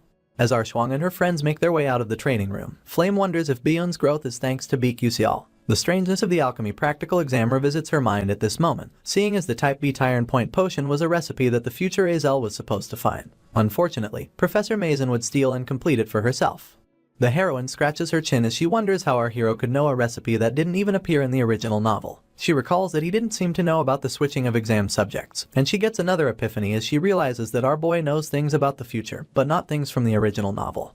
This helps her welcome the idea that he's actually a regressor and not a possessor like herself. It all begins to make sense, seeing as Yuseol being from the future would justify him knowing things that will happen but not the small incidents that occurred to Azel. Apparently, Ma Yuseong once gained the chance to regress in the original novel, and this was granted by the 11th moon of the Silver Mage, the sole being with the power of time in this world. The heroine is still deep in thought, trying to link the being's power to our hero, when someone asks her what's wrong. This makes her snap out of it and she soon realizes that it was Hee Wonryong talking. She thinks it's the perfect time, so she covers the distance between them and asks him what he thinks about Yusial. In turn, the mage expresses his ignorance over why she's asking, but goes on to say that he thinks our hero is a slightly strange boy. Flame tries to confirm if he feels anything else, but Wonryong quips that he doesn't. This saddens the heroine, so she bows her head in disappointment. After some seconds of silence, her friend asks if she's bothered by our boy, and this makes her lift her head once again. She wastes no time admitting that he does bother her, much to Wonryong's surprise. Flame conveniently leaves out the part about being worried because our hero seems to know about the original novel, just like her. She suddenly announces that her behavior won't cut it, leaving her friend to ask what she's talking about. In turn, she admits that whining like this doesn't match her personality, and declares that she's going to confide her thoughts to Yusial. Wonryong's eyes shoot open as he reads a different meaning into the heroine confiding her thoughts to our boy. The mage escorts Flame until they get outside the training ground, and she thanks him for hearing her out with a smile and a wave goodbye. Wonryong returns her gesture, but the moment she gets going, his hand drops to his side and his countenance becomes a sad one. He just bows his head as he continues to think about the heroine. The next day, the sun filters in through the windows of the diner, and our hero sits alone with two girls laughing in view. He then exhales loudly as he wonders what to do next. You see, Professor Mason's dark demon erosion progress is at 37%. This means the incident will occur in 3 months as Yusial predicted. Anyway, Miss Mason's dark demon erosion is sure to randomly affect one student, but there are 3 possible candidates. There's Jackie, Flame's friend, Arshwang, a member of Bayon's clique, and He Wonryong, heir to the Full Moon Tower. As our boy gets on his feet, he acknowledges that Wonryong getting involved will be the worst case. He makes his way out of the diner, remembering the route of the game involving the heir. Apparently, if he gets caught in a dark demon erosion, it almost always meant a bad ending. He's still busy wondering who will be the most likely target of all 3 candidates when his train of thought gets interrupted. He realizes that it's Flame with her arms intertwined and a serious look pasted on her face. She wastes no time asking for our hero's real identity, but he tries to play it off by inquiring why she's saying such things so suddenly. In turn, the heroine reminds him that the last time she brought up his identity, he also didn't answer her properly. Seeing as he's stuck with the same question once again, our hero squints his eyes and acknowledges that the girl before him must like making things difficult. He then looks her dead in the eyes as he welcomes the possibility of telling her the truth in exchange for information that might help him reach the game's true ending. After mulling it over, he realizes that he actually has nothing to lose, but just as he's about to confess, notifications begin to pop up left and right, screaming that he lacks narrative power, and warning him not to reveal that he's a possessor. It also warns him not to share any information he has with the relevant character, and the number of warning notifications becomes quite overwhelming for our hero, so much so that he admits that it's driving him nuts. After coming to terms with the new conditions, he massages his head and comes up with a way for both parties to get what they want, or at least half of it. Flame instantly replies that it's fine with her, and dives right into the questions before our hero can have a chance to catch his breath. She questions him about knowing the future, and it dawns on Yusial that she has no plans to take things slow. He just announces that she must also know the future if she's asking him about it, and proceeds to ask what she's trying to achieve by going to the academy. She raises her voice, telling our boy that their world is unstable and announcing that all she wants to do is move it in a direction where it won't collapse. Her reply gives our hero some hope, but he's a bit skeptical because there's no way to know if she's telling the truth. Flame tags in with her next question and asks why Yusial is acting like that. The question seems too vague, so our hero decides to give a vague answer too, and tells her that he's acting that way just because. He later adds that all he's doing is for the best, and this catches Flame's attention, so much so that she begins to tremble and ultimately accuses our boy of lying. Yusial never expected Flame to accuse him of lying, so he is taken aback by it and begins to sweat nervously. In turn, the heroine quips that there's no way he is that kind and goes on to scream that there's definitely some goal he wants to achieve, or something he wants. Once again, our hero clarifies that he doesn't want anything, and when asked what he means, he buries his face in his palm. He then explains that he is honestly not sure of what he wants, so it's practically pointless to even ask him such a question. She still doesn't understand how he is not sure, so he makes it clear that all he wants to do is live. It's Flame's turn to be surprised, and her eyes shoot open as she repeats his last statement to herself. After this, she simply apologizes for overstepping, leaving our hero to wonder if that's all she can do. Unfortunately, things take another turn as the heroine clasps her mouth shut and runs away crying. Yusial then realizes that it's actually his turn to ask a question, but he is also too distracted by why she is crying. At this point, someone calls out his name, so he turns his head to see who it is, only for a pissed-off He Wonryong to take malicious steps in his direction. This scares our boy into sweating even more, and the scholar yells at him to explain why Flame ran away crying, adding that he won't let Yusial rest if he gives him a false answer. Our hero freezes in place, admitting to himself that he feels scared because the rival of the world's strongest person is now glaring daggers at him. It's at this point that he remembers Wonryong's unrequited crush on Flame, so he realizes that if he gets misunderstood, things will end up being tough. For this reason, he tells the scholar that nothing happened with his girl. He even takes it a step further as he asks why Wonryong wants to know. This does nothing to throw off the scholar, seeing as he doesn't believe a word our hero said. In turn, he smiles nervously and clarifies that nothing like what Wonryong is thinking actually happened. He then urges the scholar not to worry, keeping in mind that his words should be enough this time. Unfortunately, the frown doesn't leave Wonryong's face at first, but after a few moments of mulling things over, he apologizes to our hero, claiming that he initially asked a pointless question. In response, Yuseol flails his arms and tells the scholar that he doesn't need to go that far. Before he can even finish his sentence, Wonryong turns around and bids him goodbye, leaving him to display a fake smile and wave. In his heart, all he can think about is how different the scholar's character is from the original story, mostly because he is supposed to be calm and cold, but is being unstable instead. Our boy then admits that something feels off about all of it.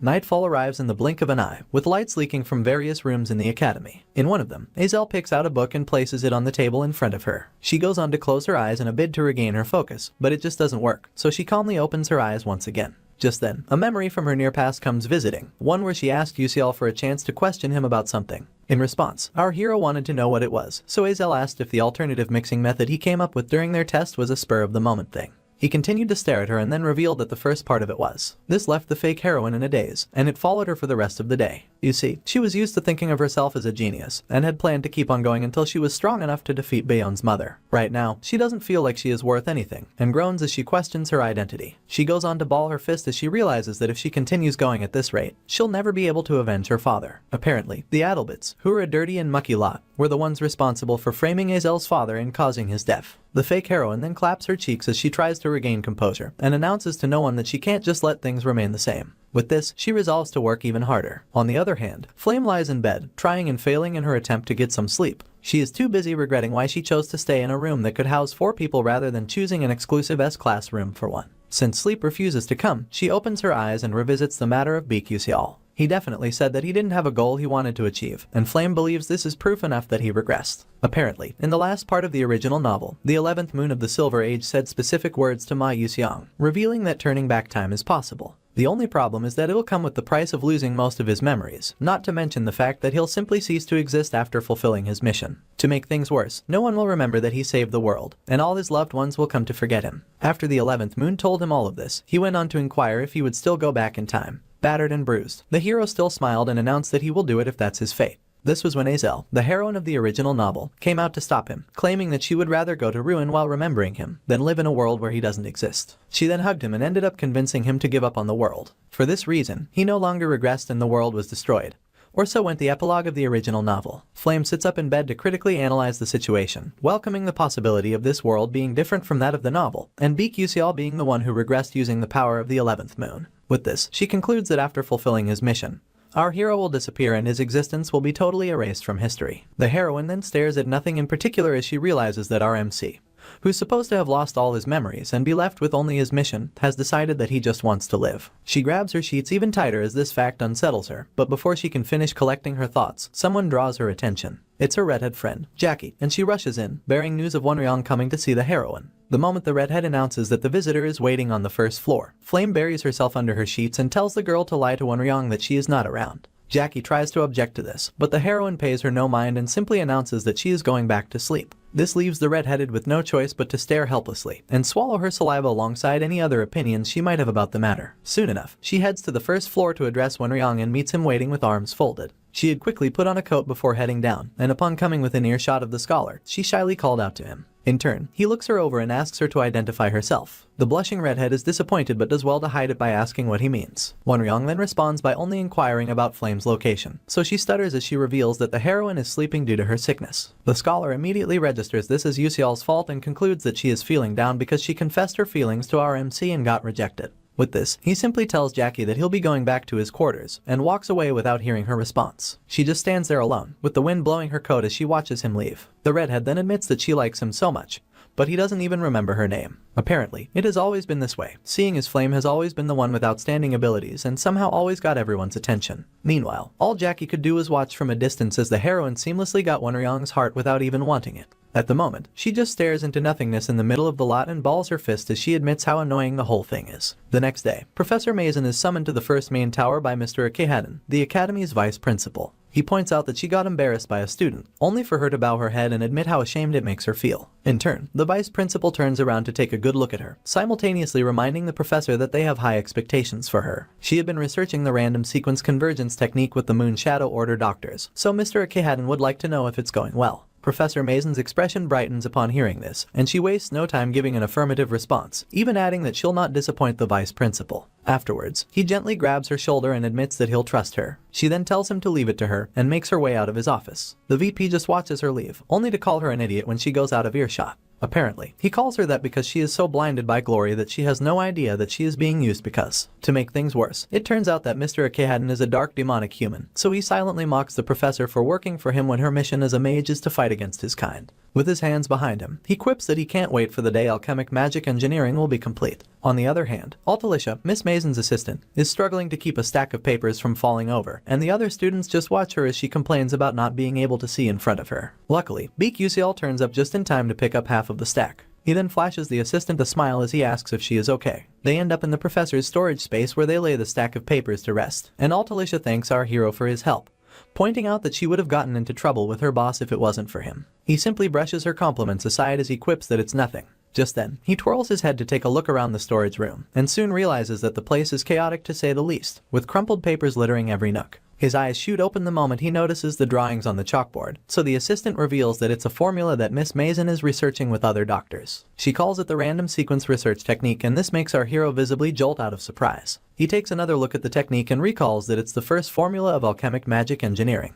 According to the original story, the professor works with some dark demonic humans to complete this technique in her blackening episode. As a result, the difference in technical skills leads to incredible damage, but it all changes when Altalicia appears. This makes our hero wonder if the assistant is supposed to solve the technique before the dark demonic humans. He goes on to call out to her, but she thinks it's because he wants a coffee. That's not the case at all. It turns out that he just wants to know if the assistant isn't bothered or even annoyed by Professor Mason. Altalicia doesn't give a straight answer. Instead, she asks why he is bringing up such questions. It's at this point that our hero sneaks in the possibility of Altalicia getting revenge in a very refreshing way. In turn, she just stares at him, speechless as a child caught with her hand in the cookie jar. Altalicia can't stop staring, so our hero stares back with a smug expression on his face. Soon enough, her silence takes the opposite turn as she begins to fret and announce that she is only an assistant. She wonders how she can get revenge, and spirals about having to live on the streets if she gets fired. While she continues down the rabbit hole of being homeless, Uciel interrupts her with a suggestion, telling her to just become a greater alchemist than the professor. She tries to figure out what he means, but our hero simply comes close to her, looks into her eyes, and tells her that if she follows his suggestion, no one can look down on her. Tears gather in her eyes upon hearing this, and she averts her gaze as she admits that such a thing would be so nice. Our MC can tell that she is already tired and that there's no way she's satisfied with only doing Miss Mason's dirty work in a dusty storage room. Due to his knowledge of the original story, he knows that Altalicia has a dream to become an alchemist that'll make a bunch of inventions. He also knows that she has the talent to make her dreams come true. This is because she is destined to one day become this generation's greatest genius alchemist and will use her genius brain and innovative thinking to create countless items. Once again, the assistant apologizes for not getting our hero any coffee, but he simply tells her that it's fine.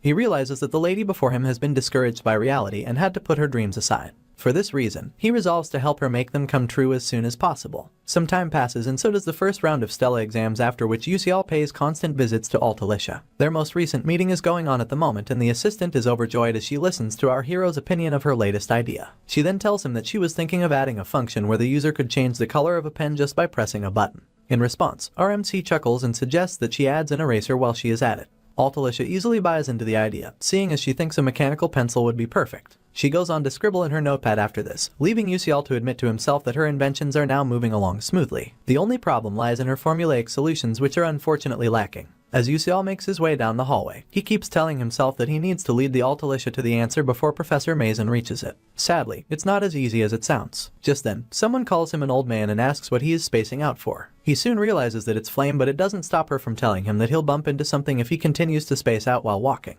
Our hero instantly folds his arms as he turns his attention to her. He then follows up by asking who she is calling old. In turn, the heroine also folds her arms and blatantly repeats that she was referring to him. This frustrates Uciel a bit, mostly because he has never told anyone about his age. The only good thing about their last honest conversation is that she has been speaking to him more frequently since then. He just scoffs, tells her that she caught him right on time, and mentions her friend, Jackie. Flame takes this the other way and scrounges her face as she tells our hero that going out with the girl would be a crime. In turn, he basically shrieks and yells that he hasn't even said anything yet. He regains his composure just as quickly, and advises the heroine to keep an eye on her friend. Flame shoots him questioning looks, but they don't stop him from revealing that Jackie might not be in a good condition at the moment. In truth, he is scared that the girl will be influenced by the dark demon erosion and that it will lead to her being in a very unstable state. The heroine finally speaks, admitting that she doesn't understand what our hero is saying and adding that she'll watch Jackie when they go hunting together over the weekend. Yusial thanks her, but keeps in mind that there's only one place that they'll go during this hunting season. It just so happens to be the same location where the 4th episode begins, and it's none other than the Martivus Cemetery. You see, all the main characters including Yusiang, Azel, and Flame are going to be involved in this hunt, seeing as it becomes a huge battle where a 5th class necromancer appears. Of course, our hero isn't going to do any intervention in the story, but earning the hidden reward that comes with it will be pretty handy during the familiar contract ceremony. For this reason, Yusial approaches Professor Hanwall and hands him his leave pass. In turn, the professor takes a good look at it and discovers that our hero wants to leave under the grounds of training.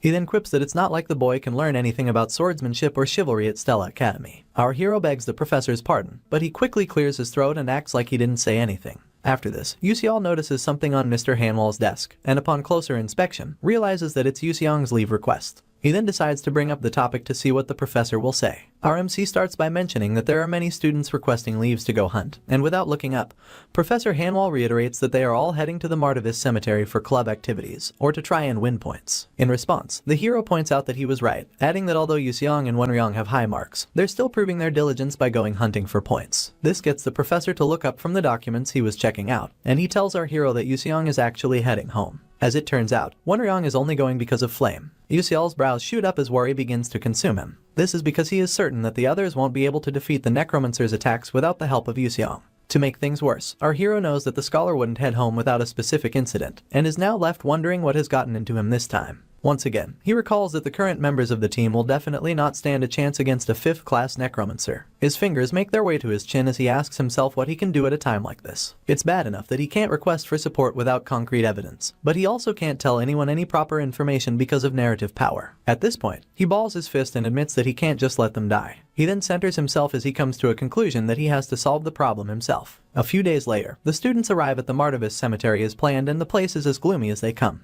In no time, one of the second-year students named Doc Chulkwing defeats a fish monster with his fire magic. He then stares down at his recent victim, with an arrogant smirk pasted on his lips as he quips that it only needed a blow to get defeated. Just then, another second-year student named Cassif Derek begins to yell at him, calling him an idiot and asking how he could destroy everything. This makes Chulkwing steal a glance at him as he continues to furiously question him about not listening to his orders. In turn, the boy ruffles his own hair as he laughs nervously and apologizes. This does nothing to calm Derek down, seeing as he keeps screaming and asking why Chulkwing is laughing. At this moment, Ban Dion just tells him to leave the boy be, because talking too much will only tire him out. Hazel, who has been right behind her, stays quiet the whole time, only to get told that she doesn't need to worry about guys like Derek and his friend. As she quips that she understands, both boys give in to the urge to remind them that they can hear their conversation. Miss Dion doesn't seem to care about that, so Derek tells her to shut up and watch her mouth in front of a new student. The fake heroine just watches as the girl laughs and proclaims that she doesn't want to shut up, and as they begin what seems like a staring game, Hazel retires to her thoughts. The only reason she came with these people was because they claimed to have an empty seat in their club, not to mention the fact that they are allowed special leaves from the academy. It's just an added bonus that they also don't seem like bad people. At this point, Dion interrupts Hazel's train of thought as she tells her to come along, and she perks up as she gives an affirmative response. Just then, a loud noise fills the atmosphere and is accompanied by a bright light. The fake heroine then joins the others as they stare in the direction from which it came, wondering what such a sound could be. Chulkwing thinks it's someone fighting passionately nearby, so Dion points out that it won't be good if their hunting grounds overlap. For this reason, she asks Derek if it's fine to go say hi to the fighters, and he gives the go-ahead. Together, all four students approach the noise, only for Hazel to freeze in place upon seeing the people responsible. It turns out to be none other than Bion and Flame.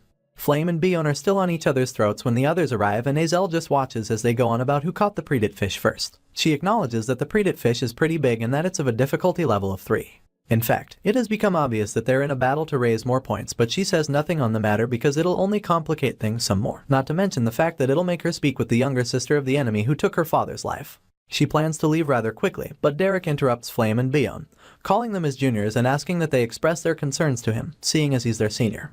The princess is quick to tell him to shut up, adding that he should be on his way, and in response, Derek tries to challenge her for what she said. Unfortunately, she just piles on as she tells him to act like a senior if he's actually one. Suddenly, the ground begins to rumble, putting their petty arguments in perspective. In no time, skeleton hands begin to find their way out of the soil until the students come face to face with a bunch of undead soldiers. Meanwhile, Beak Yusial is on a part of the cemetery that bears a warning never to be entered alone. The baffling part of all of this is that he's busy gaining more and more EXP in this restricted area. In such a short amount of time, he takes down so many predate fish that he's left hoping that he gets to use magic too. This is because he's kinda tired of using only Blink.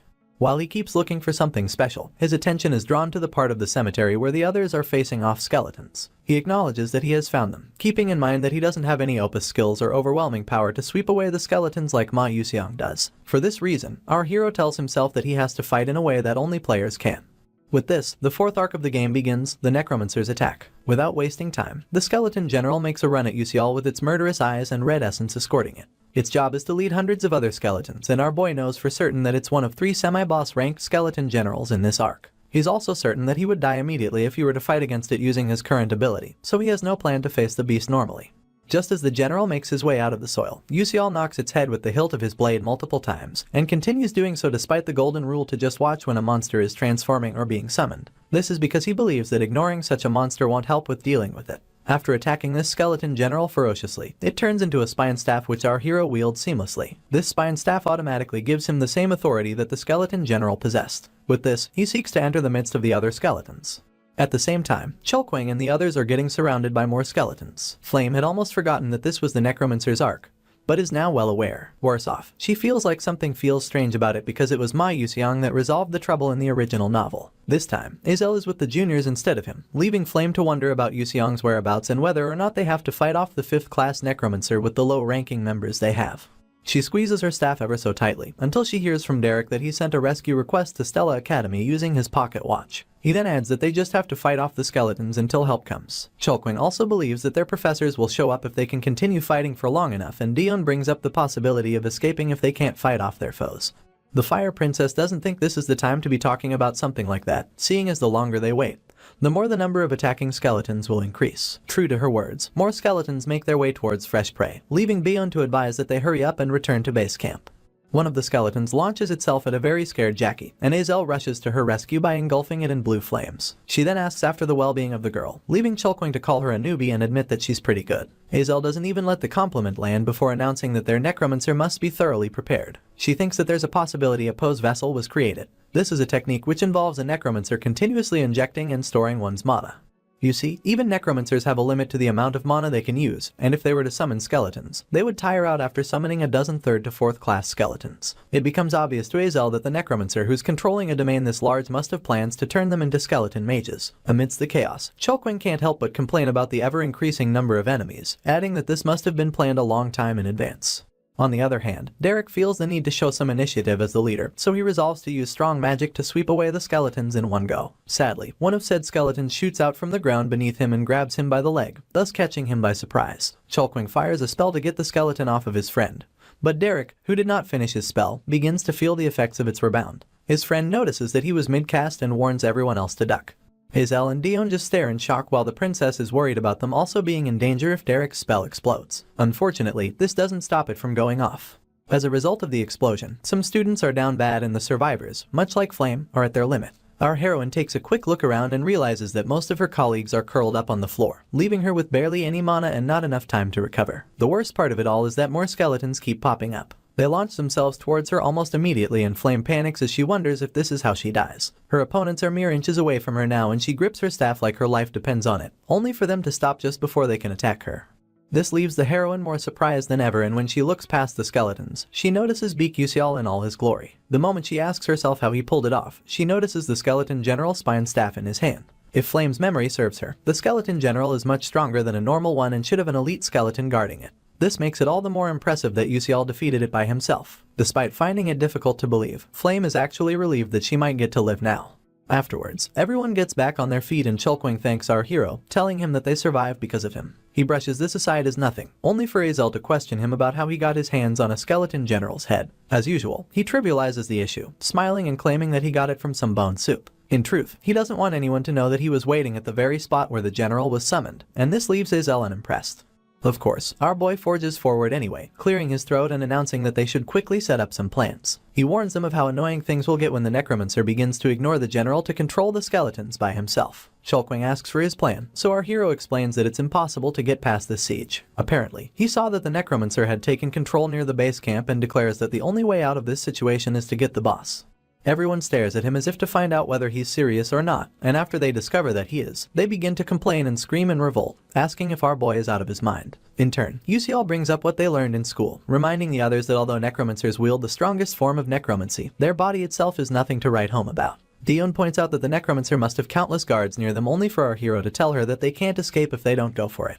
Luckily, he already has knowledge of the enemy forces, which consists of 1 skeleton general, 6 elite skeletons, and 50 normal skeleton soldiers. Sadly, the more time passes, the more these numbers will grow, making now the only opportunity they have to fight like hell. UCL is still wondering how to convince everyone else when someone from behind quips that they can defeat the boss. He turns to look at the person, only to find that it's Flame. She goes on to vouch for our hero, telling the others that although he may look stupid, he actually possesses experience in battle strategy. Dion backs her up, pointing out the necromancer won't expect them to attack anyway. Chulkwing shoots Dion a skeptical look and then tells our MC that they'll work with him only because the two of them can't escape by themselves. Much to his surprise, even Dion supports trying what they can before the necromancer catches on. Meanwhile, their major opponent is lurking around, happy that he gets to meet the chicklings of Stella Academy at his cemetery. He has to get the Dark Demonic Union to stop looking down on him, and it entails turning these chicklings into skeleton mages. The necromancer is from the Mage Tower of Darkness and is a 5th rank mage known as Sabihak. Apparently, Bihyak has been gathering mana for 7 years in his posed vessel and has about 700 skeletons sleeping around him at the moment.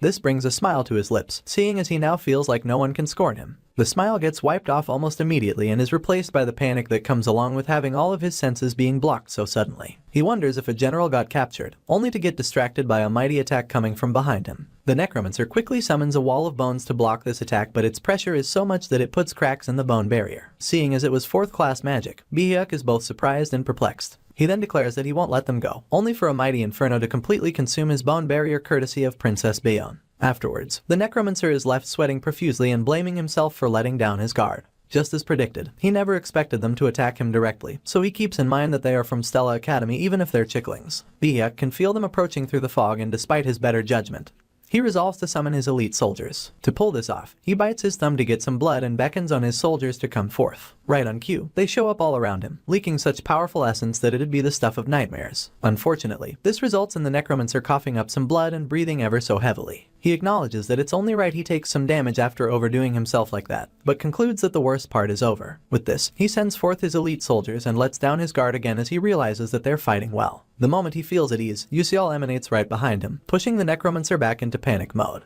He twirls in a frenzy and asks for our hero's identity. In response, he only cracks a devious smile. More questions escape Bihyak's lips, but our MC doesn't grant him any answers. Apparently, the necromancer had been keeping an eye on all the Stella Academy students using the vision of his skeletons, so he's left wondering how UCL managed to escape them all. It's at this moment that he notices that our boy is holding his skeleton general like a staff, and he wastes no time smashing it against the ground. As he crushes what's left of the general, the necromancer coughs up even more blood, scolding himself for thinking too lightly of his opponents. All he can do now is stare at our hero and wonder if this is the true strength of Stella Academy students. In truth, UCL is equally freaking out, seeing as this isn't what he planned. He had thought that Chulkwang and Dion would quickly round up the generals and come to his aid, but because the necromancer summoned more elite soldiers, they seem to still be caught up. Our boy bows his head as he wonders if he's going to have to fight alone when he's the weakest among them. He's still considering running for his life when Bihak coughs up some blood once again, giving it away that the necromancer is also not in good shape. He also realizes that his opponent has internal injuries courtesy of summoning all those elite soldiers, and a smile comes to his lips as he tells himself that he can pull it off. Princess Bayon is still in the heat of battle when she realizes that the situation is quite dire. She would love to round up her battle and go help out our hero, but it doesn't seem likely. Just then, Jackie calls out to her, pointing to her side and announcing that there's trouble. She goes on to inform the princess about UCL's one-on-one battle against the necromancer, and this shocks Bayon to her marrow. She's well aware that our boy is just a first-class mage compared to his opponent who's a 5th-class necromancer. In her eyes, there's no way it'll be a manageable battle. A bright flash of purple light brightens the place after this, and the princess promises to kill our hero if he dies. Meanwhile, Bihak tries to entrap our boy within some huge ribs, but he uses his blink skill to quickly escape its grasp.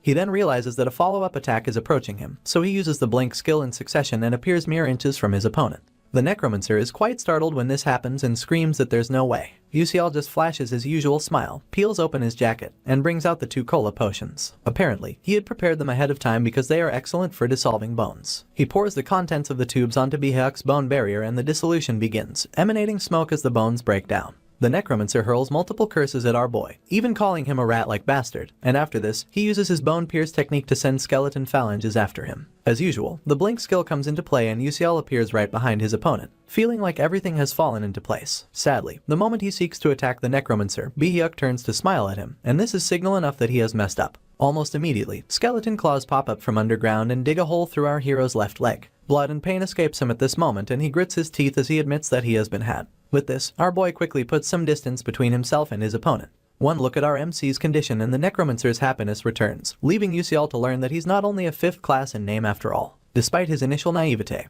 our boy holds onto his staff and reanalyzes the situation. This reveals that his opponent may be strong but has shown the height of his strength. Our boy keeps his eyes peeled on him and discovers that Bihyuk is quite tired now, so he resolves to fight him once more. This time, he believes that he'll win. The only downside is the inability to use mind power because of the pain his injury is causing. At this rate, our hero may nor be able to use Blink's motion as a counter, so he begins to rack his brain for what to do. Suddenly, his eyes grow wide, seeing as he gains a last-minute epiphany. He stays kneeling down as the necromancer covers the distance between them, and the moment he comes close enough, Bihyuk tries to stab our boy with his staff, yelling for him to die. UCL's eyes follow his every move so he jumps out of harm's way right on time. The necromancer bursts out laughing because he finds it amusing every time our hero makes a run for it. Meanwhile, amidst his heavy breathing, our MC hopes that his opponent will chase him down just a little more. Bihyuk opens his hands wide as he approaches UCL, yelling that it's pointless to struggle and telling him that he'll kill him at the cemetery. Our once agitated hero suddenly cracks a grin and declares that he has won. You see, Beak UCL had calculated the distance between him and the enemy to be 13 meters, and in the darkness of the fog, he realizes that it's within the range that he won't need to use the motion cancel of Blink. He activates the Blink skill at the last minute and comes too close to Bihyuk for him to make any sudden movements of his own.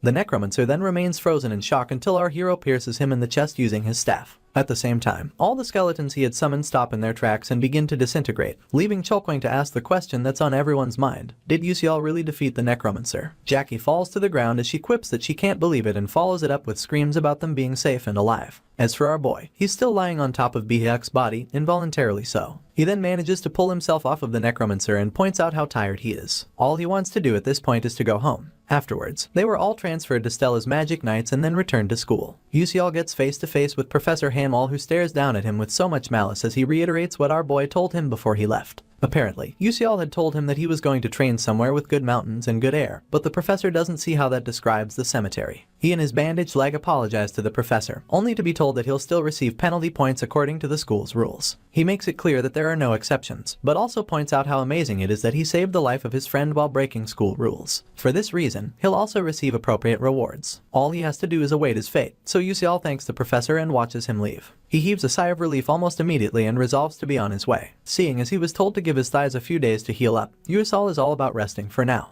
He catches a glimpse of Azel through the side of his eye and turns to face her. She instantly thanks him for his help earlier and he tells her to just buy him a meal later. The girl falls silent after this, but when our hero seeks to leave, she asks if she can pull off what he did. This stops him in his tracks, so she asks again if she'll be able to do it if she tries. Our boy begins to panic a little, mostly because the original Azel never asked questions like this, and he blames himself for her current state of mind. In his eyes, his interference has only given the girl trials and has never provided her with a chance to overcome. In turn, he tells her that she doesn't need to ask him such a question, adding that she has already achieved a miracle that others would call impossible. Azel is taken aback and asks how he found out about it, and the only thing UCL says is that he has been watching her. She instantly goes red in the cheeks after hearing this, but our hero is busy bothering himself with whether or not his last statement made him seem like a stalker. In a bid to save what little dignity he has left, he adjusts his tie and briskly walks away. Azel, on the other hand, stays in place, staring at the ground as she realizes that UCL is the only one paying attention to her despite her being the daughter of a traitor. She feels all warm inside as she recalls that he's watching her, and the thought of a miracle helps move this along. Later on, a bunch of students alongside some nobles, people from the magic faculty, and some others from the mage towers all gather for some commendations. As the whole place stays busy, our boy can't help but feel like they're doing too much. A swift glance at Princess Biyun reveals how outwardly excited she is, with her eyes glistening and her mouth curled into a smile. She notices that Yuseol is looking at her, so her demeanor changes as she questions him about it. He quickly denies looking at her and is saved by Professor Hanwall soon enough. The professor yells at the crowd, telling them to quiet down, and after this, he announces that he will be handing out commendations to 12 brave students who fought against dark demonic humans. The icing on the cake is that the awards will be given by the headmaster himself. Upon hearing this, all the students including Yuseol light up. His eyes follow the headmaster to the stage and he can only see him as the peak of humanity, the 9th class master mage known as Eltman Eltwim. Apparently, he's 300 years old and is known for always putting on a warm smile. This mage warrior is undoubtedly the strongest in the world and is also known to possess the destructive title of Decimator. Well, he doesn't seem like it as he taps Chulkwing on the arm and tells him to work hard in the future. Up next, he comes face to face with our hero and Yusial can feel the immense pressure coming from the headmaster. It's so much that he can feel it just by locking eyes with him. This makes him understand what it's like to be in the presence of one of the 10 ninth class mages in the entire world. Despite the pressure he's feeling, our hero resolves not to avert his gaze and the headmaster notices this. It pushes him to laughter and he just tells our boy that he's as hardworking as ever, just like he hoped. This only leaves Yusial with more questions and he continues to stay puzzled even after the commendation ceremony comes to an end. Beak Yusial gets his reward in the form of 5 million credits, so he just stares at the envelope, telling himself that he won't have to worry about money for a while. In addition, he received a pose vessel said to be the heart of a necromancer. It's some sort of purple orb with a thin line of exoskeleton wrapped around it. At this point, our hero can't help but think of Altalicia, seeing as she'll soon be able to create a subspace. To fulfill this, she'll have to solve the random sequence convergence technique. But after that, carrying items around will become easy. Our MC is just glad that the other students passed on the reward to him. As though that wasn't enough, Yusial also gets system rewards for completing the Necromancer's attack arc. He gets a boatload of EXP, followed by the Constellation project promising him a downgraded version of an item he used in the game, a downgraded version of a skill he obtained in the game, and finally, some more EXP. Our boy had seen this before, so seeing it again leaves him a bit torn. After taking a closer look at the situation, he announces that he would like to use the EXP to upgrade his blink skill. This is when the memory of how weak he truly was in the last battle comes flooding in, with the hole in his leg proving that he had to improve in some way. For this reason, he concludes that it's pointless to work hard like the others when he can just use his knowledge to go as far ahead as possible. Just like that, Yusial gets a notification about his blink skill reaching its EXP limit, and increasing by 1 rank. It becomes a class 2 skill with a maximum charge of 3 as compared to the former max of 2 charges. A glowing golden light surrounds our hero and he can literally feel his skill getting upgraded. He then balls his fist excitedly, keeping in mind that he can finally be at ease while using his skill more often. All that's left for him to handle is the Azel situation. At the same time, the fake heroine is on a meditation journey into the Abyss class. She and her classmates are on their knees and have their eyes closed as the professor guides them through the journey. Suddenly, Azel hears her name being whispered and the shock makes her eyes shoot open. She begins to wonder if she fell asleep, only for some sort of fairy to tell her that she can't use magic in the middle of meditation. The girl tries to argue but gets told to look above her head. Azel is quite surprised, and even more so when she notices some blue crystals floating up above. She can't help but wonder when she made them, seeing as she didn't use any techniques or make any calculations. Worse off, she begins to worry about whether or not the other students noticed, mostly because they should have felt the flow of mana before the first class spell was completed. The fake heroine makes peace with her newfound ability and credits it to be a result of her meditation. The only problem now is how Yusial foresaw all of it. Later on, Azel visits the cafeteria and then finds a suitable place to sit outside. She peels out her red bean paste cream bread, happy that the reward she got made it possible for her to afford a 15 credit meal. She joyfully takes a bite of her meal, but hears someone call out to her almost immediately. She stops the meal after this and her gaze shifts to Crown Prince Jeremy, who has this quaint smile plastered on his face. The prince inquires if Azel has joined any clubs yet, and when she claims that she hasn't, he asks her to join his club. She quickly tugs on her loaf of bread as she asks Jeremy for his conditions, but the prince claims that he doesn't have any, adding that he just likes her and wants her to join. Of course, Azel can tell that he's lying, not to mention the fact that he only wants to use her as a trophy. The moment she looks away, Jeremy curses under his breath and points out that the girl doesn't believe him. He comes closer to her just so he can reiterate that he really doesn't have any conditions, and then squats to whisper in her ear. He tells her that she needs to join his club and stay with him so that he can do all sorts of things for her. It's at this moment that he reminds her of his station, and Azel thinks to herself that she knows about it more than anyone else. As it turns out, the Scalvan Empire and the Adalbert Kingdom have quite the hostile relationship. For this reason, Azel's difficult life would end should the Crown Prince be on her side. It dawns on her that she won't have to get happiness from mere bread, nor would she have to bear the humiliation of being a trader's daughter. Despite it being a terrible idea, the girl seems to lean towards giving a positive response. But the moment the first letter of agreement escapes her lips, Flame shows up and gives her a resounding slap. This surprises both Azel and Jeremy, and they both stare at the heroine in a bid to know what's going on. Amidst heavy breaths, Flame yells at Azel, calling her a piece of trash and spewing rubbish about them agreeing to work things out. She practically plays the role of a jealous lover and blames our girl for abandoning her. The entire time, our girl just holds her face in shock but plays along when the heroine drags her by the hand and tells her that they need to talk. Jeremy just watches both ladies as they leave and a devious smile crawls onto his lips. At the same time, Flame successfully drags Azel out of the prince's range and heaves a sigh of relief. She tells the girl that she should be thankful, seeing as the prince would have chased after her until she died if she turned down his offer without a reason. She doesn't wait for Azel's reaction before apologizing for hitting her and then zooming off. The fake heroine remains dumbfounded until the last moment, leaving Flame to wonder if she made the right choice. Apparently, if Azel had joined Jeremy's club like in the original story, he would have thoroughly destroyed her. The heroine had no plans to disrupt the flow of the original story, but Yusial had set quite the example for her. She stares back at Azel one last time, hoping to God that the prince doesn't realize that she lied. After returning to his chambers, Prince Jeremy has a cup of tea. Flame comes to mind at this point and he finds it cute the way she lied to help her friend. Worse off, he now finds her much more interesting than Azel, so he smiles ear to ear and declares that Flame is the one he wants. It's a new dawn at Stella Academy and all the students of the ANS class are gathered under the guidance of Professor Hanwall. He announces that they'll spend the day carrying out preparations for a monster mock battle and points towards the projection on the wall showing the possible terrains they might be battling in. For clarity, he explains that the students won't be fighting monsters of risk levels 1 or 2 like those they've been fighting until now. The goal is to fight against mid-level monsters with a risk level of 3. As for strategy, the professor makes his students understand that they'll have to form teams, analyze the monsters, and then defeat them using standard tactics. Yusial stays undistracted as he hears that they'll be given some time to practice facing mid-level monsters should they choose to suppress one of them. Apparently, they can locate the geography they want in the Stella Dome and hunt mid-level monsters that suit their respective teams. INS class members will be carrying out the exercise together and they'll all be assessed after 4 days. With this, Professor Hanwall instructs everyone to make teams with a maximum of 6 members and to submit the list to him afterwards. Azel stands in the corner, anxious as hell because she hates group projects. She then catches a glimpse of 2 girls trying to convince Princess Bayon to join their teams, and while they fight over her attention, the princess basks in all of it. The spotlight is obvious to an onlooking Azel, but it only reminds her of what her life was like before the Adalbits destroyed her family. You see, both families had the same starting points, the Grand Duchy of Malf with the ice attribute, and the royal household of Adalbit with the fire attribute. During a time when both families kept each other in check and controlled the magic world, Bayon and Azel were born as children of genius talent. Back then, Azel thought she had been chosen, but now, she's full of doubt as to whether or not she can get revenge on Adalbit. She's still standing in the corner when our hero approaches her. He calls out to her, asking if she's alone and breaking her out of her trance while he's at it. Azel simply stares him down, from his eyes to the smile on his lips, before asking what he wants. In turn, Yuisal announces that he would like them to team up. Of course, Princess Bayon notices this and can't help but steal glances at our hero from time to time, wondering why he would choose to hang out with the trader's daughter. Meanwhile, Azel tries to confirm if he's certain about teaming up, but Yusial goes on to remind her that the professor never set a minimum number of members per team. For this reason, he'd like the team to comprise the 2 of them only so they can receive bonus points for being a small team. The trader's kid instantly shuns our hero, asking him if he's crazy and wanting to know how he expects the 2 of them to defeat a mid-level monster. The fear is obvious in her eyes, but our boy remains calm as ever, shooting her a wide smile as he asks if she wants to team up or not.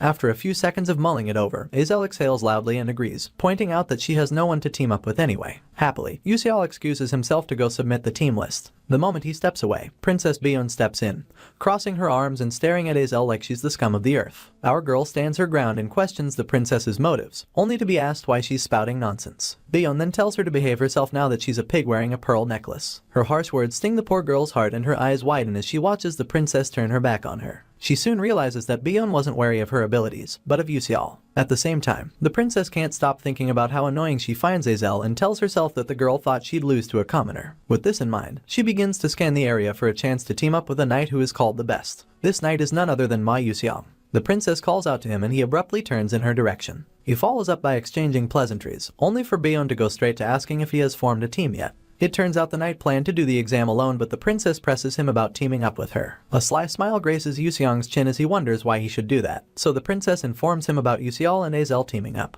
This comes as a surprise to him and Bayon milks it as she speculates that the opposing team won't go for a mid-level monster, but a mid-large special monster. With this new information coming to light, she repeats her proposal to Yusiang and he finally cracks a smile as he admits that it'll be fun. Apparently, he always wanted to compete against our hero at least once in his life, so the princess declares that they should get on it. She steals more glances at their opposition, promising to defeat them properly this time. The 4 days allotted to preparations pass by in a flash and the monster mock battles finally begin. Professor Hanwall takes center stage as he announces the commencement of the ANS class assessments. One group makes ample use of lightning magic while another uses fire to take out a tree monster named Mugrika. Flame is busy observing this beast and even concludes that she's capable of taking down a mid-level monster like that. She exhales loudly, keeping in mind that she has practiced enough. You see, our girl is well aware that she can't gain reverse bonus points using a special monster's attribute, or even fight a mid-large special monster, but a mid-level monster of risk level 3 sounds perfect for her to gain the highest score.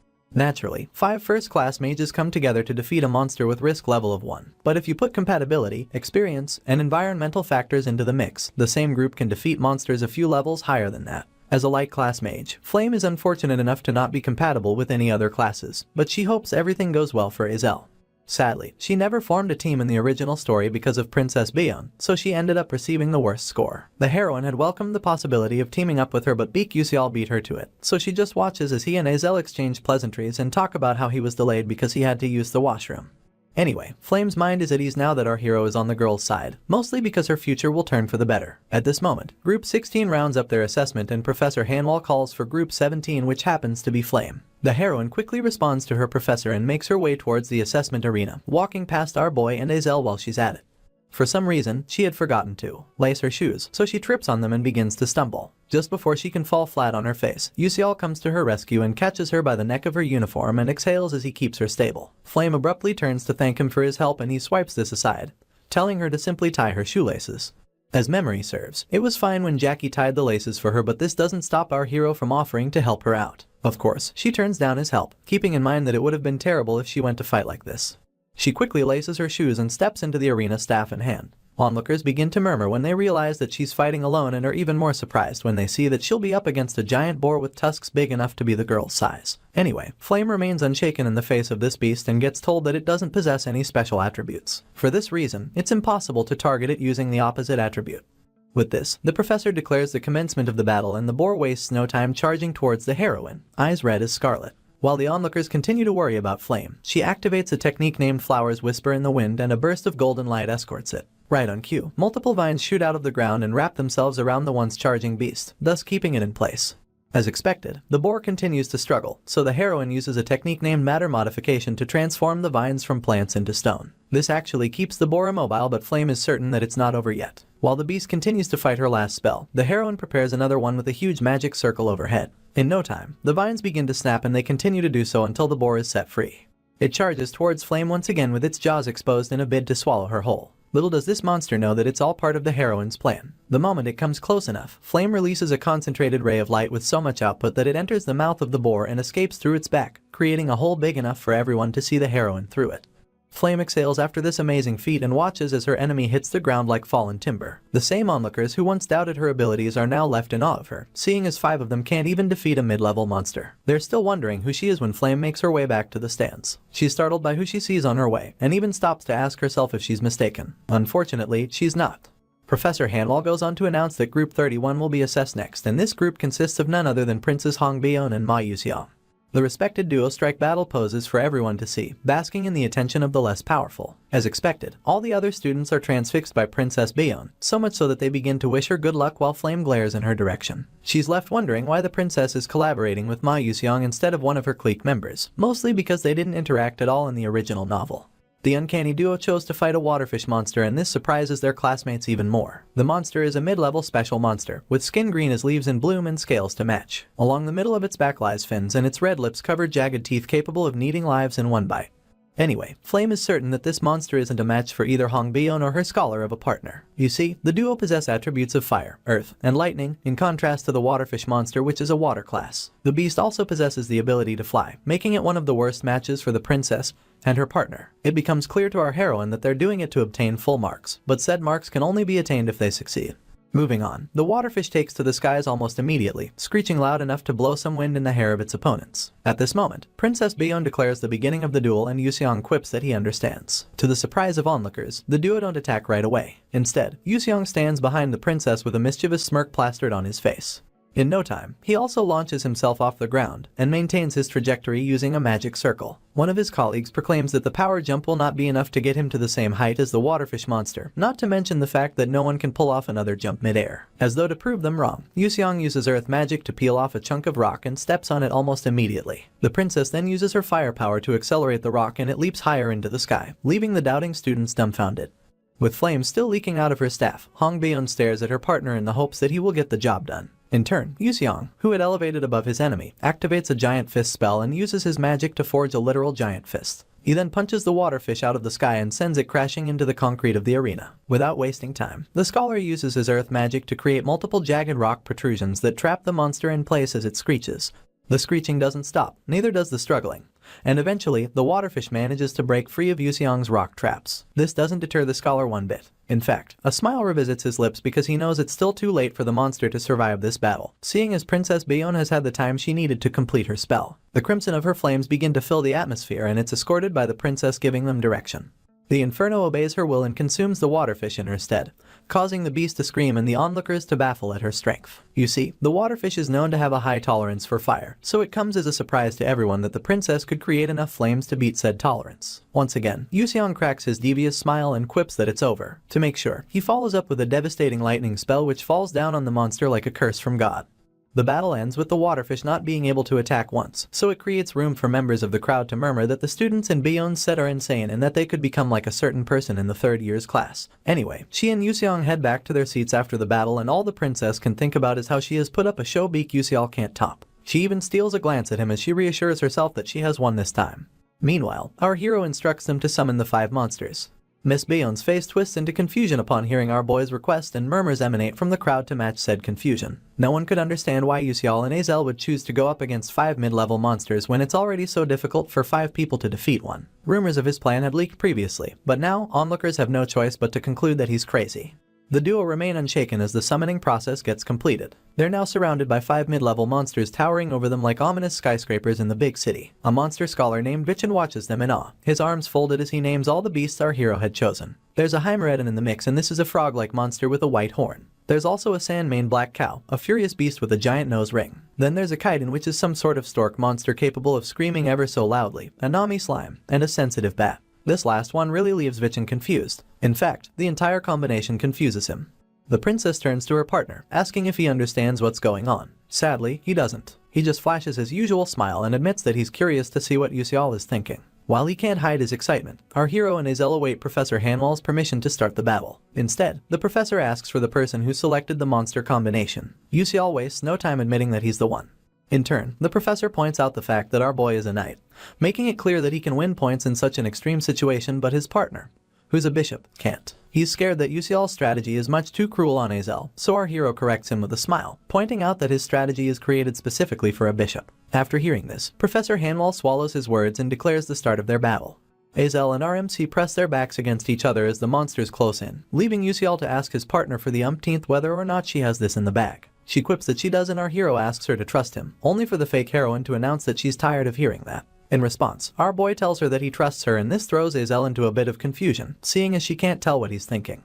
It was on the night of selection. Yuseol and Azel had just agreed to become partners and were walking side by side. The trader's daughter stuttered and this led to our hero turning to face her. She then asked why he chose to work with her when a knight of his caliber could have easily chosen someone else. Our MC scratched his head to buy himself time to come up with a good answer, but ultimately reminded her that she was right about many students possessing incredible talent. He even mentioned how no mage can touch Hong Bayon when it came to firepower, or flame when it came to control. He mentioned Ma Yuseong and how he was the strongest of all the first years, and Shin Hyorion and Adalin, who were strong in one-on-one situations, explaining that all these people also have good compatibility with him.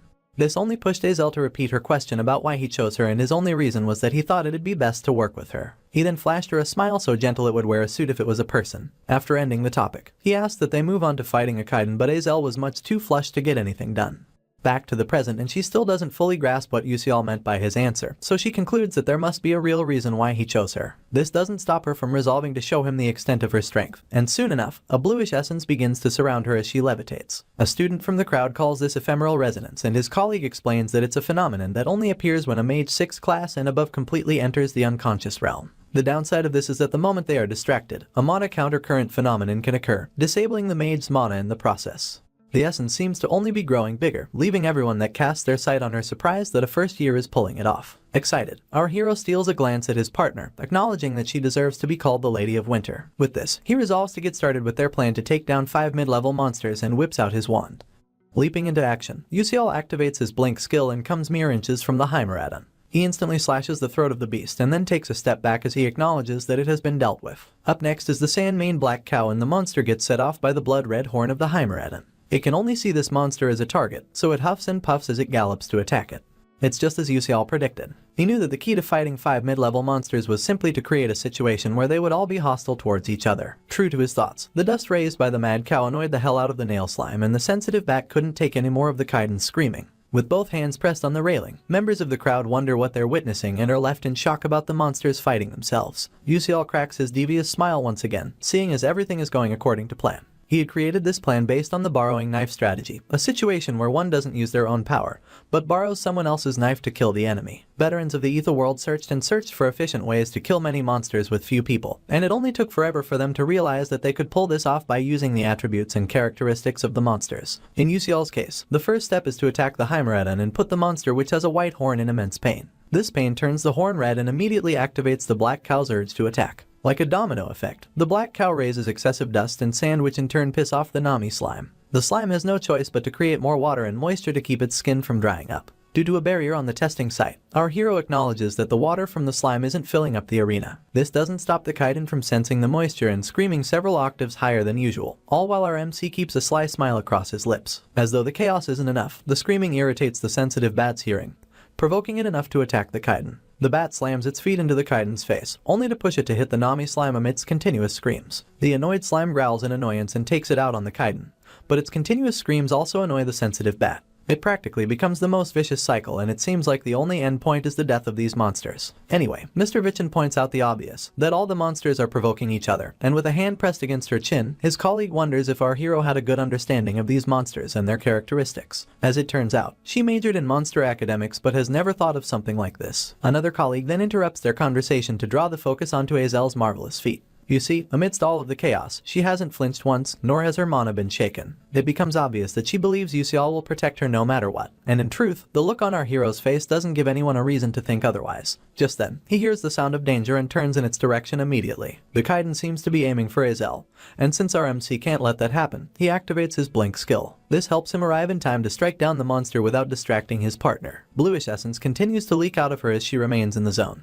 only for our boy to notice the black cow bringing its rampage her way. While Azel's eyes are still closed, the blink skill comes into play once again and Yusiel appears between her and the black cow. Meanwhile, an amused Ma Yusiang watches from the crowd and calls out to Princess Bayonne. In turn, she asks for what he wants to say, only to get a wide smile from the scholar as he reveals that it's about our MC. Apparently, Yusiang thinks he's the most ideal knight, and would like to know if his partner thinks the same. Ong Bayonne's eyes shoot open upon hearing this and remains so as her partner describes Yusiel to be a knight protecting his princess. True to his words, our boy can be seen transferring himself from pillar to post, hovering around Azel like a literal knight in shining armor. No monster even gets a chance to graze the hair on her head. At the same time, the fake heroine is so deep in the zone that she's in a shroud of darkness lit up by the essence emanating from her magic circle. Like a drop of water rippling through a calm lake, Azel gently opens her eyes. Her crystal flower spell was finally complete, and the moment she calls it forth, a bunch of ice crystals begin to emanate from thin air, taking shape with each passing second. The more time passed, the more crystals came forth, filling the air with its cold embrace and entrancing onlookers with beauty like never before. To the end, the crystals form a link to each other, forging magnificent flowers that seem to freeze all the monsters in place. It's at this moment that Azel utters a single command that changes everything: shatter. Immediately this word escapes her lips. All of the ice crystals break into arrow-like pieces and unleash multiple injuries on the monsters. Murmurs start up once again, with some people from the crowd wondering if it's all over, and others trying to understand whether or not 2 first-year students just defeated 5 mid-level monsters. Sadly, they did not. Someone makes this clear by drawing the attention of the others to the fact the beasts are waking up. It turns out that the injuries were nowhere near fatal and the effects of Azel's crystals were beginning to wear off. It starts with the screeching of the Kaiden and then the intense glaring from the black cow. Up next, the low growl of the sensitive bat who, as bad luck will have it, is up to no good. All the monsters have woken up at this point, so Mr. Vichin and his colleague lament about how much of a shame it is that our hero and his partner couldn't conclude things. They gain solace in the fact that our people must have scored high with the feats they've already pulled off, only for their words to be cut off by one more feat Azel plans to add to their record. Her left hand rises into the air to buy the attention of everyone present, and she follows up by accumulating a boatload of energy on it. Its golden hue changes the atmosphere, and the determination on her face even more so. With this, Azel gives a single command: strike. Like a bolt of lightning assisted by Zeus himself, the energy in Azel's hand bursts forth and begins to spread. It arrogantly hits every beast in sight, haphazardly tearing its way through the atmosphere like a drunk but skilled dancer. The perpetrator is left in awe, as is evident by the surprise on her face. You see, she never thought she could pull off such magic, so she just put out her hand as she admired her work. She then realizes that everything is going just as Yusiel said. On that same selection night, our hero had told Azel about his plan to fight 5 monsters, and she didn't hide her disbelief, especially since he said to fight all 5 at once. She had to ask if he was crazy, but he simply glanced at her and quipped that he wasn't. The only thing he was certain of was that Azel could do it, and after telling this to her, he added that he believes in her. All he wanted was for her to equally believe in him, but her expression stayed blank through all this. Balling her fist, Azel acknowledges that she didn't have anything until now. She lacked faith in the path she was taking and didn't even have anyone to confirm that she was on the right one. The trader's daughter felt alone in her decision until the light that is Yusiel came into her life. This light was tempting, nay, alluring, and each step our hero took seemed to be a blueprint to get her out of that dark place. For this reason, she decided to follow this light one step after another, refusing to stay lost. Professor Hanwell interrupts her little trance with an announcement about the conclusion of the assessment of Group 32, and a smile gentle enough to warm the heart of anyone comes across her lips. She averts her gaze towards Yusiel, who's still using his staff to hang from a nearby pillar, afraid that he was almost caught up in Azel's last attack. The results of the mock battle was pasted on the notice board a while later, and their group came in first place with 199 points. Bayon and Yuseong came in second place with 137 points, and both parties stare helplessly at the score. The way the princess sees it, they lost completely, so she proclaims that they have to acknowledge it, seeing as they still lost after fighting mid-level monsters of opposing attributes. The carefree Yuseong just laughs it off, admitting that Bayon came to terms with their loss faster than he expected. She tells him to shut his mouth and put up an unbothered front while she's at it. In truth, the princess just stares at him, unable to stop thinking about how things would have been if she had Yusiel for her knight instead. Grabbing herself, she can't help but think that she could have put up a show as good as that of Azel. Frustrated, she results in calling our hero a commoner bastard and wonders why he's so dedicated to the fake heroine. In her opinion, she's going to be the most perfect queen of the world, and it's only fitting for her to have the most perfect knight serving her. She pictures herself on quite the regal throne, with Yusiel taking a knee before her, and the fact that the possibility is slipping away leaves her biting her lip. Anger becomes evident on her face, and she admits to herself that she hasn't come to terms with the results or even how Yusiel is pulling all of this off. For this reason, the princess resolves to investigate our hero some more and follows up by turning to leave. She stopped in her tracks when she notices a familiar face staring at her with dead eyes accompanied by folded arms. These eyes belong to a girl named Saren Orkin, and despite Bayon's confident exterior, she wonders if Saren came to see her because she lost to a commoner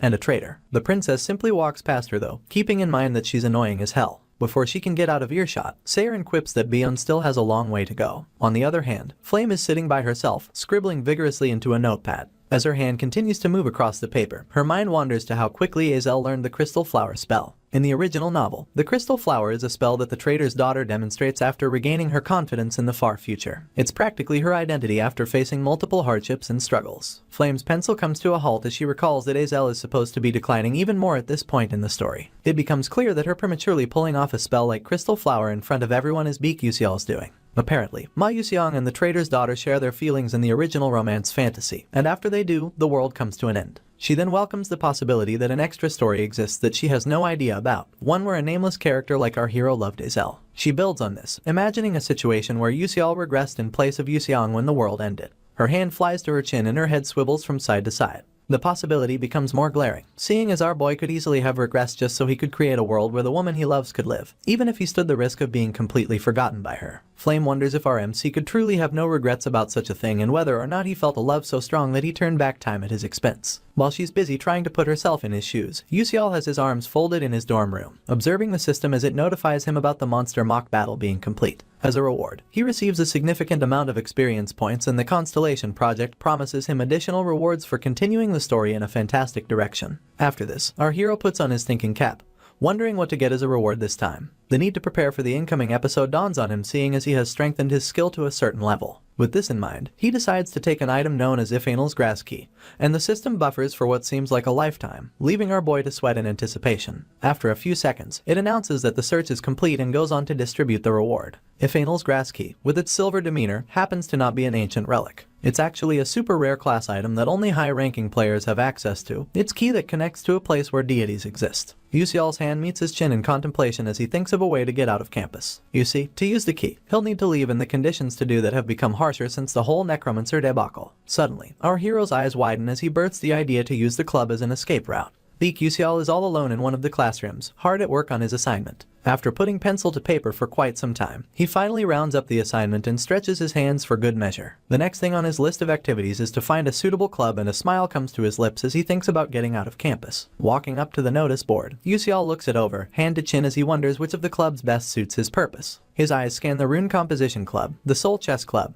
and even the Book Club, but of all these clubs, none of them seem to have permission to leave campus. He puts his thinking cap back on, only to notice that Azel has joined him. He turns to face her, asking if she's also looking to join a club. She gets on the defensive for some reason, asking him if it's such a bad thing to not have joined any clubs. In response, our hero just folds his arms and quips that there must be loads of clubs asking the heroine to join them. Azel has to remind him about her reputation as a trader's daughter, but Yusial only brings up how popular she has become recently. You see, people's perception of her changed greatly after the mock battle, and the difference is clearer to Azel more than anybody else. She gets back to topic as she proclaims that she still needs to pick out a club carefully. Our MC teases her about going together, and she wonders why he wants to make life difficult for her. While they're talking, Ma Yuseong catches a glimpse of the pair and walks up to Yusial, grabbing his shoulder and flashing a smile of familiarity. Our hero wonders about the sudden change in behavior and wastes no time swiping the scholar's hand off his shoulder. Yuseong follows up by admitting how much he enjoyed our MC's mock battle, not to mention how he led the charge against the necromancers. In essence, the scholar is very impressed by Yusial, but our boy tries to play it off as nothing.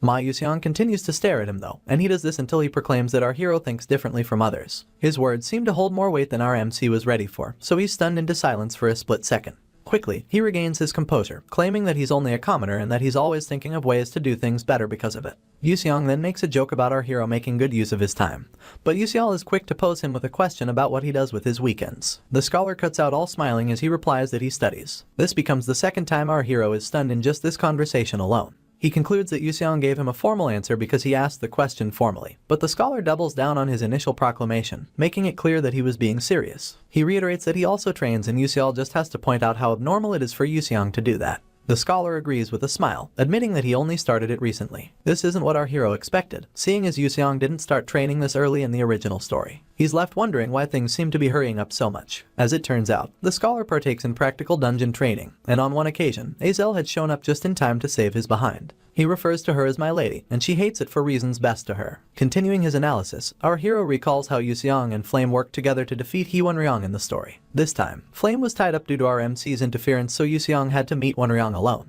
This gets him wondering if it's why Wonryong is also in a weird state, and his signature hand on chin pose comes to play as he realizes that both boys will train more if things continue down this line. Seeing as they are both main characters in the story, their growths will have a positive influence towards the game ending happily. Interrupting our hero's train of thought, Yuseong points out that he still hasn't joined a club even after being in the academy for so long. In his defense, Yuseong claims that he has been pretty busy. For this reason, the scholar cracks a smile and offers him a chance to join his own club. Yuseong doesn't take him seriously, so he proclaims that he'll think about it if Yuseong does things that suit him. For the sake of clarity, the scholar wonders what type of club our hero would like to join, and Yuseong takes the opportunity to list his needs, realistic or not. From wanting a quiet club, to wanting it to have the 4 insurances, down to having cheese tonkatsu for lunch and being able to go out of campus. His demands take the other two a while to come to terms with, especially Azel, who questions him about the 4 insurances he mentioned. In truth, Yuseong only gave his criteria as a joke, knowing full well that no club has everything he listed. Well, no club that already existed. It's at this moment that Yuseong flashes a wide smile and asks if our hero wants him to make such a club for him. Of course, Yuseong is stumped for words and has to confirm if the scholar can really make a special outings club.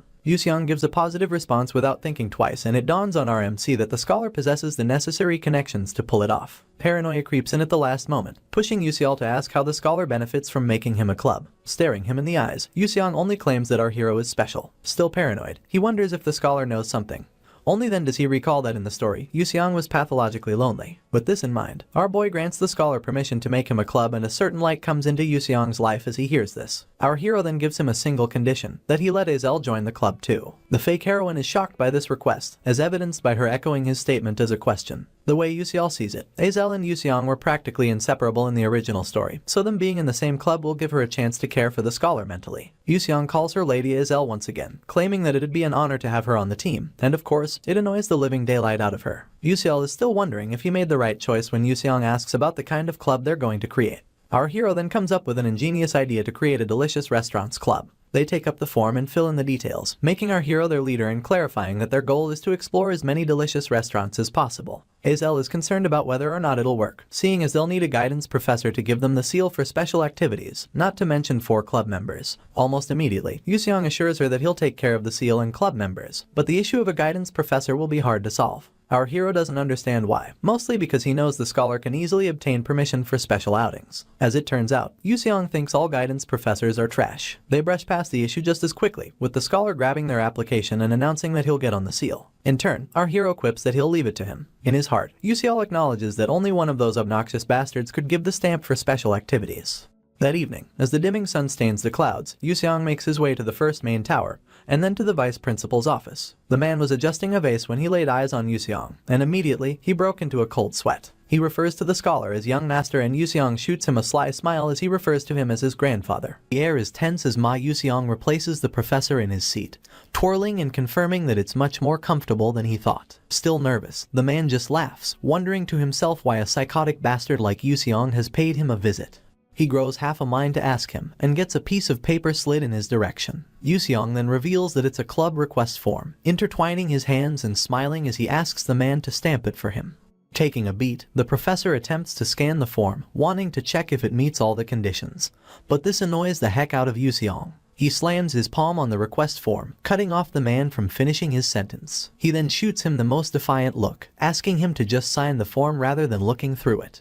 On his lips lay a smile, but in his eyes, the fire is unmistakable as he threatens the professor to stamp it. The old man gulps out of fear, reminding himself that he must not refuse Yuseong anything, not as long as he was the heir to such a powerful father.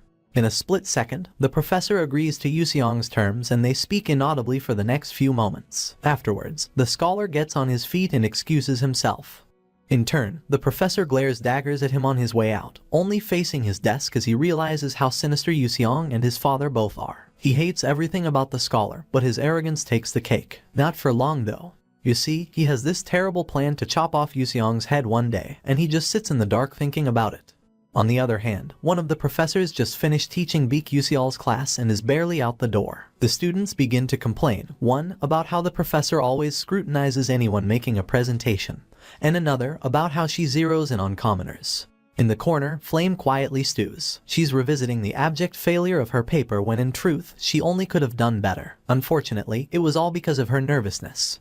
She pushes past her situation as she approaches Jackie, patronizing her by claiming that she did a good job in her presentation earlier. Flame even flashes the girl a smile, trying to encourage her, but Jackie doesn't want to hear it. She just dismisses Flame and gets up to leave.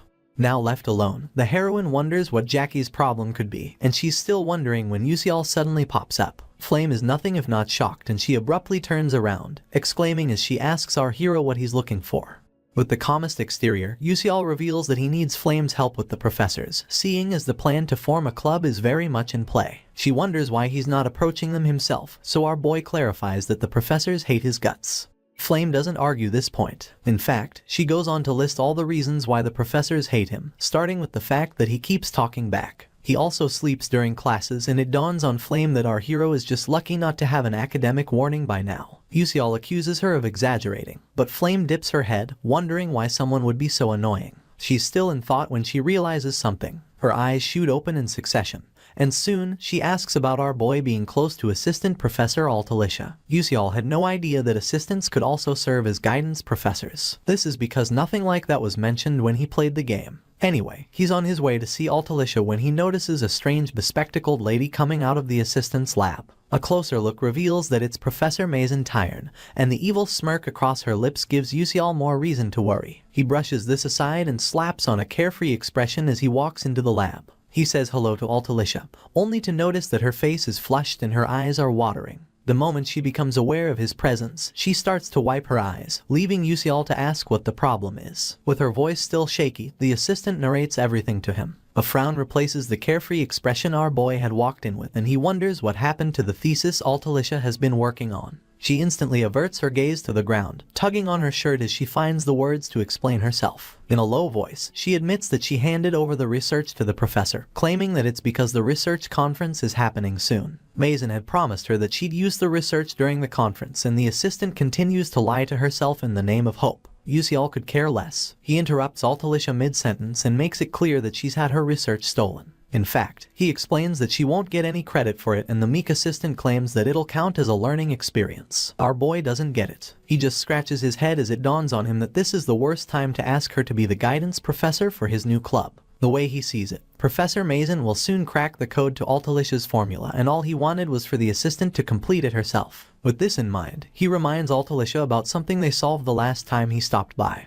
and the assistant adds that it was the random sequence convergence technique. In turn, she reveals that she's been working on it because of Yuseol's interesting ideas, but hasn't made headway yet. Our hero jokes about it being a 300-year-old problem for a reason, and the assistant opens up. She feels like she can make headway if she can solve just one thing, one stressful part of the problem. Altalicia stares at the board as she says this, and our hero instantly offers his help with the problem. She's shocked that he's capable of such, so he clarifies that he solved it by accident and doesn't understand a thing about what it means. The assistant simply stares as Yusial unleashes his knowledge on the chalkboard. Seconds later, our hero shoots her a smile, signaling that he's done writing. In turn, Altalicia comes closer, eyes growing wide as she sees the vision. Almost immediately, she spouts facts about the solution, making use of Trini's coefficient, light and reflection, and even Panison's flow. While she stares at the solution in awe, a small smile creeps onto Yusial's lips. He admires her concentration at this point, admitting that Altalicia is indeed a genius, one who can change the course of humanity. Seeing as his role has come to an end, our boy turns to leave the lab, planning to just put his trust in her talent and wait things out. Pushing open the exit to Stella Academy, Beak Yusial yawns like he just woke up.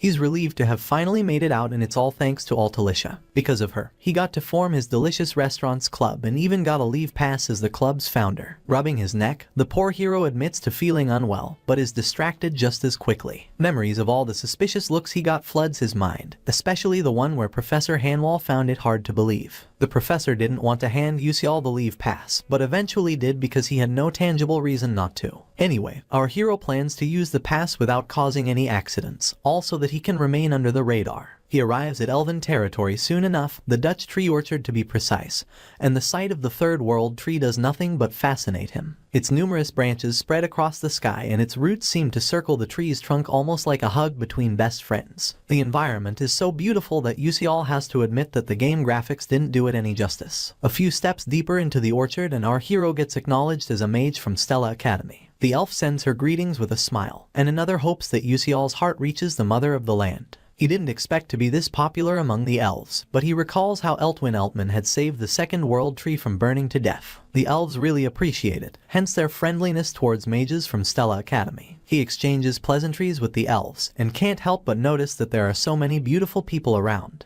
Just like in the game, there's one of the elves who's exceptionally beautiful, an elf draped in white flowing clothes, with hair like milk and supple skin. He's the king of elves, known mostly as Flower Sioran. With an appearance like that, a multitude of male players found themselves crushing on him. As Yusial recalls, Sioran had the most fan art in the Ether world. You see, elves are born without specific gender, but this can change when they meet someone they truly love. When this happens, elves can morph into the opposite gender of the one they love. Flower Sioran was born as a female but is still considered genderless because he hasn't found true love yet. In the story, he took on the form of a male only after falling in love with Flame, and in every route in the game, Sioran fell for her. This was tough on the males who were crushing on him as a girl, pushing them into despair. Even Yusial had a crush on Sioran back then. Moving on, our hero continues to wander the Dutch orchard, and soon, he perks up at the sight of something. He'd found the secret dungeon belonging to Ifanal, a deity. The entrance is surrounded by so much shrubbery that it's barely visible, but this doesn't take the excitement out of it. Now that our boy has strengthened his skill, he plans to use the dungeon as an avenue to prepare for the upcoming episode. He remembers the time he requested Ifanal's grass key and then pulls it out of inventory. He's quite pleased that he gets to use the key earlier than planned, so his lips part in a small smile. Shortly after, he inserts the key to open up the dungeon, only to be warned that someone else in possession of Ifanal's grass key may find out about him entering the dungeon. The sentence structure in the notification seems all too familiar to Yusial. He can swear that he saw something like this in the game, but no special events came of it back then. Sure that nothing will happen now, he turns the key. Almost immediately, a bright golden light emanates from the entrance, spreading into the distance. Just like that, a notification pops up to make the mission official. Meanwhile, at the birthplace of the heavenly spirited tree in the Elf Kingdom, its surroundings are filled with trees just as tall, and leaves hang from almost every surface. In one of the rooms in the castle, a sleeping Sioran suddenly sits up. He pulls aside his blankets, gets on his feet, and heads towards the window, pushing it open upon arrival. With white flowing hair dangling behind him, Sioran peers at the third world tree, admitting that things seem peaceful. His gaze switches to the birds chirping and flying around, and he immediately wishes for such freedom. The type of freedom that would let him travel the world.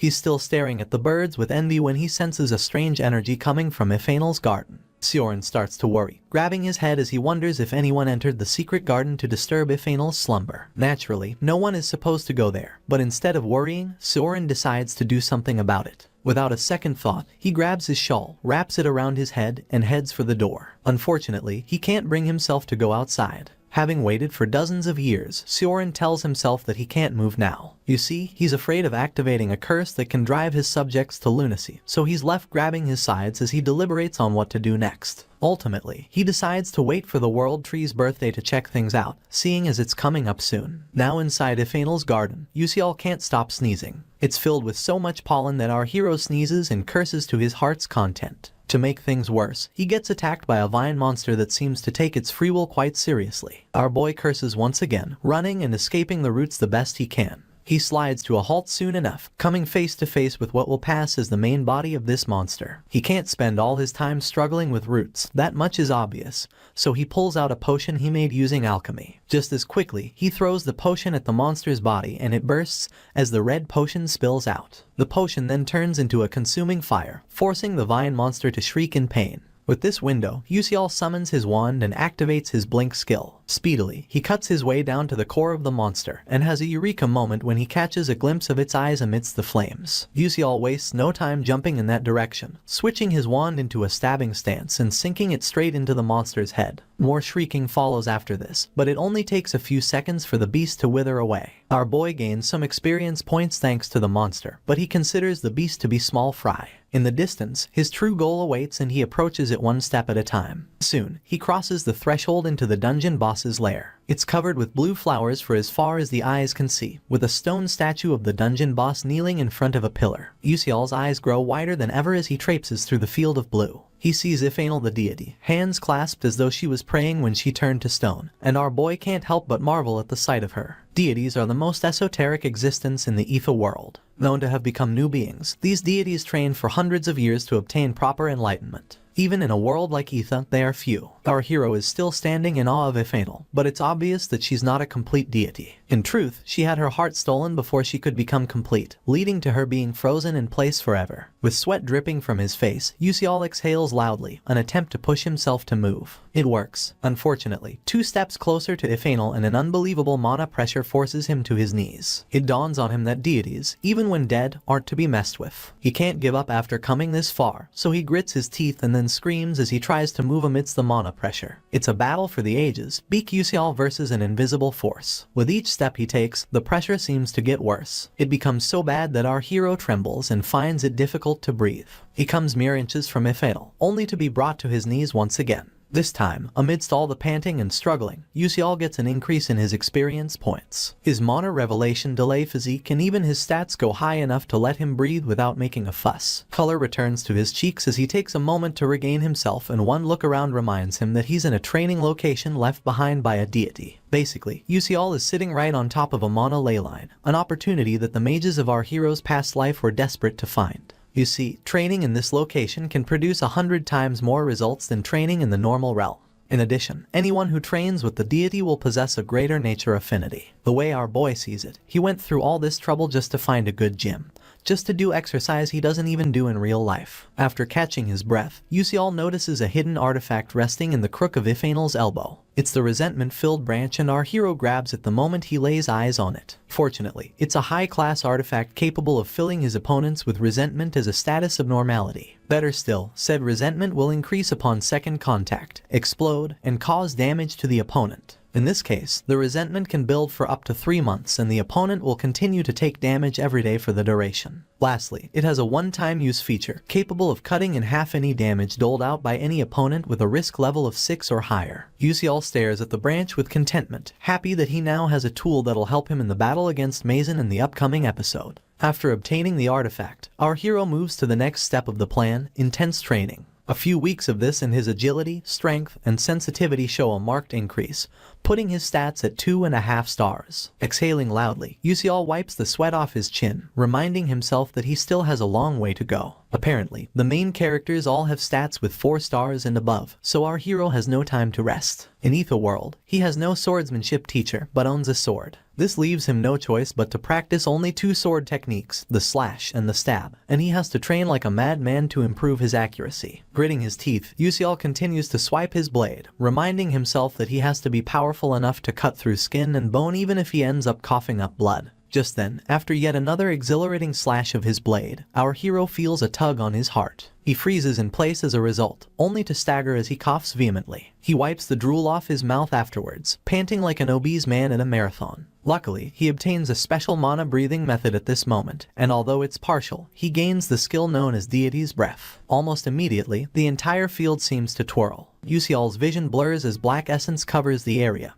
and soon, his eyes start to close. He's jolted back to consciousness by a screaming voice of unknown origin. He's instantly freaked out when it begins to ask him questions, bugging him to respond quickly if he can hear. Yusial can't believe his eyes, ears, or any of his senses and ends up gripping his chest as he yells, wanting to know where the voice is coming from. It speaks again, confirming that Yusial heard right the first time. Twirling his head, he traces the voice until he realizes that it's coming from Ephanel the deity. A dim yellow light glows above her head as our hero wraps his head around the situation, and soon, his hand meets his mouth as he asks how a corpse is speaking. In a split second, Ephanel shuns him, clarifying that she's not dead. Curious, our hero goes on to ask how she's speaking, only to find out that the deity has been speaking since the moment he first came to the garden. Apparently, Yusial couldn't hear her and she insults him for being deaf. Anyway, he can hear her now because they've become somewhat alike, even breathing the same way. The moment Ephanel mentions this, our hero remembers the notification he got about it earlier. Staring at his stats, Yusial learns that he's gained another incredible skill, one that instantly increases his physical stats to a 4-star level. The only problem with this skill is that it lasts for 15 seconds. Our boy scans the remaining improvements only to discover that he'd have to undergo essence erosion as a penalty. This means he'll lose his human body. Apparently, essence has a form that it maintains through mana, but for someone like Yusial who possesses mana revelation delay physique, losing his body translates to dying. This realization basically shatters our hero's world. His shoulders slump, and his eyes can't stop staring at the ground in bleakness. It gets worse as he deduces that the more he uses this extraordinary skill, the shorter his lifespan will become. He tries to shake this thought away, telling himself that he has to think positive thoughts. Ultimately, he gains solace in the fact that this new skill will serve its purpose against dangerous opponents. Just then, Ephanel interrupts him, expressing how fascinated she is with him. You see, he's the second human to ever breathe a deity's breath, but like the first human, his existence is much too faint. The way Ephanel sees it, Yusial appears not to exist in either world, and this is judging from the fact that he has so little mana. Our boy dismisses the snide remarks only because he wants to know who the first human is. In turn, the deity reveals that he was a strong man capable of cutting down deities and magic of any kind. Yusial's jaw drops immediately, seeing as there was no mention of such a person in the game. Concluding that this swordsman must be powerful, our hero asks Ephanel for a chance to meet him. Unfortunately, the deity was referring to one of the disciples of the first mage. This leaves Yusial feeling stupid, especially since all of the disciples died a long time ago. Interrupting him once again, Ephanel wonders if our boy would like a lesson or two, explaining that she was close with the swordsman and even recorded all of his breathing techniques. Yusial tries to confirm Ephanel's claims, but the deity goes on to state a condition for any help she'll offer. She hates how she's been stuck as a statue for ages, unable to move or talk to anyone. With this in mind, Ephanel asks our hero to save her by getting her heart back. Yusial is a bit stumped, but he expected a request like this from the start. Calmly, he expresses his disappointment in his skills, claiming that they're not good enough for him to go searching for a deity's heart. Ephanel goes quiet. Minutes later, she speaks up again, clarifying that our boy mustn't retrieve a deity's heart. At this point, she'll settle for the pure heart of a divine beast. This surprises Yusial even more, given that replacing the deity's heart with that of a divine beast will only lead to her losing most of her powers. Still in the middle of a field of blue flowers, Ephanel tells our boy that it's okay. She'd rather be free of her eternal prison. Sighing, Yusial dismisses his wand and makes a verbal agreement to get her a divine beast's heart. To him, it's not something so difficult, but Ephanel seems surprised at how easy it was to convince him. Apparently, Yusial has been training in the garden ahead of the upcoming familiar contract ceremony,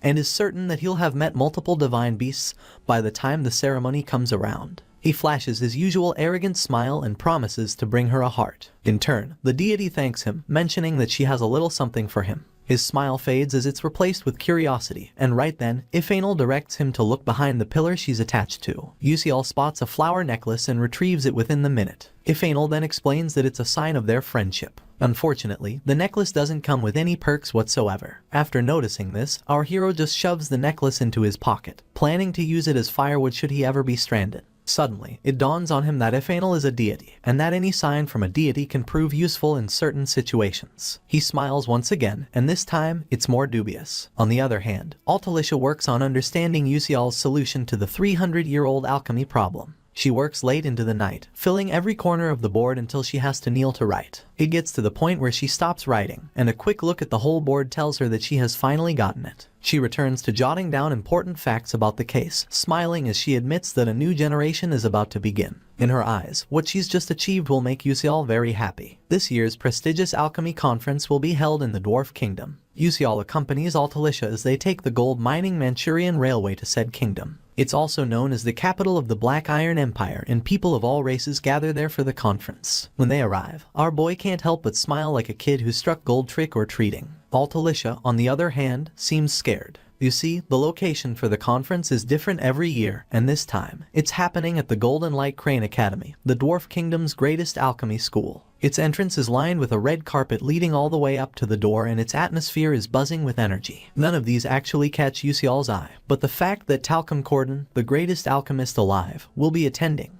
gets him psyched about the conference. That and the opportunity to present Altalicia's idea in the presence of greatness. He's still floating in the bliss of this thought when the assistant professor asks if what they're doing is really okay. He turns his attention to her as she goes on about how Professor Mason worked on the same research for half of her life. Our hero doesn't respond immediately. He first wonders if Altalicia is a good person or just an idiot, seeing as the professor in question stole her research. He finally speaks up, telling the assistant not to worry. She steals a glance at him through the side of her eyes, listening as he reassures her that she didn't steal Professor Mason's research. As the cherry on top, he tells her that she's more talented than Mason. This is just what Altalicia needed to calm down, so she thanks our hero and he wonders if she's ready to go in. Given that the red carpet is practically crowded, he suggests that they enter through the back door, leaving his companion to admit that it's a good idea. Inside, the MC, an elf fluent as a linguist, welcomes all doctors, professors, and researchers of the Alchemy Society to the 87th Golden Section Conference. The program begins with the introduction of new potions, and the elf calls up Professor Mason Tyrn to go first. Without wasting time, she and her wedge heels step on stage. She clasps her hand in front until her PowerPoint is displayed for everyone to see. Then, she announces that she'll be showing everyone the Alpha-type red potion.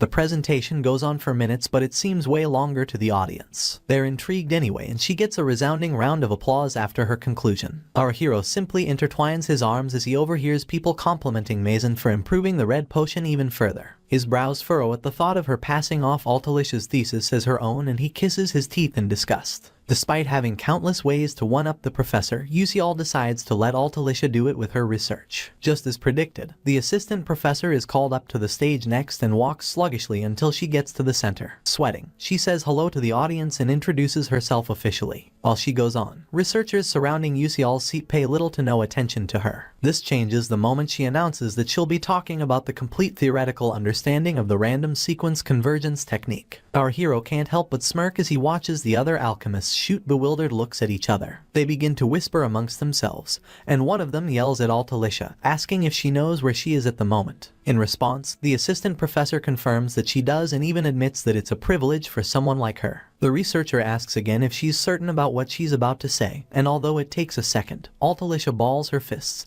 and asks the audience to accept her theory the way alchemists would. The ruckus refuses to die down amongst the alchemists in the crowd. They can't believe that a 300-year-old problem has been solved, that someone has figured out a way to mix magic engineering with alchemy. In the corner, golden alchemist Talcum Corden rubs his chin as he thinks things through. Within seconds, he screams for everyone present to keep quiet, and given his standing, they oblige. He then announces that an alchemist wouldn't conclude that something is impossible just because many people have failed at it. With his hands intertwined, he makes it clear that he can't wait to hear the truth from the lips of a young and curious alchemist. The fact that it's about a nearly impossible technique is just the icing on top. Anyway, Altalicia is really moved by his gesture as evidenced by the blushing of her cheeks. She regains her composure soon enough, and right when she begins her explanation, Professor Mason vehemently objects. Now on her feet, Mason announces that she'd like to share her doubts about the assistant's thesis. Curious, Corden asks what she means by that, only to be told that Altalicia is guilty of plagiarism. The smile on Mason's face can't be any wider as her assistant loses all her hard-earned courage. The other alchemists have a field day with this accusation,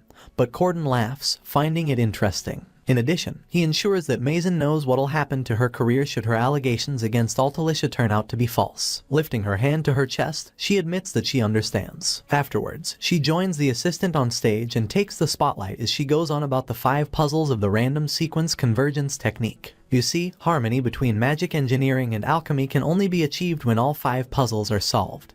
But in the world of scholars, only 2 of these puzzles have been solved. Even those 2 are considered incomplete. Still folding his arms, Yusial watches his professor boldly hit her chest, claiming to have solved 4 out of the 5 puzzles. She then reveals that Altalicia is not only her teaching assistant but also her assistant professor in alchemy. Almost immediately, the audience of scholars begin to draw conclusions, leaving Altalicia to stare in petrified silence. Worse off, Mason makes it clear that the thesis is hers and smirks as she asks the audience if the thesis could really be Altalicia's when she solved only the last of the 5 puzzles. At this point, the assistant professor begins to visibly tremble, clasping her hands against her chest to stop from curling up like an armadillo. Mason can see this, and it brings her great joy. You see, she knows that Altalicia is a genius with outstanding abilities, but she can't let the poor lady leave the conference with her career. She'd rather Altalicia remain her assistant forever. With this in mind, Mason takes a few steps closer to the assistant professor, asking for her take on the allegations. Still shaking, Altalicia admits to herself that she's overwhelmed despite expecting a feat like this. Her head is nothing if not blank, but she recalls Yusial's offer. He had promised that he would help her if she couldn't pull it off on her own. And right now, it seems to be Altalicia's only way out. She summons enough courage to raise her hand and then yells that she'd like to call out someone to support her. When asked who that is, she claims that he's the co-author of her thesis and points at Yusial with the shakiest hand since Alzheimer's patients. The moment she calls his name, everyone's attention shifts to him, leaving our hero more surprised than ever. Yusial has no recollection of being the co-author of anything.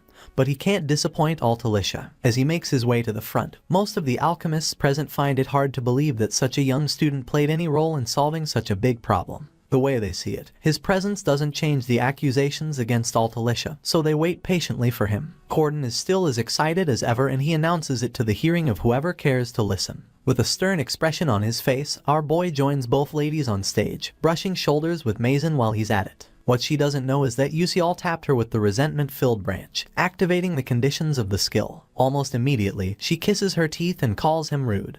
But our hero just smirks, seeing as her anger is proof that the skill worked. He proceeds to take center stage, and announces that he'd like to start by reviewing Mason's perspective. Everyone, including Corden, listens closely as our boy reiterates how it's better to see something once than to hear about it 1,000 times. Piggybacking off of this, he asks both parties to solve the random sequence convergence technique right then and there. His smile is so confident that no one wonders if he's kidding or not. They continue their whispers, mentioning how fun it'll be for a professor and her assistant to compete. Unfortunately, Altalicia doesn't feel the same. She begins to panic and calls out to Yusial, doubt heavy in her tone. Before she can finish her sentence, our hero cuts her off, asking if she trusts him. The assistant snaps out of it as she confirms her trust in him and he explains that he's been watching her from the sidelines. Yusial is certain that she can do it, so he flashes her a reassuring smile. Altalicia regains her self-confidence at this moment and adjusts her glasses as she tells herself that our boy is right. She props her hair for good measure and decides to believe in everything she has done until this moment. Mason scoffs, but it's not enough to demoralize Altalicia. Instead, the assistant announces that she's ready to begin,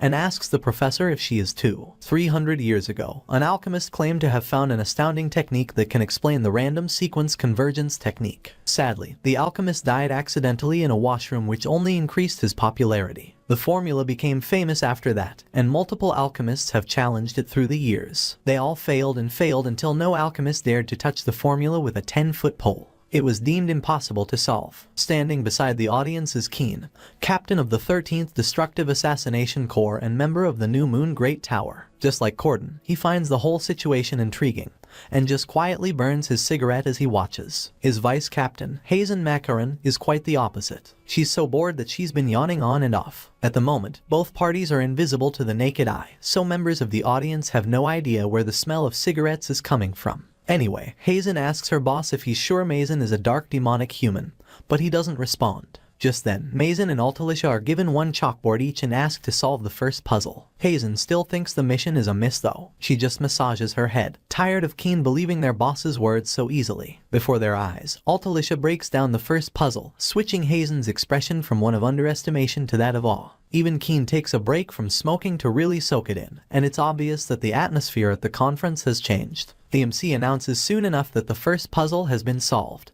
and Corden, in his wisdom, observes a slight difference between Mason and Altalicia's working. Keen, on the other hand, can tell that the assistant professor solved hers in a clearer and simpler way in addition to her simplified final result. At this moment, the Master of Ceremonies announces the beginning of the second puzzle, so both ladies get back to it. As they show their workings, one of the female alchemists has her hand lodged beneath her chin. She had seen this second puzzle being solved on occasion, but had never seen someone do it like Altalicia. Usually, it takes about 200 lines to solve, but the assistant professor solved it in 12. From his corner of the stage, Yusial notices that everyone's reaction to Altalicia is good, and he smiles as they progress into the third puzzle. Seeing as the first two have been solved since time immemorial, the third puzzle marks the beginning of the real competition. The MC has a field day commentating on the competition, with Mason sweating profusely as she solves, and Altalicia just going about hers calmly. Corden can't help but exclaim as he watches both women, asking no one whether the puzzle has really been solved or not. They both round up in a few minutes, but everyone commends the assistant professor rather than her boss. This makes Mason really angry,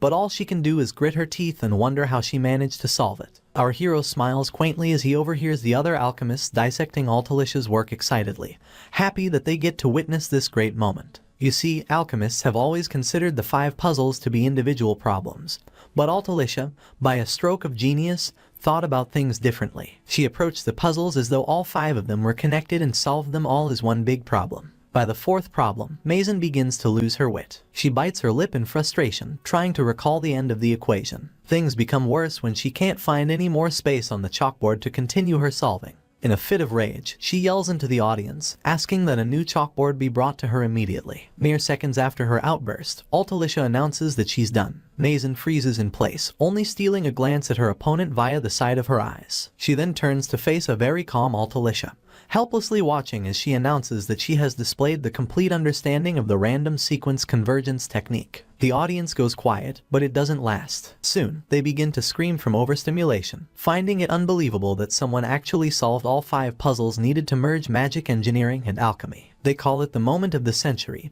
and Altalicia quietly balls her fist in celebration. In her heart, she's grateful to our hero, who she can see applauding her in the distance. Her moment of joy gets cut short as she hears her name being pronounced with all the malice in the world. A simple twirl, and she notices Professor Mason draped in dark energy, chanting her name like she's an enemy meant to be destroyed. Bewildered, Altalicia tries to call out to her boss, but Yusial steps between the ladies. As the dark aura seems to consume Mason, he blocks the assistant's path with his arm to stop her from approaching her boss. Glaring at the ground, Mason asks Altalicia how long she plans on upsetting her, stewing in her rage as she accuses the assistant of stealing her thesis. She yells, wanting to know if Altalicia is happy now, but Yusial doesn't move an inch. His eyes stay peeled on the professor as he wonders if this is how her dark demonification is going to take place. Despite it happening much faster than he anticipated, our hero still thinks it's good. This is because it'll be impossible to hide if she becomes a dark demonic human in the presence of everyone. Mason continues to chant Altalicia's name like a zombie with a singular purpose. Halfway through the 3rd chant, she's stopped in her tracks. A trembling Altalicia can no longer take it. She's so mad that her timidity leaves her be, creating room for a strange boldness. At this moment, the assistant screams that her work is better than Mason's and challenges the professor to just accept the fact. Riding the wave, she calls her out for stealing her thesis for the red potion, and asks how many theses she'd have to steal to be satisfied. The moment it escapes her lips, the scholars present spread the accusation via word of mouth. Shaking with rage, Altalicia lets one last sentence rip. She screams that Mason is much stupider than she is. Everyone from Yusial down to Hazen and Keen is visibly surprised, and the professor isn't left out. She's so shocked that all the dark aura surrounding her disappears, leaving her eyes wide and her mouth open. After a few seconds, Corden can no longer hold back his laughter. He guffaws ever so loudly, and admits that the conference was indeed fun. It's at this point that Mason realizes herself. She stares at her hands like they're stained with blood and begins to wonder what she'd almost done. Now, she's just angry, and there's only one place to put all that anger. Altalicia. The professor approaches her assistant like the wolf did the 3 piglets, huffing and puffing until Yusial puts himself between both ladies once again. He then calls out to the professor, imploring her to stop and read the room. Reluctantly, she takes his advice, only to notice the glaring eyes of all the other scholars. She's shaken to her core and interprets their glares as unsaid accusations. To these, she yells no, reiterating that Altalicia stole her thesis. Of course, no one believes her now, especially not Corden. Quietly, he instructs 2 guards to drag her out of the conference and watches from his seat as they obey. In turn, Mason continues to yell that she's not at fault, and then faces the guards, telling them to freaking let her go. Now on her knees, Altalicia heaves a loud sigh of relief, and our hero shows up seconds later, hand outstretched to help her back on her feet. With a small smile across his lips, he professes that she did a good job earlier, and this practically means the world to her. She can't stop herself from smiling in return, and her cheeks turn red as she agrees. Shortly after, Hazen and Keen turn to leave, with the former telling the latter that their mission was a dud in the end. In turn, Keen agrees with her. They came equipped with a sensor capable of reacting to dark demon erosion, and were Mason not innocent, it would have given off a sign after such an emotional outburst from her. At this point, Hazen reminds her boss that the new Moon Great Tower's psychometry isn't 100% accurate. She's distracted by the sight of Yusial being greeted by multiple alchemists at a time and expresses her surprise over the fact that he's a high schooler and a co-author. Just to taunt her boss, she asks if he thinks our hero is cute, but Keen just changes the subject. He wonders if Hazen investigated Yusial, and she gives him a positive response. Apparently, Metler sent her a report on our boy. During her investigation, she found out that Yusial's hometown was ruined by dark demonic humans and that he came to Stella Academy as a commoner. Imagine her surprise after finding out that he's in S-class despite having terribly low scores. Not to mention his inability to use magic in a magic academy. Hazen admits that she finds him unique, adding the fact that he opted to remain anonymous in the articles about the conference. Keen just nods to show that he's been following, and just when he wants to speak up, he gets quite the surprise. Although he's supposed to be invisible, Yusial seems to be looking him straight in the eyes. In a split second, our hero averts his gaze and goes back to smiling and fraternizing with the alchemists. The captain is forced to ask Hazen if what he saw really happened, and his vice thinks he must be mistaken.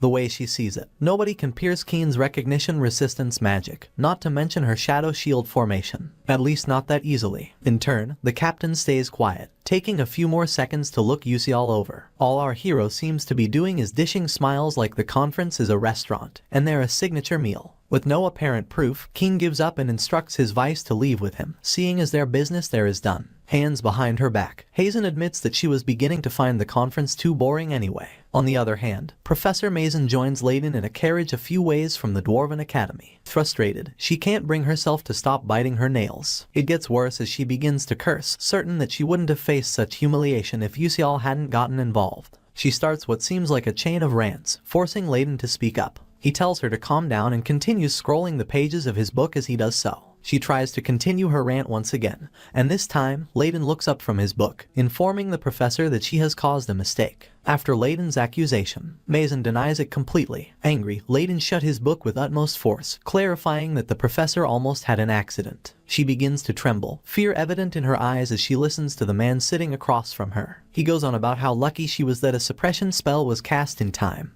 given that all their plans would have been ruined if she had lost control of her emotions. The once fiery Mason Tyron practically melts like butter, peering at the carriage floor as she apologizes for messing up. With a swipe of his hand, the book disappears and he lets the professor know that her actions can't be dismissed after a simple apology. Apparently, the leader of the order is very disappointed in her, and with a stern look in his eyes, Layden reveals that Mason has lost the right to be a professor at Stella Academy. The story continues with Bake Usiel talking about the new technology that combines magic engineering and alchemy, and he's convinced that it will have tremendous influence not only in daily life, but in crafting equipment for mages. On this note, Usiel explains that they want more mages to be able to use this new technology with these new items. After the scholar explains this, Millian admits that he truly has high and broad dreams. Sure, having big aspirations is a good thing, but Millian also makes our boy understand that money is essential in order to turn a noble dream into reality. At this point, Usiel informs the elf that he just finished talking with many investors, revealing that one of them is the chairman himself. Hearing this, the elf immediately presumes that the scholar wants to contract with all of them, and with him at the same time. With this in mind, he concludes that Usiel would have to discard most of the terms he proposed, since that's the case. Our boy confirms this and admits that the golden-haired elf's terms are actually tempting. On this note, Usiel praises dramatically before revealing his idea. He makes a proposal for the luxury branding of the item. This way, the others can mass distribute the item as much as possible, but for the most difficult luxury items to produce, Usiel will sign an exclusive contract with Seongrium. and just as the name implies, it will finally be that special brand. The man is immediately pleased by this proposal and is totally open to sealing the deal, but he has one major concern, which is the fact that he's still not sure if those luxury items will actually sell. It would be careless of him to go ahead with the deal without being sure, especially since he never does business at a loss. Uziel is very well aware of this, which is why he reveals that he's not going to ask for a contract right away. As such, he reveals that there will be a trial period of 6 months for the product. Within that time, Uziel will hold an investor briefing for the chairman, and if he likes the products, then he'll be asked to sign the exclusive brand deal with them. Million looks stunned by the idea for a second, but then commends Yusong for it, confirming that he's on board. Our boy is glad to hear this, and then Million gives them his messenger paper as well as his contact info. The messenger paper is a special item that flies directly into the recipient after a message is written on it. Uziel thanks the elf, and right after that, they part ways. Once Million leaves, our boy heaves a sigh of relief, because he was so nervous throughout the whole meeting. He thought he was going to die from the nerves, but the assistant professor is surprised to hear this because he looked so calm when Million was around. Altalicia gets flustered just thinking about how amazing he is. He didn't seem to get what she said, so he asks again, but she just claims that it was nothing. Of course, our boy doesn't dwell on it because he's just relieved that they've solved one problem now. It was a success, so he contemplates going to eat out with the club when he gets back to treat himself. The academic symposium ended without incident, and classes at Stella Academy resumed as usual afterward. In class, another professor informs the students that she'll be filling in for Professor Majin, who wasn't feeling well. Our boy isn't surprised because he knew that the professor would vanish without a trace after what happened. Normally, in the right episode, the awakened Majin causes massive damage to the school, but due to recent events, things may turn out differently. All of this makes the scholar wonder if the episode has been moved up or something. If that's the case, he just hopes that he's at least ready to deal with it. It turns out that Majin isn't the only one missing from school today, because Altaricia also hasn't shown up either. Uziel doesn't want to think the worst yet and hopes that she's probably getting happily tormented at the alchemy castle. His thoughts are suddenly interrupted when he sees some other students gathered together talking about a rumor. Apparently, they're all just finding out that Altaricia cracked the interlocked chaos formula, and they also heard that there was a co-author too. Thankfully, these other students don't know who it is because as far as they know, the person kept their identity hidden, which just makes them very curious. They wonder why the co-author chose to stay anonymous, and one of them suggests that the person might be ugly or something.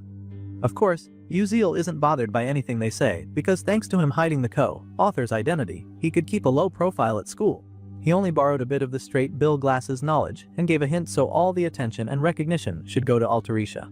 Just then, he's suddenly drawn out of his thoughts again because he spots Ma Yusong in the distance. He's blown away immediately by the guy's long perfect legs and simply concludes that the guy must be cheating because he can't believe one can have top grades and looks at the same time. He looks closer and notices that Morphe is standing next to the guy. They're absolutely stunning and it's so good that they look like dolls, but Uziel quickly snaps out of the trance and reminds himself that they're still the child of trash even though they're pretty. Seeing them around, our boy already knows that he has to go meet up with them, even though he was finally about to catch a break. So, he goes over and announces his presence, to which Ma Yusong simply welcomes him. Our boy hopes that he didn't keep them waiting, and they assure him that he didn't. Morphe immediately asks him what the menu is, reminding him that he said he'd choose. A coy smile creeps up on the boy's face as soon as she says this, and then he assures her that she'll see when they get there. The scene shifts and we're taken to the restaurant where we see that their meals have been served, which appears to be pizza. It actually looks delicious and all, but Morphe almost seems traumatized by it. She looks very reluctant to eat the food and suddenly remembers that Isel said something about drinking pickle juice first when ordering pizza. While she's busy overthinking it, Uziel casually passes her a small cup of what appear to be solved pickles. She's taken aback by it because she doesn't know what it is. As such, she also has no idea how they eat it. When our boy sees the look on her face, he's taken aback for a second, but then he realizes that this might actually be their first time at a pizza place. With this in mind, he tries to tell her what it is, hoping to make her less nervous, but before he can even get a word in, she gulps it all down. She gobbled it up because she wanted to show Uziel that she can eat it, but she suddenly realizes that it's actually pretty delicious. At this point, Yusong gives it a try as well, and the guy admits that it's not bad at all, but you can clearly tell that our boy is not a fan of the dark-haired boy. Either way, he proceeds to pick up a slice of pizza and offers it to Morph, telling her to give it a try as well. Now she's excited to taste it, so she picks up her fork and knife. But Uziel quickly tells her not to go sticking a knife in pizza like some barbarian. He takes a nice bite from his slice and demonstrates to her, explaining that she's gotta eat it like him to enjoy it.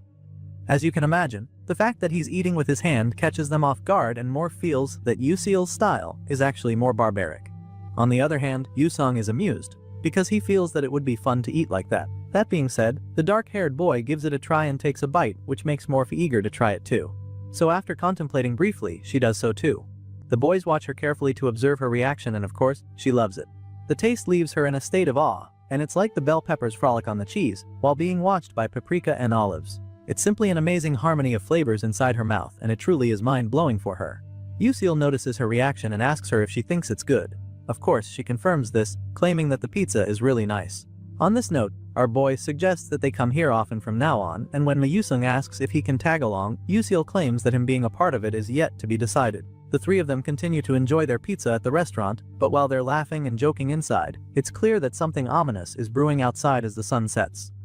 Outside, we catch up with Jackie and Flame. Jackie asks Flame if she heard about the latest rumor making rounds in Stella Academy. Apparently, Flame already knows about it, so that's about where the conversation ends. Once Jackie leaves, the brown-haired girl sighs, because she's sure that her friend came to tell her that Altarisha solved the interlocked chaos formula. That's what everyone at the academy has been talking about all day, but Flame knows the truth. She knows that Baekhyuzil is behind all of it, and it upsets her a little, especially since she still hasn't been able to understand how he even managed to solve that formula. As for the price of regression, Flame feels that he should have forgotten most of the future knowledge except the key events and plot lines. The fact that he solved the formula while recalling all the details makes her wonder if the boy retained the memory of if he's actually just that smart. Her thoughts are suddenly interrupted when another student comes over to say hi. She turns to the blonde boy who's smiling at her and asking if she'd like to team up with him for the upcoming Persona Gate training. Unfortunately for the guy, claiming that she doesn't have to go for it before bluntly telling him to go find some other girl to team up with him. She lashes out at him and storms off after telling him to quit hitting on people for no reason. As Flame walks away, the blondie just smiles mischievously and concludes that the girl really is unusual. We get to see the Persona Gate official notice pasted on the wall, informing the first-year students that they should select the Persona Gate they wish to train in. Flame joins the small crowd of students staring at the notice, and it becomes clear that it's a pretty serious activity for the freshmen. The Persona Gate is a different dimension born from the lower of dark mages. If a Persona Gate isn't conquered quickly after appearing, the area becomes a wasteland where no living being can survive. And unlike dungeons that are cleared by defeating a boss or destroying a core, Persona Gates must be cleared by analyzing and breaking their patterns and gimmicks. Things like density analysis, topological geometry, spatial deformation ratio, and soul isolation techniques require the user's comprehension and memorization of thousands of patterns and possibilities as well as combat ability. After all, the real reason these guys train magic warriors is to stop Persona Gates at the end of the day. As such, it's arguably the most important subject at the academy. According to the original story, a real one is mixed into this Persona Gate practice. And now that the opportunity is right in front of her, Flame decides that she can't keep leaving everything to Baekhyuzil. She realizes now that she has to stop it this time before it causes any real damage. Over at the 9th Star Tower, the princess and her friends are enjoying some delicious food on the Sangrium Cave terrace later that day. One of them asks if they've tried the new dessert yet, and the others immediately give their reviews, stating that it was amazing, but Hong Bayan doesn't agree with them. She doesn't think the dessert is that good, but she doesn't say anything. All of a sudden, her friends start talking about how chaotic it was at school because everyone found out that an assistant was the one who solved the interlocked chaos formula after 300 years. Rachel claims that her father told her about it and reveals that the co-author was actually a student at Stella. The other girls are intrigued by this news and conclude that it must be true since Rachel's father is the intelligence director. The fact that a student could solve a 300 years old problem is really mind-blowing, so the girls can't help but wonder who it could be. The other girls are clueless, but Hong Bayan already knows that Baekhyuzil is the co-author of the alchemic magic engineering, and she's not surprised that even the intelligence director hasn't been able to find out. But then again, she doesn't get why Uzil would hide his involvement from everyone, wondering if he did so just to give all the credit to assistant Altarisha. That might be the case, but the princess's insecurities get the better of her, because she suddenly starts to think that Uzil did it because he has feelings for the assistant. Just thinking about it upsets her so much that she storms out of there, leaving her friends confused, because this was supposed to be their tea time. Hong Bayan gets away from there as fast as she can, and just when she thinks she's finally about to have some alone time, a familiar voice calls out to her. It's actually Princess Hong Shiwa, so Bayan is taken aback for a second. Shiwa sees how stressed Bayan is and simply reminds her to address her as Big Sis instead of calling her name all the time. These two ladies have been bound by fate, being legitimate and illegitimate daughters. Because of this, they've been forced into rivalry with each other. Hong Shiwa Adalabit is Bayan's half-sister, but as fate would have it, she's been forced to hate this woman to death. Bayan doesn't hide how she feels and sternly asks Shiwa what she's doing here. The older sister just laughs in response as she walks over to Bayan, telling her not to glare at her like then. After closing the distance between them, she informs her half-sister that she came here because she also has business here. Shiwa heard that there's a very interesting commoner among the first years, so she came over to check it out. She heard that this commoner is one who lives by the chivalry that's now disappeared from the world. The moment she says this, Bayan begins to panic because she knows that her cunning half-sister is talking about Baek Yuziel. Shiwa sees the look on Bayan's face, and she can immediately tell that her little sister is interested in the young man as well.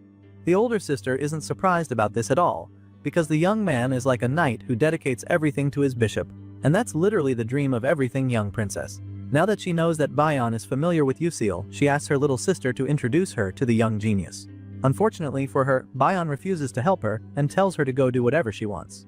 Hearing this, Shiwa simply teases her little sister for being so cold and claims that she wasn't like this before. She makes this statement and suggests that Bayan must have changed because their oldest sister died. Of course, this gets to Bayan, making her even more upset than she already was, but she refuses to hit back at her cunning half-sister. So, she quietly storms off, leaving Shiwa to wonder if she crossed the line this time around. After seeing Bayan's reaction, she realizes that it's probably still too early for her to hear about their oldest sister. While she's lost in thought, someone suddenly draws her back to reality. The princess turns to see that it's Sayera, so she asks the girl what the matter is. Apparently, the girl has returned with her information Shiwa requested concerning the young cadet Baek Yuziel. Sayera reveals that it's a copy of an assignment our boy submitted in class, stating that it contains a brief history of his past. The princess is pretty taken aback by this because she didn't expect to find what no digging could reveal in something as little as his homework. In response, Sayera simply explains that she learned that there was an assignment asking for that kind of content, so she decided to check it out. Shiwa is glad about this discovery, so she can't wait to have a look and find out what the mysterious Baek Yuziel is all about. The princess opens up the envelope, and on the first page, she sees the intro of a letter he's writing to his mother. He writes that he misses his mother, and Shiwa just bursts into laughter, thinking that he must really be a kid to start his letter this way, but about 1 minute into the letter, the princess is shaking from all the emotions she's feeling. She ends up getting so invested in the story of Yuziel's past with his mother, and it makes Sayera a little worried when the princess starts tearing up. She asks Shiwa if she's okay, but the pink-haired girl is already all up in her feelings. She's so touched by the story, and when her friend asks her why she's crying, she just claims that it's nothing. Shiwa wipes the tears from her eyes and realizes that she's never truly thought deeply about poverty before now. So, the fact that Yuziel has lived that life while firmly holding on to his belief in chivalry really touches her. The princess learns that Yuziel's hometown must have been completely overrun by dark mages, and it makes her even more curious about the young genius. So, she just feels sorry for her sister Bayan because she's about to get close to the young genius named Baek Yuziel. The day of the training finally comes, and all the students taking part make their way to the venue. The professor announces the start of the training and asks the cadets to proceed into the Persona Gate before them. Some of the students are pretty nervous to get started because the Persona Gate looks just like the one in their textbooks. As for our boy, he just stands there in silence, realizing that the dreaded training is finally about to start. As a reward for finishing the academic conference episode, the gate analysis function of the straight bill glasses has been activated too. As such, our boy's stats have increased by quite a lot. He's been going back and forth through Ifenel's garden, so he believes that these new stats should be enough. Well, probably. The professor stands in front of the gate to direct the students in, and starts by calling on those entering gate C7. Yuziel is surprised to see so many familiar faces that will be going in with him. This Persona Gate training will be done in teams of 4 to 18, so the key is how well they cooperate to clear it. First-year students at Stella average around class 2, so Yuziel feels that it won't be easy to clear a 3-risk Persona Gate on the first real mission. The C7 gate, where the event takes place, actually allows for 16 members, so even though there are some familiar faces on his team, Yuziel feels that it's a shame Yusong and Haemwanryang aren't here. On the bright side, Flame and Hong Bayan are on his team, along with Aizel, so he feels that they have enough to clear the gate. From the look of things, he doesn't think that he'll even need to get involved with the final boss. All our boy needs is the hidden reward, the enchanting tree petal. With this in mind, Yuziel steps him to the Persona Gate with the rest of his team, and they're all officially welcome to Iharon's ball. The students are all shocked when they suddenly appear in a massive, well-decorated ballroom, and while they're still trying to make sense of what's going on, a maid greets them, claiming that their dresses and shoes will be prepared shortly. Bayan is extremely confused because she doesn't even think a ballroom has ever appeared in a Persona Gate before. Rather than freaking out, she quickly calms herself down, knowing that she needs to check the guideline message. Just then, a strange formula appears on the banner hanging above them, and the princess gets even more confused. To her, This formula is way too complicated for first years, and her thoughts are interrupted again by the maid, who tells her that they must hurry since the banquet is about to begin. Seeing Bayon's reaction, the maid asks if there's a problem, but the princess doesn't even get how she can ask that, wondering if it's a pretty set line. NPCs made by mages and gates can't act on their own, so the only explanation would be that this is a real persona gate. Bayon doesn't want to believe this because things would be really difficult for them if that's the case. So, she tries to convince herself that this is all just some advanced tech. Once again, the maid asks her if something is bothering, so she tells the NPC to just go get the dress. Bayon looks around with suspicion, feeling that there's definitely something off about this training, and she just knows that it won't end easily. A while later, the students are all dressed in fancy clothes, and judging by how good Uziel looks, it's clear that he cleans up nice. Bayon looks over at the boy and remembers what she learned about him a few days ago. She can't help but see Uziel differently now, and feels that it might be because of what she learned. To walk the path of chivalry at Stella despite such a background is not something that is heard of. Bayon is so lost in thought that she doesn't even realize she's staring at Uziel until the boy snaps at her, asking what she's looking at. With her cheeks turning bright red, she quickly hits back at him so he doesn't get any ideas. Their bickering is cut short when a red-haired lady calls out to them. She's glad to see that they're all here now and informs them that they will now attend the ball hosted by Duchess Aharon. The lady tells Hat that the 4 corridors at the side connect to the mansion's underground area. However, she also informs them that the basement is full of traps and mazes. So, getting lost down there means that the mansion's knight will move in. She tells them that they'll have to trust their own insight and instincts if they want to make it. After making all of this known to the students, she asks them if they think they can handle it. The others in the room are probably not sure that they can, but before anyone else says anything, Uziel quickly answers, claiming that they can handle the task ahead. Of course, the red-haired lady is glad to hear this. She commends him, claiming that his confident look is nice to see, and our boy simply thanks her for the compliment.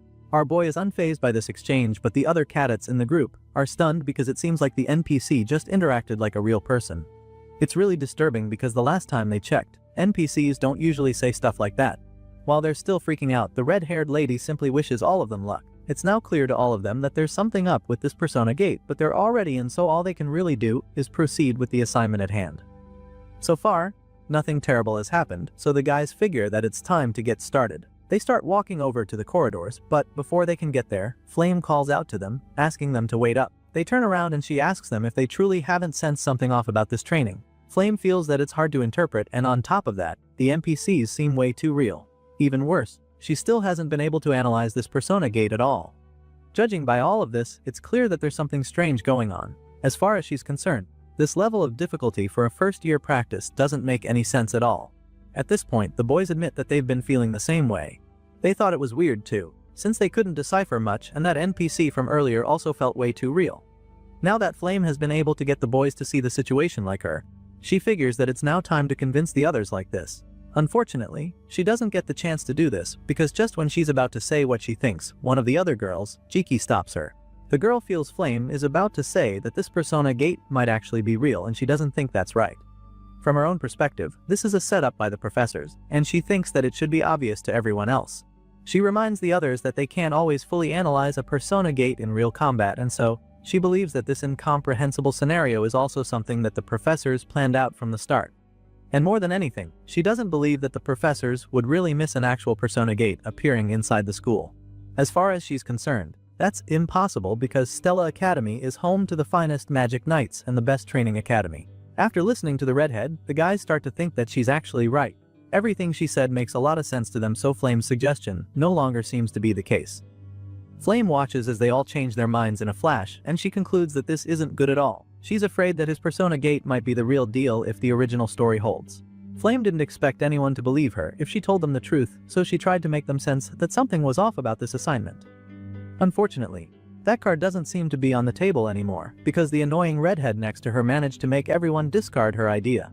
Flame doesn't know what to do now that the others don't see anything wrong anymore, while Uziel is just disappointed that they're going down this route after all. It just happens to be episode 6, Jaki's darkening route.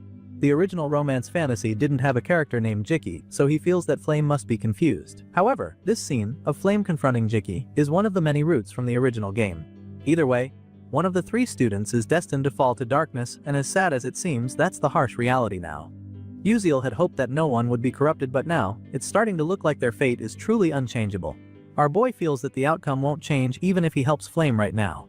With this in mind, he figures that stepping back might be the only answer. Flame calls Jiki aside to have a word with her, hoping to convince the redhead to rethink her idea, but the stubborn girl just walks away from her.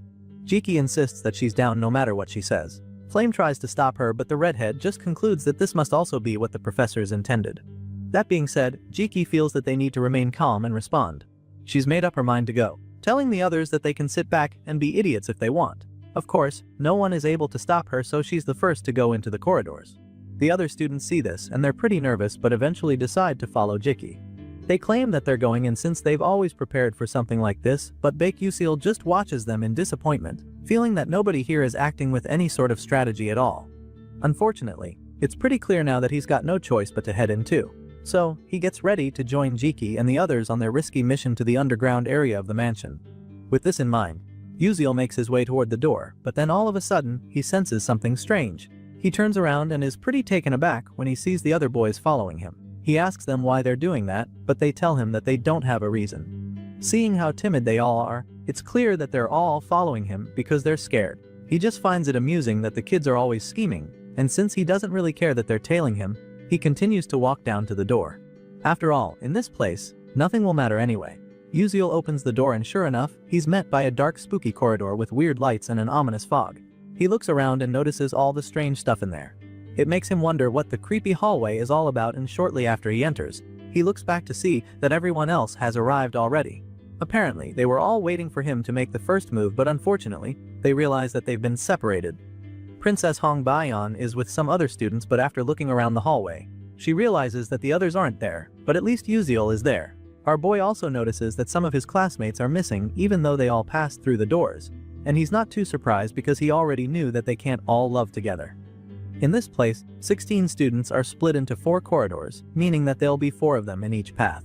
With this in mind, Yusil figures that Azel and Flame probably got grouped together. Our boy didn't expect to end up in the same group with Hong Bayan, however. All the students are already under a lot of pressure because of how ominous the whole place seems. So, Bayan suggests that they start moving right away. And that's when she notices Yusil looking at her. Of course, she hits him with the same line he gave her earlier when she was staring at him. The princess asks him if he's got a problem or something because he's been looking at her, and he casually states that he doesn't. And then she just calls him boring. As the 4 of them make their way deeper into the corridor, Yusil starts to think that it might actually be a good thing that Bayan and Igel are separated. Just as this thought runs across his mind, he suddenly realizes something else. He senses something awfully suspicious right in front of them, so he stops and makes the others do the same. Yusil informs his group that there's something here, and he takes a second to sense what it is properly, only to learn that it's dolls. It turns out that there's a door inside the room in front of them. One of the girls wonders if a lock-release spell will work to open the door, and the other doubts that that will work. So far, they still haven't been able to interpret this gate, so she's afraid that their level is too low to pull it off. Besides, it's way too dark and she's scared to go in there. Now that it's clear none of the girls will be able to handle it, the princess asks Yusil if he has been able to figure out this gate yet. Our boy bluntly tells her that he hasn't been able to do that, and Bayan starts to think that this might be too much to expect from a commoner. She's certain that there's definitely something here, but she doesn't know how to get to it. While she's busy being all sad and disappointed, our boy reveals that he might know how to get out of here. Bayan's red eyes widen in shock when she hears this, and she almost doesn't believe it. She asks if he's serious about what he just said, and he simply tells her about those dolls over there. Apparently, the dolls are all dancing different steps, but it's all the same type of dance. The princess is aware of this as well, and when Yusil asks if she knows what dance it is, she confirms that it's the Requiem of the dead Serena. It's the dance Serena performed right before her death, unable to beat her own tragedy. Seeing that they're on the same page, our boy asks her if she still remembers the moves as well. For some reason, the princess just snaps at Yusil when he asks this. It looks like she doesn't want to do the dance, but right now, it's not like they have a choice. She takes a closer look, and that's when she notices that the poses of the statues are forming a sequence. And if that's the case, she realizes that the empty spot in the room must be for them. While she's thinking about this, Yusil casually asks her if she's ready to do the dance. The 2 girls get in position to start the dance, looking all excited as they answer. Princess Hong Bayan does the same, taking the dancing pose, and then all of a sudden, the door opens. As soon as this happens, the 4 of them make a run for it. They dash toward the massive door, and once they're in, they're blown away by the sight before them. The massive room is literally golden and filled with armored knight statues standing all over the place. The students are taken aback by this and begin to wonder if there's another hint in the statues. With this in mind, the girls decide to take a closer look at the statues. Unfortunately, after looking closely at the dolls, it's starting to look like the answer isn't in the statues this time. Just then, the princess sees Yusil studying the symbols glowing on the floor, so she asks him what he's looking at. In response, our boy suggests that the dolls are just a decoy this time around because the real clue is the carpet. Yusil thinks that the dance is shown on the carpet this time, telling the others to look closely and see that the human patterns are taking certain poses. So, he believes that they'll be able to solve the puzzle if they can match the symbols correctly. The other girls take a look and confirm that Yusil is right, because they can actually see Serena's silent tango in the poses this time around. After a long and difficult attempt to match all the patterns, Yusil finally cracks the code and the door opens immediately. As soon as this happens, the four of them dash toward the exit once again, knowing that they've only got a few seconds. While racing to the door, the princess realizes that this commoner is definitely different. She knows he thought differently ever since he was taught to shift perspectives, but she didn't imagine that the gap would be this big. He's literally clearing a gate that no one can even annul, and he's doing it so quickly. His strategy, ideas, observation, calculation, and deductions are all superior, and it makes her wonder if he's actually first-year level. It's like he's cleared Persona gates hundreds of times. Once they make it through the door, our boy notices another statue in there, too, but the princess is still hung up on how impressive he's been. She remembers that the boy's hometown fell to black mages before he enrolled, and she finds it suspicious that he's from a backwater village no one's ever heard of. However, it's one that was always on the front lines of brutal battles against the black mages. Now, she understands why the commoner lacked basic academic knowledge while being so proficient in strategy and combat. The princess concludes that he must have fought on deadly battlefields against black mages all his life. So, whether that's the reason for his uniqueness or not, Bayon is certain that he's definitely different from the other students. Everyone is desperate trying to score well, and he just openly guesses on exams. He doesn't do his assignments, and his attitude in class is a mess. With a reputation like that, the fact that he's trying so hard right now leaves Bayon very confused. The princess feels that there must be a reason for this, and while the gears in her head are turning violently, Yusil notices that she's acting weird. He asks her why she's spacing out, and she takes the opportunity to ask him if this Persona gate they're in right now is actually real. A tense silence follows after she asks this question, and our boy just stays quiet for a while, not sure how to answer. She glares at him, demanding a response, but he's just taken aback by how much sharper she's gotten. Normally, she wouldn't realize the truth until the very end and would keep interfering with Izil. Seeing this, Yusil realizes that this just proves that Bayon is gradually shifting from the path of a villainess. With this in mind, our boy just cracks a smile which catches the princess off guard. She snaps at him, asking what the hell he's smiling for, and he just tells her that it's nothing. Eventually, he decides to tell her the truth, so he admits that the Persona gate is real. Yusil explains that they could get hurt or even die if they don't clear it because a dimensional synchronization will occur outside. He reveals that this is the reason why he intends to get through as quickly as possible. The princess isn't surprised to hear this because she already had a strong feeling. More importantly, she was right to believe that Yusil only takes action when there's something at stake. Now that she knows this, she refuses to just sit back and let him do everything, and she's determined to make it out of here with her own strength. Meanwhile, in another passage, we catch up with Flame and her blue-haired friend who just made it out of one of the doors. They're reunited with another group who call out to them. Flame rushes over, asking if they're all safe, but suddenly realizes that someone is missing. It turns out that Jiki just vanished all of a sudden, and while Flame is trying to process this, the other students explain that they only made it this far because of the redhead. But she disappeared right after they passed the last door. They reveal that they've even been searching for a while now, and when Flame hears this, she realizes that the redhead cleared the gateway faster than Izul and her. It's shocking that she managed to do it without getting hurt, but then, the other students inform her that this isn't their first time here. While the others are busy reuniting, Yusil just sits in a corner like he's brooding over something. Flame comes over and asks when he got there, so he reveals that he arrived a while ago. She then asks him if he saw Jeki, and he admits that he hasn't. Hearing this, Flame just walks away in disappointment. She's not the only one feeling this way because Yusil also hoped that they could prevent her disappearance by getting to the end before her. Unfortunately, that didn't work out, and now, he feels that the best he can do is help the heroines clear the stage. Meanwhile, outside at the Stella Dome, word gets out that a real Persona gate got mixed into the training field. Lee Hanwell panics and rushes to the gate to see for himself. They don't understand how it happened because Stella's security system was supposed to be the best in the world. Right now, it appears that someone completely reverse-engineered Stella's spatial wave detection system, and so it couldn't detect the unique signal emitted when a Persona gate forms. The blonde professor explains that the security department is working on reinforcing the system, but unfortunately, that's not the most important thing right now. Just then, Arene Blacksaw, the commander of the Stella Knights, arrives and informs everyone that what matters most right now are the people inside that Persona gate. The captain asks for a status update, curious as to whether a backup unit can enter. Unfortunately, the professor claims that it's impossible for that because those inside are already engaged in a challenge. Captain Arian then asks what the gate's risk level is, and the professor estimates that it's resin from 4 to 5. The commander isn't pleased by this response because he needs an exact number, so the teacher explains that it increased the moment the students entered. Arian admits that it is very rare for a persona gate to emit false waves, but since they can't do much about that, he asks for the names of those who entered. The professor hands him the list of names, and as he reads through, he is pissed because first years at 2 or 3 class levels are not equipped to handle the persona gate at hand.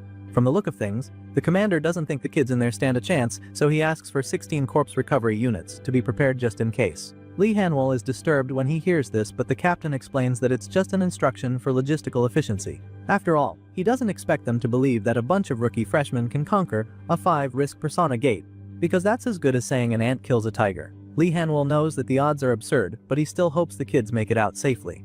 Back inside the persona gate, Jackie finally makes her way back to the rest. She had no idea that this is where they all were. They're all glad to see that she's safe, because she suddenly disappeared out of the blue, but Yusiel isn't even slightly relieved because he knows that the only thing left is the boss fight now that everyone. Jackie suddenly reappears to reunite with the rest of the group, and judging by the look on her face, she was pretty terrified when she was all alone. Thankfully, she managed to find them, and she's glad to see that they're all safe, especially Nanul. While the ladies are busy enjoying their wholesome reunion, Yusiel just watches from the side. And he's not even slightly excited about this because he knows all that's left is the boss fight now that everyone is here. Our boy leads the group, and they make their way to the next chamber of the Persona Gate, and just when they thought things couldn't get spookier, they all learn that they've just reached the Dancing Clock Tower. Yusiel receives instructions to follow the stairs down, which will lead them to find the ballroom.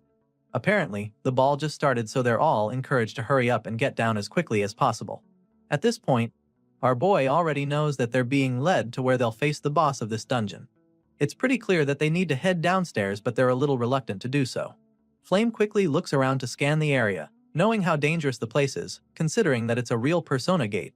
At the top of this tower resides the Blade Spider Captain, a 4-risk monster with 8 legs made entirely of sharp blades. Just thinking about facing such a creature makes her really nervous because it's a very dangerous creature. The girl is very bothered about it, but she also feels that they can't keep relying on Bake Yusiel forever. He's lost his memory, so she feels that he probably doesn't even know anything about the Blade Spider Captain now. Flame has studied that thing beforehand, so she's confident that she can try to take it on by herself somehow. As far as she's concerned, it's best if she goes face the arachnid killer monster alone while Azel and Yusiel deal with the final boss. With this in mind, she quietly stays back and waits for the others to head down without noticing her. Flame silently separates herself from the group so that she can head to the top of the tower alone, feeling that this is their best shot of clearing the dungeon without major casualties. But then all of a sudden, it's like she changes her mind in a flash, and suddenly decides to inform the others. She calls out to them to wait for her, but before she can even say anything, Yusiel immediately figures out that there's something above them. So, he tells the rest of them to go on ahead while he goes up to check it out by himself, and Flame can already tell that her initial plan is no longer going to work. She's convinced that Yusiel didn't even know that the Blade Spider Captain existed before, so the fact that he could sense it instantly just seems impossible to her. It's hard to believe because she didn't imagine that his senses were that sharp, but then again, this is the same guy who managed to deflect magic after all, so he really shouldn't be underestimated. The group make their way down the stairs to go face the final boss of the Persona Gate, and then all of a sudden, a loud, terrifying sound echoes all over the dungeon, sending chills down their spines. They pissed for a second to try and figure out what made the noise, and that's when Hong Bayan reveals that it's coming from above. They all look up to see what she's talking about, and that's when the massive Blade Spider Captain attacks them. The massive 4-risk monster leaps at the students, who are absolutely terrified by it. As the beast attacks them, they all start wondering where Bake Yusiel is, knowing that he's probably the only one who can save them from such a monster. The princess and most of the students in the group start praying for Yusiel to save them, and sure enough, our boy arrives at the scene just in time to save them. Yusiel charges at the Blade Spider Captain with his sword and tells the others to just go down the stairs while he stays back to deal with it. As you can imagine, they're still pretty worried about him, wondering if he can fight it alone, even though they're glad that he came to their rescue. Azel wonders if she should go back up to help Yusiel, but she's given no time at all to dwell on the thought because Hong Bayan suddenly advises her against it. The princess reminds her that their priority now is to get down to the ballroom as quickly as possible, and explains that it's the best way they can help Yusiel at the moment. Hong Bayan makes this very clear to the rest of the group and then rushes down the stairs following her. The only one who stays back for a second is Flame, because she's just stunned by the princess's words, and begins to wonder if the long-haired noble was always this kind of person. The girls eventually make it down to the ballroom, and they're surprised by the magnificent scene before them, especially Flame, who is practically blown away by the place. It's so glamorous that they can't help but remain in a state of awe for a while. They keep admiring the magnificent ballroom for a while until their thoughts are suddenly interrupted by the presence of a strange presence. The girls sense the entrance of a different character, and Hong Bayan confirms that there is indeed someone at the top of the stairs. The others agree, and Flame even suggests that it is probably the final boss, Duchess A. Heron. So, she urges everyone to stay sharp and prepare for a fight.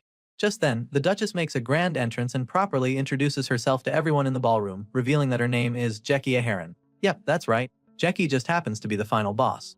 Of course, all the NPCs in the room start showering her with praise, talking about how beautiful she is, and of course, the crazy-looking Duchess basks in all the adoration. On the other hand, the girls are not slightly impressed by the Duchess, and Flame is particularly taken aback by what's going on because it shouldn't even be possible. This kind of twist didn't even exist in the original romance fantasy. In fact, the character Jackie didn't even exist in the first place. Hong Bayan is really puzzled by everything going on now, because a regular human becoming an NPC in a Persona Gate should be impossible. And it's not just any regular NPC but the final boss. Even Izel is shocked, so she feels that there's only one case where someone becomes an NPC in a Persona Gate. And if that's truly the case, then it means that Jackie is the Dark One. Right now, Flame is very shaken by the revelation, and it feels even worse because Yusil warned her about Jackie. But still, she knows that she can't just give up like this. She's determined to save her friend no matter what, so she starts trying to bring her back with words.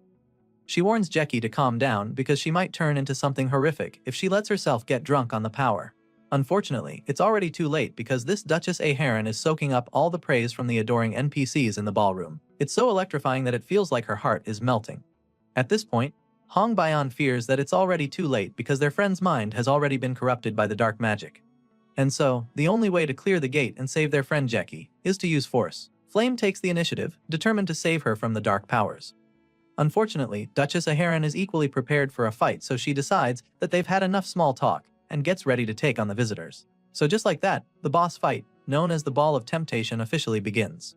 Meanwhile, back upstairs we see that our boy is still in the middle of a heated battle with the Blade Spider Captain. Bake Yusil slashes away at the 8-leg killing machine, determined to finish it off and get back to the rest of the group, but the creature is proving to be annoyingly strong. Apparently, clearly the leader knife, Blade Spider, is pretty meaningless when clearing the gate since it's a sort of external space. However, there are two reasons why our boy is still going through all of this trouble right now. The first is so that he can obtain the captivating trees petals on the knife, Blade Spider's forehead. Yuziel locks in on the big red crystal on the monster's head and becomes even more motivated to take it down once and for all. The creature attempts to slice him in two with a very powerful slash, but he casually jumps out of the way and then unleashes multiple counter-attacks of his own. Our boy uses his spark potion, combining it with his oil potion and slippery potion, which allows him to finally do some real damage to the arachnid killing machine. A powerful blast follows as the flames consume the giant spider. This immobilizes the creature for a few seconds, giving Yusil enough time to deliver the killing blow, and that's when he reveals the second reason he is still fighting this beast. He slams his sword into the spider's head and reveals that the second reason is because this very fight is the hidden clearing method for the episode known as the Jeki Dark Demonization Route. Bake Yuziel overpowers the knife, Blade Spider leader, increasing his chances to retrieve the captivating tree's petals. This little glowing leaf is so special because anyone who absorbs it will have their mind power increased by an incredible amount. On top of that, it's an item that is absolutely needed in order to effectively use one of the mana revelation delay physique skills known as cognitive acceleration as well bulbul glasses. According to the story, there's an interesting fact about them, which is that they are related to the final boss, Duchess A. Heron. They set it up so that this leader knife, Blade Spider, is actually the Duchess's husband, Duke A. Heron. Yuziel wasn't really interested in all of these facts earlier, because he always skips the storyline. The giant spider takes another powerful swing at him, but he dodges the strike as well. Anyway, as a result of that little fact in the original story, every time he attacks the captivating tree's petals barrier, the Duchess takes damage as well. In other words, this means that the final boss downstairs will also be taking some hits every time he strikes her husband. As such, our boy is confident that this hack will allow the protagonists to clear this dungeon easily. However, he's not sure whether his attacks will be helpful at the right time. With this in mind, he figures that it's best to just keep hitting as much as possible, so he goes all out, unleashing a barrage of deadly attacks on the giant spider. The giant arachnid screeches in pain from all the hits, and our boy gets a lot more confident. From the look of things, he has the Blade Spider right where he wants it, so the next step is for him to tie it up to retrain it. Unfortunately, he might not even get the chance for that, because the spider starts to plummet down all of a sudden. At this point, Yuziel fears that he might have used too much of the slippery potion, And what's worse, is that the spider is currently crashing down to the ball below. Rather than panicking, our boy quickly gets his thoughts together to avoid major casualties. First, he checks the orbit that the blade spider leader is falling in, and once he's gotten that, he quickly adjusts it to avoid squashing his buddies in the lower floor. While our boy is in a race against time to save his friends, the scene shifts and we're taken a few minutes into the past when the boss fight had just started in the ballroom. The ladies team up, ready to face the powerful Duchess, but the overpowered boss of the dungeon still looks pretty invincible. The Duchess simply stomps her foot on the ground and deadly red bolts of lightning shoot at the girls. The blast that follows is no joke and they're forced back immediately. Hong Bayan checks on her friends, hoping that nobody got hurt already. As far as she's concerned, there's no time to hesitate anymore. It's clear that Flame can't do it alone, so the princess prepares to join the fight. The opponent is a dark demonic human, so she feels that the blast from her staff should be able to do some damage, but the Duchess casually blocks the attack with a shield, calling her attempt useless. Thankfully, Hong Bayan isn't the only one throwing attacks right now since Aizel and the other boys unleash some serious shots. They throw everything they've got at the mage but quickly realize that their magic isn't even working at all. As if that's not enough, the overpowered Duchess unleashes yet another devastating blast, and even though they see it coming and try to warn Flame, it's as though there's nothing they can do. Just when it looks like the brown-haired girl might be done for, she starts dancing all of a sudden. As you can imagine, this leaves Aizel extremely baffled. It doesn't make sense for anyone to dance in a situation like this, but it quickly becomes clear that Flame has a plan. In the blink of an eye, she unleashes a powerful counterattack to deal with the blast from the Duchess. Apparently, everything is working just like she read in the novel. So, she urges everyone else to dance just like her. It turns out that the stages they've passed through so far contained hints. And this current stage includes not just a magic battle, but also a dance battle. This then means that they need to use their magic according to the dance if they're going to have a shot at beating the Duchess. Hearing this, Hong Bayan realizes that they truly can't use normal magic to destroy the Duchess's dance, because it's a dance that contrasts with Quiet Serena's tango, the dead Serena's requiem. Just like that, the girls start dancing and all of a sudden, the tables turn, leaving the Duchess absolutely terrified. They unleash a powerful blast on the boss, and when the Duchess doesn't counter it with ease, they start to think that their attack might just have worked. Aizel feels that they might have won but quickly learns that that's not the case because the music suddenly speeds up. The dust starts to clear as the music gets even faster, and the students watch in horror as the Duchess emerges from the clouds of smoke. The boss comes out and they're horrified to see that she now has 4 legs instead of 2. Apparently, this is her trump card to help her dance even better and regain the upper hand in the battle. A twisted smile appears on her face as she comes back for round 2 and suggests that it's time for them to properly get started with the battle. Even now, Flame is still determined to save her friend, so she yells at Jackie to stop giving in to the dark magic. If she erodes more into Duchess Aheron's role, they won't be able to undo it. Unfortunately, their friend has no intention of quitting. She's already way too deep in, so she just teases Flame, wondering what exactly the brown-haired girl is telling her to stop. She tells Flame to look around and listen to all the NPCs in the ballroom praising her beauty. They call her the best dancer and ask that she punish the foolish guests. At that moment, Jackie calls Flame a bad person. She calls her mean and selfish to have monopolized this sweet and killer feeling all by herself. After saying all this, Jackie vows to never let go of this feeling she has. All the harsh words leave Flame distracted for a while, and this gives the Duchess a chance to launch another attack. Hong Bayan sees it coming, so she warns the others to defend themselves. They put up their magic shields to protect themselves from the red bolts of death, but Aizel is too stunned to block the hit. Just when she's about to be blasted into oblivion, Hong Bayan gets in the way to save her.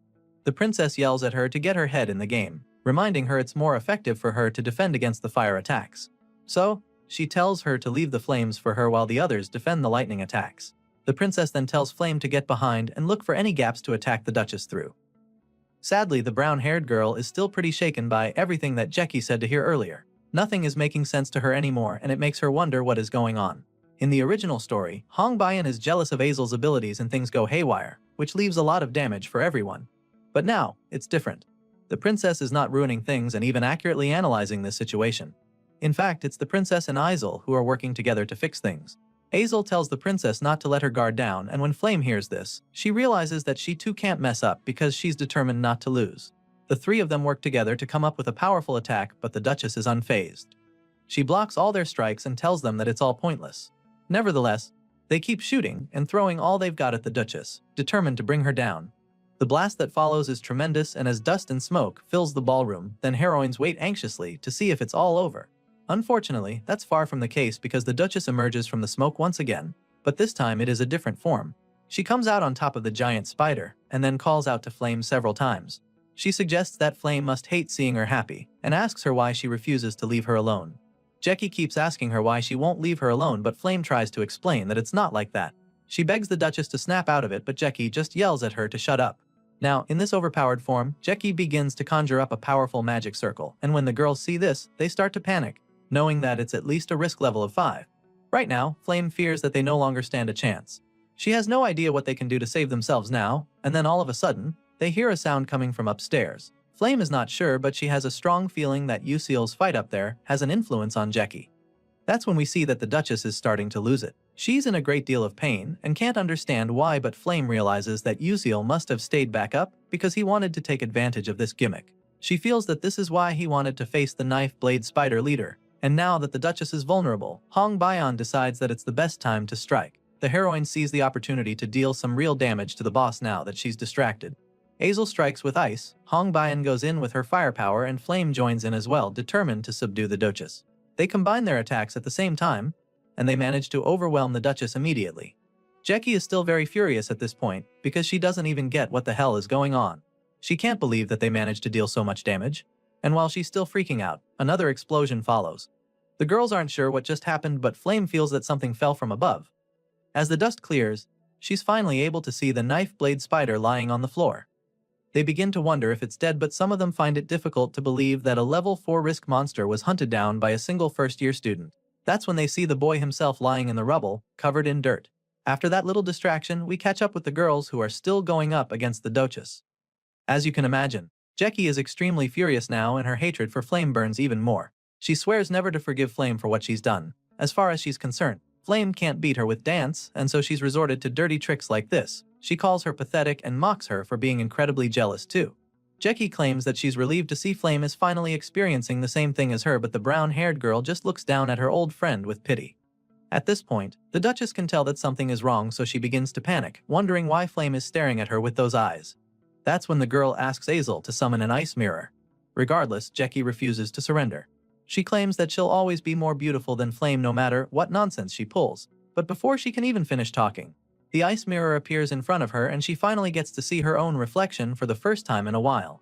She's horrified by what she sees and can't even believe that she's looking at herself. She insists that the mirror isn't true and that the girls are trying to trick her with it. At the same time, our boy finally starts to regain consciousness. He wakes up to hear Jackie crying out in frustration about how disgusting her reflection looks. The Duchess desperately screams out for the mirror to be taken away, and even the NPCs stop seeing her as beautiful. This leaves her even more frustrated, and even though she tries to convince her fans that this isn't her true nature, it's already too late. Jackie calls out to Flame, begging her to do anything she can to save her. Flame remains unfazed at first, and for good reason, because it turns out that this evil Duchess is far from changed. She reveals that she's not sorry and blames Flame for being like this. And so, with all the hate burning in her heart, she shoots up to strike the brown-haired girl, hoping to kill her. Unfortunately for her, it doesn't work, and before she can land the hit, she goes up in flames. The heroines are sad to lose a friend, but they didn't have any other choice, so all they can do is look away as the flames consume her. They admit that they're sorry, and as the fire burns, they're informed that this is where the story of the Duchess comes to an end. The Duchess, a heron who wanted to obtain the greatest beauty and popularity in the world, is finally defeated. Just like that, they complete the Ball of Temptation and receive a congratulatory message. Back outside, we see that Group A6 has finished their practical training, and the students have returned. Group B3 has also completed their practical training. Lee Hanwell demands that they be evacuated immediately, and even though this is great news, he can't help but be worried about the last Group C7, who are yet to return. He tells the professor to get ready, because he can sense the wavelengths vibrating. He stands in front of the Persona Gate, anxiously waiting for what's to come. He braces himself for it, and then a smile appears on his face when he sees the students return. Baek Uziel leads the way, and Lee Hanwell declares that the ant has defeated the tiger. The students manage to raise a Persona Gate with a risk level of 5 by themselves, which is something even trained veterans would have a hard time with, so the adults are very impressed. They immediately assume that Uziel must be the leader of the team, and while they're all praising the kids, Captain Arian glares furiously. He's disappointed he didn't have his wish, so he decides to withdraw. Meanwhile, our boy makes his way forward to report that they've completed the Persona Gate mission. Out of 16, there was 1 casualty, and he makes this known as well. Of course, Lee Hanwell is sad to learn that there was a casualty. Either way, he commends them on a job well done and proceeds to call the medic mages immediately. He tells them to go rest, but before they can, a familiar voice calls out, asking what is going on. He feels that something interesting happened while he was away, and so he asks for a breakdown. That's when the others turn to see the gray-haired student with a creepy smile on his face. The story continues at the Stello Academy first main tower, and here, we see our boy following the guy from earlier who asked for a summary of everything that happened. On the way, Uziel can't help but feel nervous about the fact that he's about to have a private meeting with Eltman. It's putting him on edge, and this is exactly why he didn't want to be the leader of the team during the mission. You see, before leaving the Persona Gate, the heroines came together and decided to choose a leader for the report before leaving. It was Princess Bayon's idea, by the way, and you'd think she'd be ready to take up the task. At the time, Uziel was just waking up from fainting, so he quickly nominated Aizel for the position, but the princess wasn't in support. She reminded him that she was wide awake the whole time, and didn't like that he wanted to hand over the credit like that. Flame equally supported, and after Aizel politely declined the chance to be recognized as the leader, Uziel ended up being forced to take the role. At the time, he still wasn't sure what happened while he was unconscious, which made his job a lot harder since he was meant to give a report. Anyway, his thoughts are suddenly interrupted when Eltman suggests that this might be their third meeting. This silver-haired character claims that Uziel has grown a lot since the last time they saw each other because our boy was so young back then. The MC is taken aback when he hears this as he's not even sure what Eltman is talking about. Uziel wonders what this could mean, and that's when we get to see a flashback scene from years ago. A young Uziel is slowly walking in the middle of a snowy forest when he hears someone call out to him, telling him that he seems quite interesting. He turns to the person who suggests that he must have an amusing talent, and it turns out to be none other than Eltman. He promises to write Uziel a recommendation and invites him to come take the entrance exam for their school, convinced that he'll get extra points for it. This short memory flashes across his mind and quickly snaps back to reality when Eltman tells him the reason for the meeting. Apparently, he called Uziel here to thank him on behalf of everyone for preventing what could have been a big problem. Eltman admits that he doesn't plan to make the incident public. However, if the students had suffered serious harm, it would have been a different matter. Thankfully, that wasn't the case, so he expresses his gratitude to the hero. Besides this, there's another reason for this meeting. Eltman claims that there's some he wants to confirm and then asks our boy if there was a bug inside the Persona Gate by any chance. The silver-haired character says this with a creepy glint in his eyes, which makes Uziel really nervous. At this point, it's no longer a mystery as to why they call him the Black Sorcerer Slayer. In response to the second question, Uziel admits that the deceased student Jackie showed signs of black magic corruption. To this, Eltman states that it's truly a pity, even though our boy doesn't think his tone sounds pitiful at all. While Uziel is still trying to understand what's really going on in this meeting, Eltman suddenly realizes that he hasn't offered him a drink yet. He asks if Uziel would like coffee or tea, adding that kids these days prefer to drink soda. The whole time, a creepy smile is plastered on his face, which puts Uziel on edge. Our boy is visibly nervous but manages to keep his composure as he tells the host that tea would be just fine. He asks for lilt tea, but Eltman almost looks shocked by the request at first. But in that split second, the expression is replaced with a smile as he confirms that he does have lilt tea. He asks for a moment and Uziel is just relieved to hear this. Eltman returns shortly with the tea and sets it down on the table, claiming that only few people know about it, not to talk of liking it. Uziel thanks the host before taking a sip, and just as he expected, it doesn't taste good. Comparing this drink to earth food, Uziel believes that it's kind of like durian or fermented skate, and that's saying something. People either hate such foods or love them, and so those who dislike it can't stand the unique smell and won't even touch it. On the other hand, those who fall for it get hopelessly addicted, but this isn't the reason why our boy is drinking it right now despite its bad taste. There's another reason why he chose lilt tea, and we're about to find out. You see, a private meeting with Eltman is a kind of branch point, and an opportunity to get something. Flame, who chose coffee, was promised magical teachings, and Aizel, who chose soda, gained enlightenment about magic. Apparently, lilt tea is Eltman's favorite tea, and Uziel knew this, so by choosing it, he's hoping to find favor from him.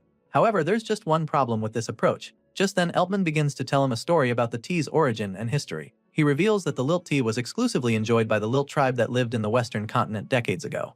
This silver-haired host is of the opinion that they should have just kept it to themselves. Sadly, they chose to share it with humans and faced misfortune as a consequence. Along with the lilt tribe, the recipe for the tea was said to have vanished afterwards, so Eltman explains that what they're drinking right now is probably one of the few remaining lilt teas remaining in the world. He feels bad that they can all still enjoy the tea to this day and blames the foolish humans who decided to be greedy. Hearing this, our boy is a bit confused because he still drinks lilt tea, even now, and this leaves the host pretty shocked. He assumes that there might be more of the tea left, but Uziel quickly informs him that it's not the case.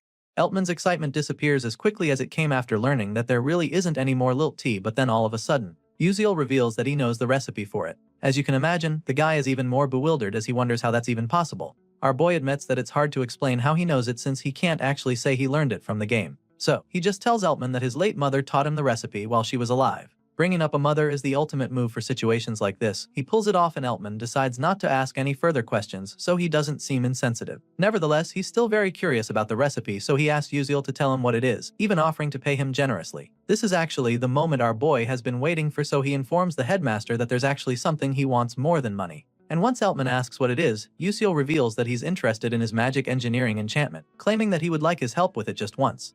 Eltman is hesitant concerning this, so he asks Yusiel to reconsider his request. The Lilt tea recipe is discontinued now and could be worth a lot of money compared to his magic engineering practical, and Eltman explains this to the student. Well, our boy understands perfectly already. With Eltman's magic engineering enchantment and Altarisha's alchemy magic engineering, he can use a force vessel from a necromancer to create an inventory, basically a subspace. A subspace can only be used by a mage who has mastered 8-class spatial magic engineering, so in this world there are very few who can handle it.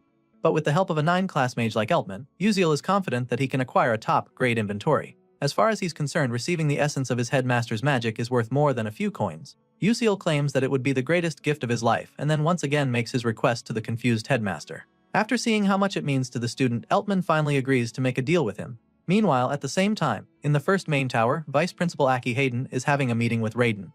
The Vice Principal heard that the Persona Gate they worked so hard to open failed, and Raiden admits how worried he is about how the Master would take the news. Hearing this, Hayden just tells himself that he's too uptight and assures him that there will be other ways, even though it's unfortunate that the Persona Gate failed. From the Vice Principal's tone and what he just said, Raiden can already tell that the man is planning to make Maijin rampage, and when Hayden doesn't deny this, Raiden angrily takes his leave. You see, there was only one reason they opened the Persona Gate this time. It was to eliminate the students likely to attend the upcoming Aslan seminar. They opened a 5-to-use-level gate far beyond their capabilities, and yet Flame Isle, the princess, and even Yusiel came back unharmed. Everything turned out contrary to their expectations, and now Raiden is getting really worked up over it. It quickly gets worse for him when Yusiel suddenly approaches him outside. The man was always like a wild beast roaming around when they were younger, so our boy teases him for acting so human nowadays.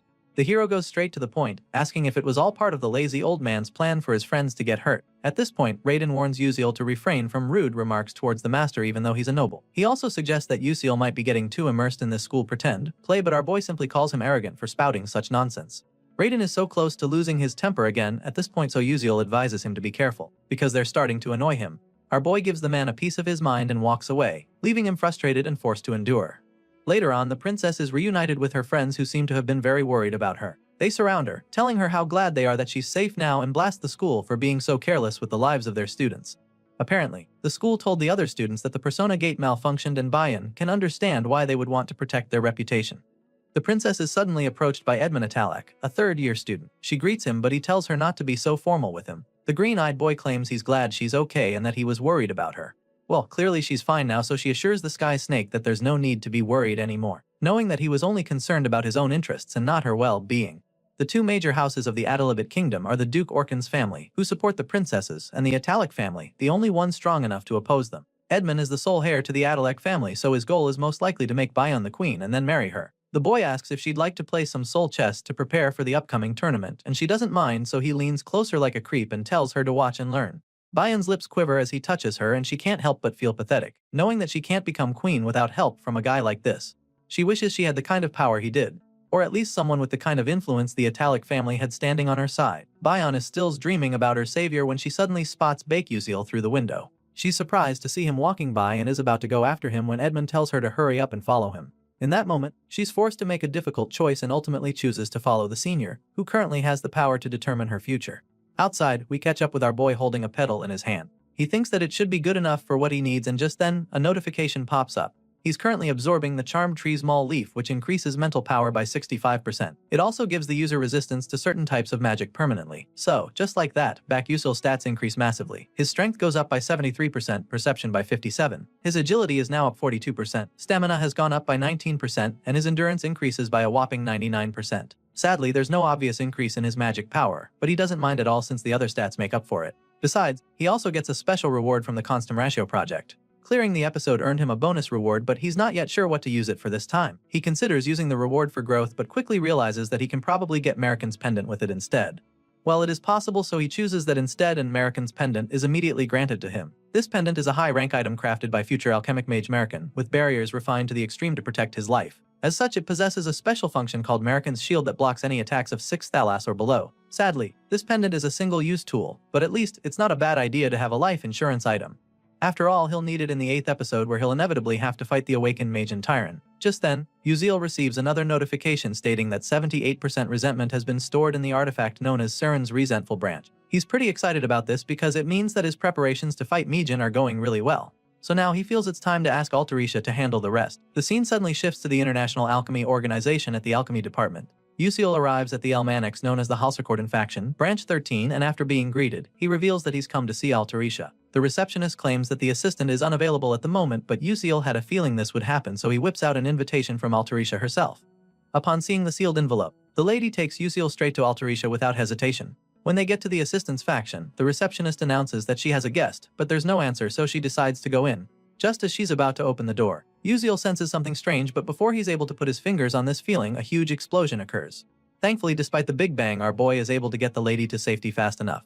He takes her behind a door and protects the receptionist. Once the smoke starts to clear, he goes back into the office to search for Altarisha, or at least figure out what the hell just happened. He calls out to the assistant, asking her if she's okay, and upon hearing his voice, she answers him, expressing how surprised she is. She excitedly calls him to join her, claiming that she was about to show him something even, but Yusiel finds it baffling that she's not even bothered by the explosion that just happened. Apparently, she and her colleague were in the middle of an experiment, which explains the chemical bang. Anyway, the man suddenly shows Yusiel the shield bracelet on his wrist. By pressing the button twice, it provides third-class level defense, and then pressing the button one more time creates a full shield around the wearer. Our boy is a little overwhelmed by their little gizmo, but the scientist is just excited about the breakthrough. He finds it really impressive because even those with little mana or no magic at all can use the shield spell once. The defense power is about 500, which is clearly not a lot, but at least he's confident that it will be very helpful in emergency situations. The scientist believes that the world will be turned upside down when they finally announce the new technology, and he claims that it's all thanks to Altarisha. The assistant tries to be all modest about it, pointing out that he's a co-author as well. The scientist asks Yusiel to join the alchemy castle as an alchemist, so he explains that it won't work out since he doesn't have any mana. The man doesn't get what he means by this, so our boy reveals that he was born unable to absorb mana. It's called mana leak syndrome, and he reveals this to the two mad scientists, who are still pretty dumbfounded. They're horrified by the news because they know that it means he has limited time to live.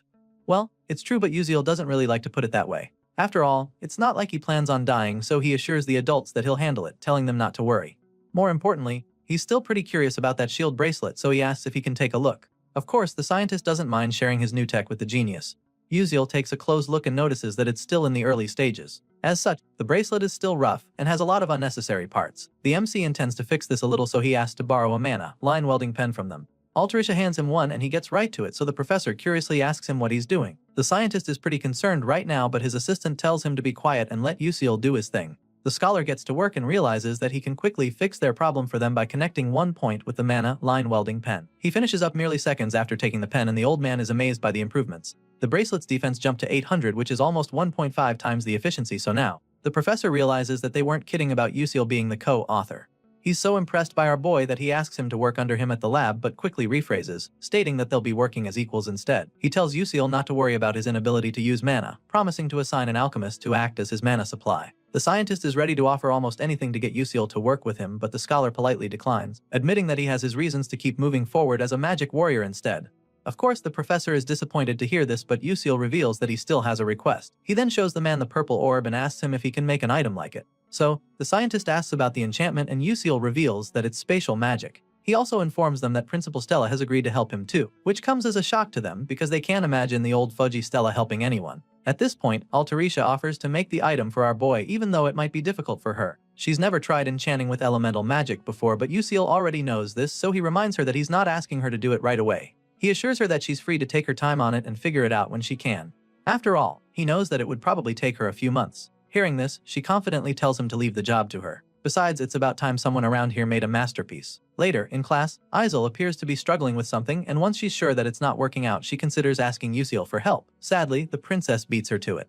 Bayan approaches Yusiel out of the blue, asking if he has a moment because she has something important to ask him. As soon as Aizel hears this, she decides to back off, feeling that there's no reason to go to him anymore. And so, our boy follows the princess out of the class to hear what she has to say, while Aizel stays back feeling sorry for herself. She's convinced that whatever they're talking about has nothing to do with her, so she doesn't understand why she's feeling so bothered about it. Outside, Yusiel finally asks Hongbayan what she wanted to talk about, and that's when she reveals that she heard the Alchemy Castle has developed a product of alchemy magic engineering. And she also heard that he's a co-author. Yusiel can already see where this is going, and he's not even surprised that she found out, considering the Adalabit royal family's intelligence network.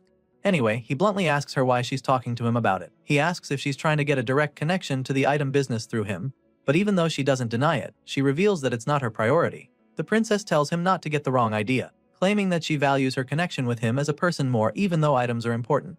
Yusiel is surprised to hear this because he didn't even think that she saw him in a good light. Now, he's certain that she's different from how she appeared in the original story. and if that's the case, then he feels this might be his best shot to stop her death too. All of a sudden, the princess starts getting all flustered and then asks if he'd like to get something to eat with her. Sadly, Edmund crashes into the scene just then, claiming that he's been expecting her. He didn't see her at lunch, so he assumed she was busy with something important, so he's disappointed to see her with a commoner. And with a smug grin on his face, he claims to be hurt by Case. However, now that he's seen her talking with our guy, he confirms that she refused his offer because of a mere commoner. Edmund makes it sound so bad and goes on to say how upsetting it is for him to find out like this. Now that he's interrupted then, he proceeds to confront Uziel. He stands right in front of the hero, with a smug look on his face, but Uziel just shoots daggers at him. Our boy clearly doesn't like this guy, and for good reason. Uziel has actually seen him in the game before. He's familiar with Edmund Italic as one of the death factors that leads Hong Bians to destruction. In other words, this smug-faced jerk is no good. Judging from his attitude, Uziel is convinced that Edmund doesn't know that he's the co-author of the random sequence convergence technique paper everyone at the academy has been talking about. After a brief but intense stare down, the princess finally responds to the troublemaker. She stands up for Uziel, insisting that he's not just some ordinary commoner. That being said, she goes on to reveal that she's planning on using Uziel to get into contact with the alchemist Altarisha, and so, she bluntly tells Edmund not to interrupt them again.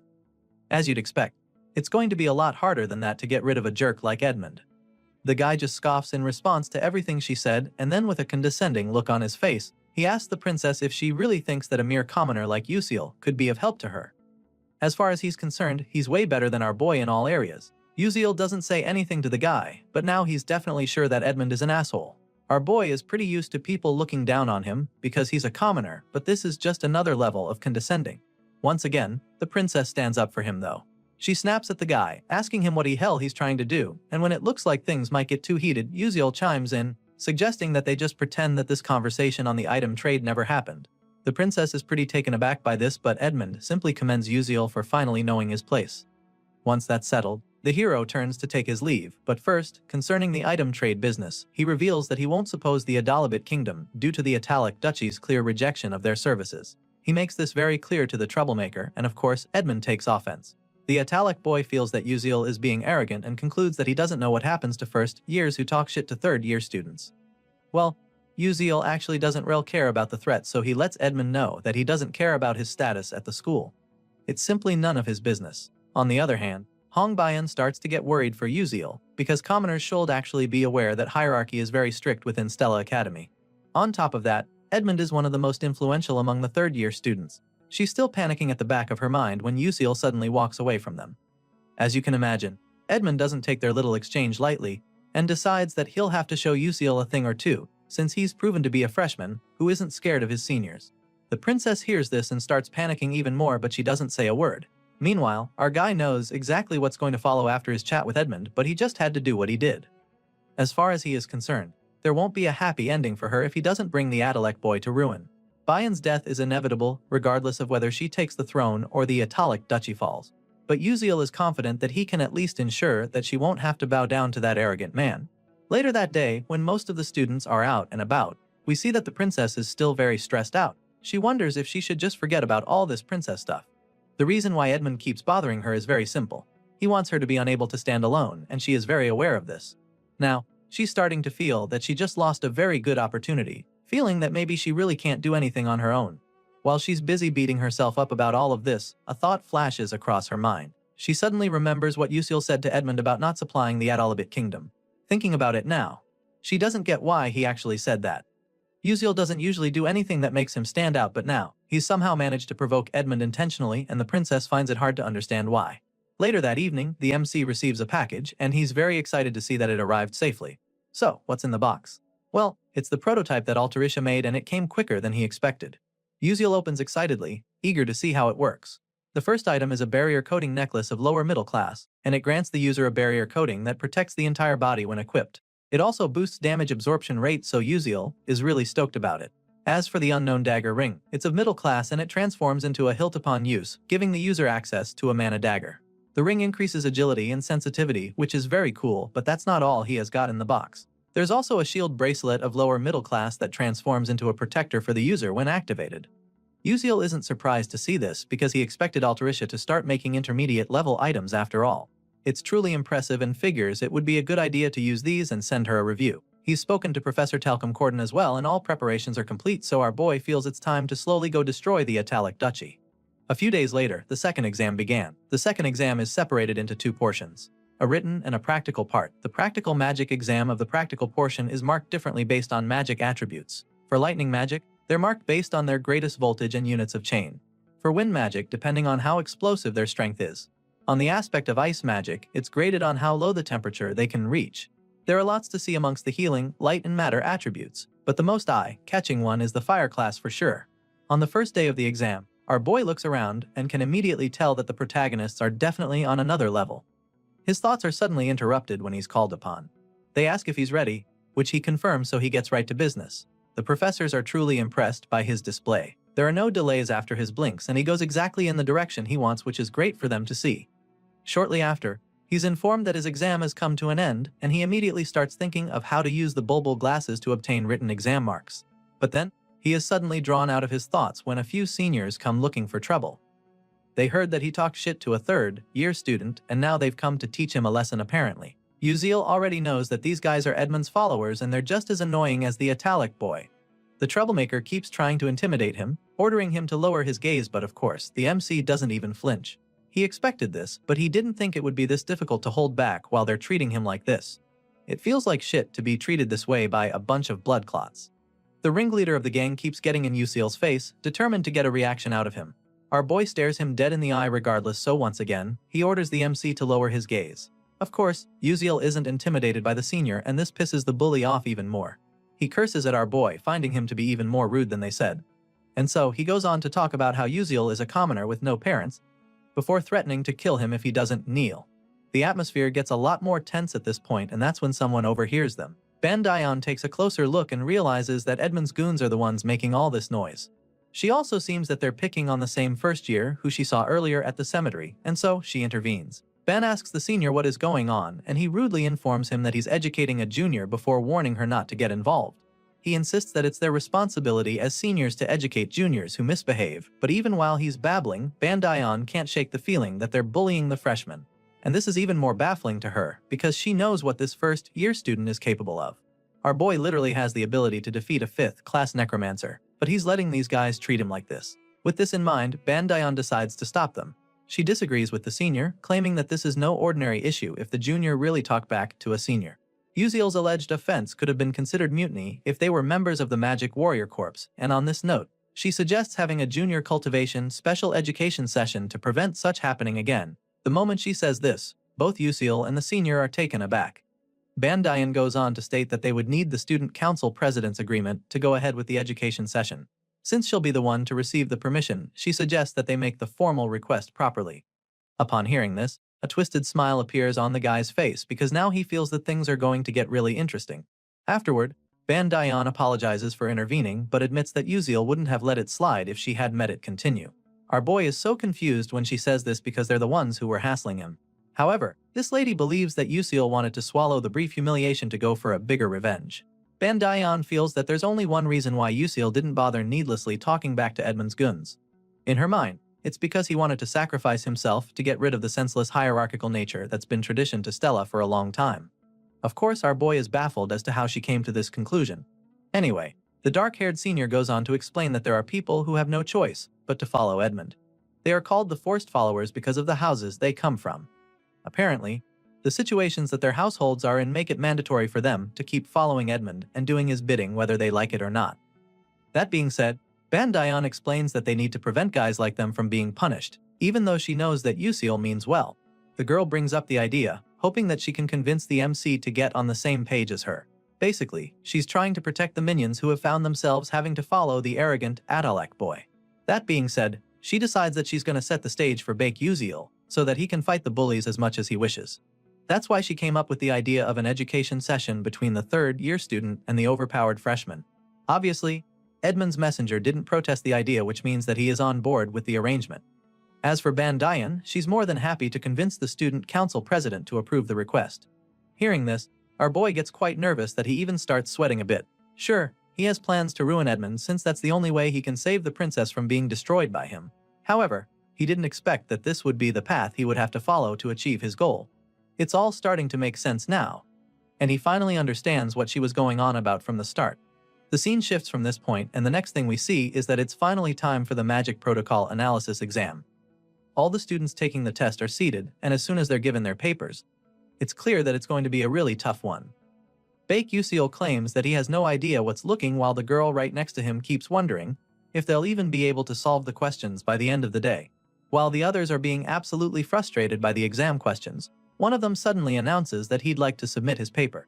The professor is absolutely shocked when he hears this, so he assumes that the student is giving up already. It's only been 2 minutes, so he thinks it's absurd for the guy to give up so quickly, but it turns out that the student is already done. He solved everything in under 2 minutes, but the professor still doesn't believe him, so he takes the paper to check if it's really true. By the time he goes through the paper, his eyes almost pop out of his head. The man is shocked because he never imagined that anyone would actually finish the exam that quickly. Sometime later, the other students finish, including our boy Yuseol. He struts out of the hall while heaving a sigh of relief because that was one hell of a paper for him. He didn't study for the examination, but since he somehow managed to finish it, he can't help but feel refreshed right now. He's still thanking his stars when he hears someone calling his name. It sounds like they're talking about him, so he turns to hear what's going on. That's when he sees the whispers talking about how he talked back to Edmund Italic. As you'd expect in a school like Stella, it's a pretty big deal, and it turns out that our boy has somehow been marked. Apparently, they heard he's going to get properly educated soon. Our boy overhears the whispers and realizes that the rumors have already spread throughout the school. It's starting to look like Ban Dion's intervention might have brought more attention to him, and he doesn't even know how to feel about it. Soon, it's time for the Junior Cultivation Special Education session. To put simply, this whole thing is done when the senior who wants to educate and the junior who needs to be educated have a duel. In Stella, it's forbidden for seniors to wear or be violent to their juniors, but in the special education session, seniors are legally allowed to punish their juniors in the way they see fit. Everyone at the academy calls it a duel, but it's actually a way for seniors to magically beat up their juniors. Since this is already some kind of open secret, the student council president needs to agree to prevent the abuse of the special education session. However, a student from the S class can always appeal their opinion to the student council. Yuseol is aware of all the ways that this could get complicated, and he's starting to wonder how the situation got out of hand. He was actually going to kneel once in order to let peace reign, but Ban Dion just had to come around and escalate the matter. Our boy didn't actually have any major plans of revenge since he just wanted to get away from the bullies and take a nap. Well, he can't do that anymore, because the whole school now knows that he'll have to duel the notorious Edmund Italic very soon. The matter definitely stresses him out, but he knows that there's no helping it now. It's too late, so he has to face the music. That's when we see him opening a box with some kind of monkey toy in it. He takes out the toy with a smile on his face, feeling that he has no choice but to enjoy his fate since he can't avoid it. The scene changes once again, and we're taken to the Stella Academy Student Council room. Inside, there seems to be a meeting going on. The first person we see is Mai Royun, the council president from second year S class, and it appears that he's being visited by Ban Dion. Royun asks what's up, so Dion formally submits the request for a junior cultivation special education session. The target is first year S class student Baek Yuseol, and she makes the council president aware of this, but Royun is a little confused because the last time he checked, Dion hates hierarchies, so he doesn't get what's even going on. Just as Royun said, Ban Dion confirms that she truly doesn't like hierarchies, so when the student council president hears this confirmation, he is simply baffled by her resolve. He doesn't know what she's thinking, but no matter how outstanding this first-year student is, he doesn't believe that they will be able to defeat a second-year senior, let alone a third-year. In his opinion, it's impossible to bridge the gap of experience even with ability, and he makes this known to her before asking if she still wants to request an education session. While Ban Dion's mind remains unchanged. In fact, she invites the student council president to come and see for himself, assuring him that it's going to be fun. Mai Royun is really taken aback by her request because he doesn't know what she's really up to, and while he's still trying to wrap his head around it, one of the professors draws him out of his thoughts. The man calls out to him, asking that he look into a student's thesis report. The man in question is none other than Professor Gerald, so when he sees this, he greets the teacher and asks if there were any thesis exams that are good enough to submit to the society. Hearing this, the man just laughs in excitement before telling the council president to just look at this one first. Mai Royun takes a look and immediately realizes that it's Frocus's superposition circuit plan. From the look on Royun's face, Professor Gerald can immediately tell that he's impressed. Apparently, Frocus shortened the reverse engineering consecutive loops equation by half, and with a very simple formula at that. You see, the superposition circuit has already been agreed upon by countless scholars to be as effective as possible, but to have improved it by another step is just incredibly impressive, and there's no other word to describe this than genius. After going through the thesis, the student council president is so blown away that he immediately asks to know which student wrote it. Without hesitation, Professor Gerald excitedly informs him that the guy's name is Baek Uziel. The teacher is so impressed with the work that he feels our boy will be able to partake in the Aslan seminar based on the level he's already at. Even though the professor is ready to go ahead with this right now, Mai Royon claims that they can't do that just yet. He feels that it isn't time yet and that he needs to relay the news to the vice principal. Meanwhile, after all that, he goes on to read through the thesis and just keeps getting impressed. He realizes that Baek Uziel is more fun than he expected. The story continues with a letter of recommendation being submitted to the vice principal. The man is taken aback when he receives the letter because Baek Uziel is the one being recommended for the Aslan seminar. And the person recommending him also happens to be Professor Gerald, who is very confident in this decision. He can see that the vice principal doesn't exactly like the idea, but he feels that the man will understand once he sees things for himself. Unfortunately, despite his best efforts to convince his boss, the man bluntly tells him that it won't be possible to have Baek Uziel at the Aslan seminar. As you can imagine, the professor is taken aback when he hears this, and he'd like to know why, so the man explains the situation to him. There are a lot of other candidates from Stella besides Baek Uziel. That's pretty obvious, but the main issue is the fact that the new students are truly outstanding. Vice Principal Arkahayden goes on to say that there are only 2 students who can attend Aslan from one school, excluding those who have fixed attendance rights due to being from a noble family.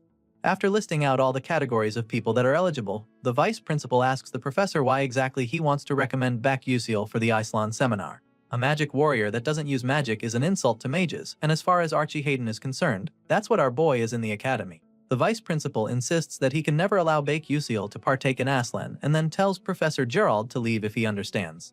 The teacher just lowers his head in disappointment when he hears this, because there's clearly nothing he can do about it. He simply accepts the boss's decision and quietly leaves the office. As soon as he leaves, the vice principal angrily squeezes the recommendation letter. He's furious just thinking about what just happened. He can't believe that the professor would dare try to squeeze an insect into Aslan. Apparently, he doesn't see our boy as anything more than that, and so, he makes a vow to himself to make sure that Uziel doesn't attend the Aslan seminar. Days later, the rankings were revealed after the second exam. Just like all the other students who took the exam, our boy makes his way to the scoreboard to check the results. After searching for a while, he finally finds his name at the 419th position of the S-class students. Upon seeing the rankings, our boy concludes that he's definitely something. To get that position despite getting perfect on the written exam, he's really proud of himself.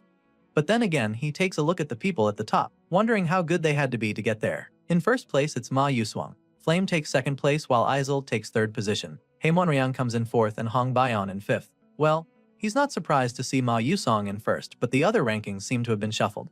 Last semester, Ha Wanryang was second, so Uziel is baffled. You see that the guy is fourth now. He wonders why that's the case and figures that it might be because Aizel and Flame finally were able to focus solely on studying, unlike in the original. Since Jackie has gone through the dark demonization route, Haewanryang and Arshwang's dark demonization routes should have disappeared. He's still pondering deeply about all this when someone calls out to him, asking him if he is controlling his rank. At this point, he turns to see that it's Hong Bayan, who then suggests that he should have already stood out too much for that. Uziel is taken aback when she hears this, wondering what she's suddenly saying. She thinks that he stood out pretty much, and seeing that he got into the top 600 students in the rankings, she wonders if he still wants to partake in the school competition. Apparently, our boy even forgot about that. The competition is an event where some school students are chosen to fight against students from other prestigious magic academies. The thought crosses his mind for a second, and then he looks back at the princess, only to see that she's in a mood. He wonders what's wrong with her, so he decides to check on her. Uziel goes closer and then asks her if there's something she wants to say. At first, she looks like she wants to open up, but then, she shuts him out right away. She turns away from him and clenches her fists, which our boy notices immediately. All of a sudden, her face turns red and it's clear that she's upset. She snaps at him in a flash, asking him why he did what he did, and he's just puzzled at first. Seeing the look of confusion on his face, she spells it out for him, asking why he did what he did to Edmund.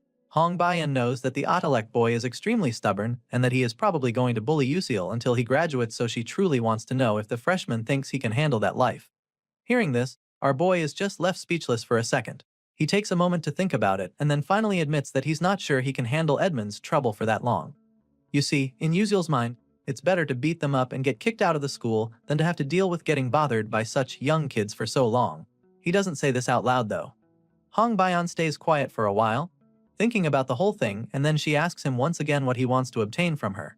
Uziel isn't exactly sure how to answer these questions at this point, so he chooses his words very carefully. He stares at her for some time, trying to come up with the best response, and then finally starts talking once he's got it. In response to her question about Edmund's situation, Uziel reveals that he thinks his relationship with her is more important, and this catches her by surprise. He also reminds her that he's not helping her for free, so once this is over, she will have to make a contract for the special item with him. Hearing this, the princess wonders why he wants that when he could easily sign a contract with someone else and not a Dolabit. At this point, Uziel is not sure what to tell her. He can't come out straight and admit that he's doing all this to save her and lead her to a happy ending. So, he promises to tell her later, but this just leaves her pretty curious. Even though she can't get that answer right now, she still wants to know what Uziel plans to do about the junior cultivation session, but he just tells her that he's going to figure that out later. She can tell that he's trying to hide his intentions, so she assures that he doesn't need to hold back. Hong Bayan tells him that he can use his actual skills to teach them a lesson, claiming that she will try to deal with the aftermath. Uziel thanks her for the offer, feeling that she's trying to be considerate, but he doesn't get why she is so convinced that he'll win the duel. The quiet conversation goes on, but the two have no idea that Arshuang has been eavesdropping. Fast forward to the magic practical class, and we see Arshuang putting on a brilliant display. Her professor is very impressed with her control despite her lack of firepower. The lady is convinced that Arshuang's control can lead to impressive results when facing a sensitive enemy or trying to carry out a quiet mission. But while she's praising Arshuang for her control, she can't help but point out how poor she is in other aspects. She informs the brunette girl that her magic is truly lacking and scolds her for it. Meanwhile, Hong Bayan, who beat her in the exam, just stands there, feeling bad because Arshuang is about to get chewed up. The teacher has already told her many times that fire magic is not just about destruction, but after what she just watched, she doesn't think that Arshuang gets it yet. She's very disappointed, so much so that she goes on to say that it's absurd that she's first place in the fire class attribute again. After making all of this known to Arshuang, she walks out of the scene looking pretty irritated. As you can imagine, the brown-haired girl is crushed by the teacher's remark, and she's so pissed that she just explodes in a huge blast to show her frustration. She lost yet again, and she's obviously tired of it. She doesn't ever lose when it comes to effort, so she doesn't get why it's just so hard whenever it's time for her to prove herself. Arshuang really lets it all out, and by the time the flames go out, we get to see the large area that she just scorched. For someone who supposedly doesn't have impressive firepower, that's one hell of a scorch, so it's easy to see why she's so frustrated by her inability to win against Hong Bayan. That's it for this episode. Until next time. Arshuang is devastated after losing once again, and it's even more frustrating for her because she puts in so much effort. The young fire mage can't take it anymore, and in that moment of rage, she explodes with a massive wave of flames that scorches everything around her.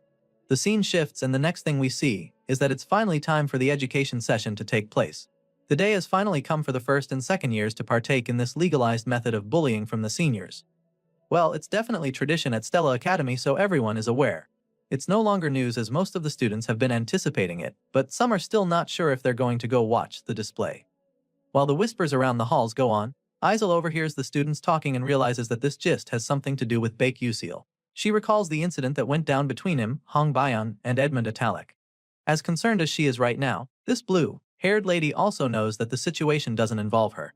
It's unrelated to her, and she still has a lot of things to study at the moment, so she probably doesn't see the need to attend the education session. Still, she's really curious to find out what will happen, so she simply remains torn about the whole thing. Aizel ponders over and over until finally, she finds herself attending the education session. She couldn't help herself, and so now, she's standing among other curious students waiting to witness the thing for themselves. While she's busy fighting the feeling of uncertainty, someone comes along to talk to her. The person sounds a bit surprised to see that she also came around, so Aizel turns to see who's talking to her. That's when she sees Harolyn, a first-year B-class student who seems pretty invested in the saga. She also looks like she's one of those rumor peddlers at the school, because the first thing she literally tells Aizel is that there's a rumor Baek Usil likes her. Out of the blue, she asks Aizel if she and Usil are secretly dating, and as you'd expect, the blue-haired girl's face turns red in a flash. Aizel is extremely flustered by the question, and she can't even hide it, but she still tries to clear the air. She tells Harolyn that they are not dating, but in the middle of her confession, she stops and starts to feel somewhat sad. Meanwhile, the rumor monger patiently waits for her to finish talking with an eager look on her face. Harolyn seems to be getting a kick out of making Aizel feel uncomfortable. Still, the B-class student is surprised to see Aizel like this. She's always wondered what the blue-haired girl was like since she's the child of a trader, but right now, she's just amazed by how cute she can be. Harolyn eventually realizes how awkward the conversation is, so she quickly introduces herself, hoping to make things less weird, but Aizel had already gotten lost in thought. She's only drawn back to reality when she hears the B-class girl introducing herself, so she returns the pleasantries. The awkward chat is thankfully cut short when a loud noise is made, signaling the start of the education session. Harlan realizes that the event must be starting, so they pay attention, and that's when they see Baek Yuseol standing in the middle of the arena. Our boy definitely feels overwhelmed by the whole thing, but he doesn't show it too much. He looks around and is blown away by the number of people who came to watch. He doesn't get why there's so many, and while he's still trying to compose himself, one of the seniors calls out to him. The guy calls him brave and then tells him to go easy on his opponents. That's definitely a very bold statement, and Yuseol doesn't even understand why the guy would say that. He thought he was supposed to be the one getting beat up by his senior in this session. Well, the guy is standing right next to Bandayon, so she was probably the one who gave him that idea. While some people seem to be on Yuseol's side, other seniors are definitely excited just thinking about how the kid will get his ass whooped. Some of them have been waiting for him to finally get the education he needs, especially after all the rumors that have been going round the school. The idea of a mere commoner acting all arrogant really got their blood boiling, so they're very happy about this. In their minds, this is going to be a very bad experience for our boy. After all, if he's been marked by the seniors, then it's pretty much over for him as far as they're concerned. The excitement these guys are feeling is halted immediately when Hong Baeon hears them. As you can imagine, the princess doesn't appreciate anyone speaking ill about Baek Yuseol, so she shoots death glares at them, and of course, they get the message. They know not to mess with her, so they just quietly move away from her before she decides to wipe the floor with them. Sure, she just managed to shut those guys up, but she still can't shake the anxiety she's feeling, and she's even more concerned after hearing when they called him a mere commoner. She's rooting for him, but the words aren't exactly in his favor. Meanwhile, the duel is about to start, and Baek Yuseol's opponent is already prepared for the clash. The guy asks him if he's ready to be educated, and that's when Yuseol realizes who he's up against. You see, this guy with a smug look on his face is none other than Caliban Catalum, and he's a second year in C class. Based on this information, Yuseol figures that the guy should be around the 300s in rank. On paper, this shouldn't be such a terrible matchup, but there's another problem. You see, our boy is in S class, which should obviously make him the tougher between them, but when it comes to our battle ability, Caliban is ranked higher than him. With this in mind, Yuseol concludes that the only way to not get humiliated here is if he avoids a head-on battle at all costs. He needs to avoid getting physical with the guy or he'll lose. Our boy makes up his mind and finally answers his opponent, claiming that he feels ready enough. Of course, this response pisses off Caliban, who now feels that Yuseol is just arrogant until the end. As such, this motivates him to teach the freshman a lesson, so he can't wait for the education session to begin. Now that both opponents are standing in the arena, the official in charge of the education session comes out to address everyone. Seeing that the students who came to watch are now seated, he proceeds to explain the rules. The maximum dueling period is 15 minutes, which will not be interrupted until one side is unconscious. But if it's decided that a life is at risk, then Stella Dome's space restriction spell will end the duel before the time elapses. In addition, after the 15 minutes pass, either one of the opponents can choose to withdraw and end the match immediately. In other words, our boy just needs to stay alive till the time is up. Once all the rules have been stated, the moderator officially starts the duel, and in the blink of an eye, Yuseol and Caliban are transported to a forest, which will be the stage for this duel. As soon as they appear in the woods, a timer pops up signaling the start of the education session. Caliban instantly draws his wand when he sees this, looking extremely excited to show what he can do. On the other hand, Yuseol just keeps staring at the guy with a blank expression on his face. He already has a plan, and he just needs to stick to it. Meanwhile, back in the stands, Harlan anxiously asks Isel who she thinks will win the duel.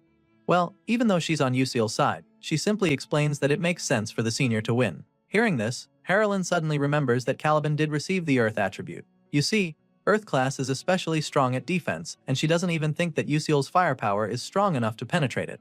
On top of that, the Earth class specializes in field control, where the more you control your territory, the more diverse attacks you can perform. And so, this makes Harlan wonder if Baek Yuseol's magic sword will be able to pierce a third-class Earth-class shield. Hearing this, Isel realizes that the B-class girl is acting right, and it makes her feel that there's no way Baek Yuseol can win the fight. Well, that's what she thinks the case is, logically speaking. Back in the woods, our boy takes out his wand as well, ready to give Caliban a pretty tough time as well. The senior vows to give Yuseol a wake-up call today and starts by attempting to cast a stone-filed spell, but before he can even finish talking, the MC blinks out of there, dodging everything as the ground shatters beneath him. As you can imagine, the senior is bewildered when he sees this. He doesn't even understand what the hell just happened, but Yuseol just flashes a grin at him and then takes off in a flash. Caliban is so confused when he sees his opponent running away from the fight. Just like all the students in the stands, he can't believe his eyes. Harlan is taken aback when she sees this too, wondering how the guy can possibly start the duel by running away, not caring about his reputation at all. Of course, Isel is equally baffled because she doesn't even get it either. But then again, she feels that this might just be the best call Yuseol could have made in this situation. After all, she doesn't expect him to defeat the senior. Meanwhile, back in the woods, Caliban gives chase, demanding that he come back immediately and fight. But of course, Uziel has no intention of stopping. In fact, he wonders if anyone would actually stop and fight just because their opponent said so.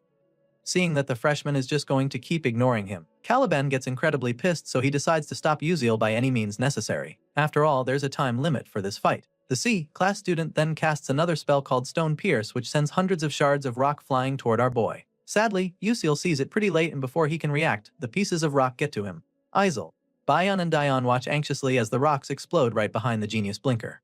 A cloud of dust erupts right after, so nobody can see what happened, not even Caliban, but the guy is pretty confident that the spell must have hit the target. He goes into the bushes as the dust starts to clear, looking all excited, but then he's absolutely stunned by what he finds. Instead of finding his injured victim, he's shocked to see a monkey doll hanging in a tree. He's so confused as he doesn't get what something like this is doing there, and while he's still trying to wrap his head around it, a massive explosion rocks the entire place. The blast is definitely unexpected, and by the time the dust settles again, Caliban feels pretty lucky. He knows that it was a close call, and the only reason he didn't take some damage from that explosion is because he increased the weight of his defense using another one of his signature spells. The C-class student is still thanking his lucky stars when Uziel sneaks up on him from behind. Lucky for him, he sees the attack coming, so he's able to block it with some kind of rock shield. Our boy is stunned when the barrier pops up right in front of him, and before he can do anything about it, Caliban follows up with a mean counterattack. The cocky senior casts his deadly stone break spell that causes the rock shield to explode in Uziel's face. The entire thing blows up at that moment, and Caliban is almost completely sure that he finally landed the hit. However, once again, his eyes widen in horror when he realizes that his opponent has somehow vanished again. Once again, Uziel gets away, and Caliban begins to get even more frustrated. So, he calls out to the young freshman, asking if he's going to keep running, and even mocks him, suggesting that all his talk about chivalry was probably fake too. While scanning the area in search of his opponent, Caliban suddenly steps on a glowing piece of rock, and before he realizes it, it explodes and sends him off the floor. He loses his balance and begins to wonder why his body is suddenly doing this. While he's trying to regain his balance, he looks into the bushes, and that's when he sees Uziel smiling at him from there. Caliban is absolutely livid when he sees this. He can't believe that the kid would even dare to smile at him, so he's even more determined to teach him a lesson now. Enraged, the C-class student attempts to use his Earth Weight spell again, but before he can even cast it, Uziel just disappears again. Once again, Caliban loses his shit, demanding that he comes out again and stop playing these tricks. He's yelling at the top of his lungs, and in the distance, we see some kind of ball speeding toward him from behind. Just when it looks like he's about to take the hit, he turns around and slashes the thing in two. But once again, it turns out to be yet another prank from Uziel, because it explodes right in his face afterward. The explosion pushes him to tears as he coughs violently, trying to catch his breath. Apparently, it's tear gas, and he definitely didn't expect that. He's still trying to recover from the poisonous gas when he looks down to see a strange bell lying next to his feet. His eyes widen in horror when he sees it, suggesting that he knows what it is, but before he can do anything about it, the bell starts ringing loudly. It's so loud that even those in the stands have to close their ears for a while. Harolyn isn't sure what the hell is going on, but Isel does, so she explains that it's probably phosphine, which blocks vision and sound. Uziel just unleashed an attack consisting of tear gas and phosphine, so his opponent is unable to get his shit together. The guy is completely disoriented, which means that Uziel has a good chance to land a mean hit now. Meanwhile, Hong Bayan sees everything going on and figures that the fight is as good as over, because if Uziel slowly approaches and succeeds at attacking, then he'll win. All of a sudden, Uziel reappears with many more balls like the first one and immediately starts hurling them at his opponent, causing repeated explosions. At this point, the students in the stands are just stunned, because they didn't even know that the freshman had tear gas grenades on him. As for Dion, she even thinks that some normal smoke bombs have been mixed in as well. Despite unleashing this barrage of attacks, Caliban is still standing, so it looks as though Uziel's attacks aren't exactly fatal. However, there's no doubt that he's managed to dominate this fight. Apparently, time is almost up, but the C-class senior is already boiling in rage and desperate to hit back. The guy is absolutely livid right now, so much so that he casts another spell that causes the earth beneath him to rise all the way up, lifting him into the clouds. The guy doesn't even care about the education session anymore, because this is now a personal beef he has with our boy. Caliban casts another spell that creates a massive magic circle in the sky, which even leaves Uziel speechless. One of the seniors recognizes this powerful spell as the stone shower, so he suggests that it's too much for a first year like him to handle, but of course, Caliban doesn't really give a shit. The red-eyed senior just wants to win no matter what, so he snaps at his colleague, asking the guy if he's crazy or not. He doesn't really care what anyone else thinks, but he definitely didn't expect that from his own classmate. Either way, nothing is going to stop him from unleashing the stone shower now, or so he thinks. With 5 seconds left on the timer, Caliban unleashes his wrath, and by the time the giant pointy rocks get close to Uziel, the 15 minutes is already over, so he just smiles, knowing that his plan worked. Just when it looks like he is about to be impaled by the stone shower, he simply raises his hand to announce that he's giving up. Well, the time limit is up, and he can't be hurt now that he's quit, so all the sharp stone spikes stop midair right in front of him. All the students watching the thing are completely taken aback by this whole. Caliban just stares at Uziel in shock and disbelief. The guy is covered in bruises with his eyes still throbbing from the tear gas. He can't believe what just happened, and is still having a hard time processing it. It's all looking like a nightmare to him, but this is all real, and it's confirmed when the moderator announces the conclusion of the duel. Caliban is still trying to figure out what the hell is going on when they start disappearing to be transported back to the arena. The summary of the duel echoes through the stands, confirming that the S-Class Bake Uziel forfeited the fight. Even at this point, Caliban still doesn't want to believe that it's all over. On the bright side, this all means that the C-Class Senior is actually the winner of the duel according to the rules. That should be good news, but even after this is announced, Caliban still looks like he's the one who lost. Meanwhile, our genius Blinker is on the other side, thanking his stars that he survived that face-off. It was definitely a close one, and it only worked because he stuck to his original plan. Finally, the special education session is brought to an end, so Caliban is forced to suspend his beef with Uziel. He's wasted his chance to lay hands on the freshman, so now all he can do is walk away, feeling furious and humiliated by the same kid. Just like that, the long-awaited education session is brought to a quick end, and despite winning, Caliban is absolutely livid. Afterward, the students who came to watch the duel slowly exit the arena, all still pretty taken aback by what they just witnessed. They all know that this education session was a real upset, and many of them feel pretty sorry for the second year who got humiliated. It was all over this face that he was pissed. Caliban definitely took a huge L there, and some of the students claim that they would have just punched Uziel in the face, not caring whether the duel was over already. Our boy was pretty annoying in that fight, but you can't blame him. He did what he had to do.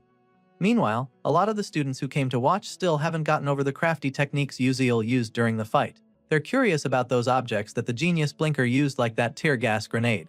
They've not seen anything like that before, so they assume that those items were probably the kind of weapons that are currently being developed at the moment. That's the best guess they can come up with, because no one has ever seen stuff like that. I mean, Uziel was pretty clever with his movements, but those tools he used were what really stole the show. Bandayan overhears them talking about this, and it just gets her thinking. She's not exactly sure that Uziel's display was that impressive just because the magic tools were good. Well, the thing is, most alchemists usually use their surrounding geography to fight, but Bake Uziel set up the location of the magic tools from the beginning to the end of the duel.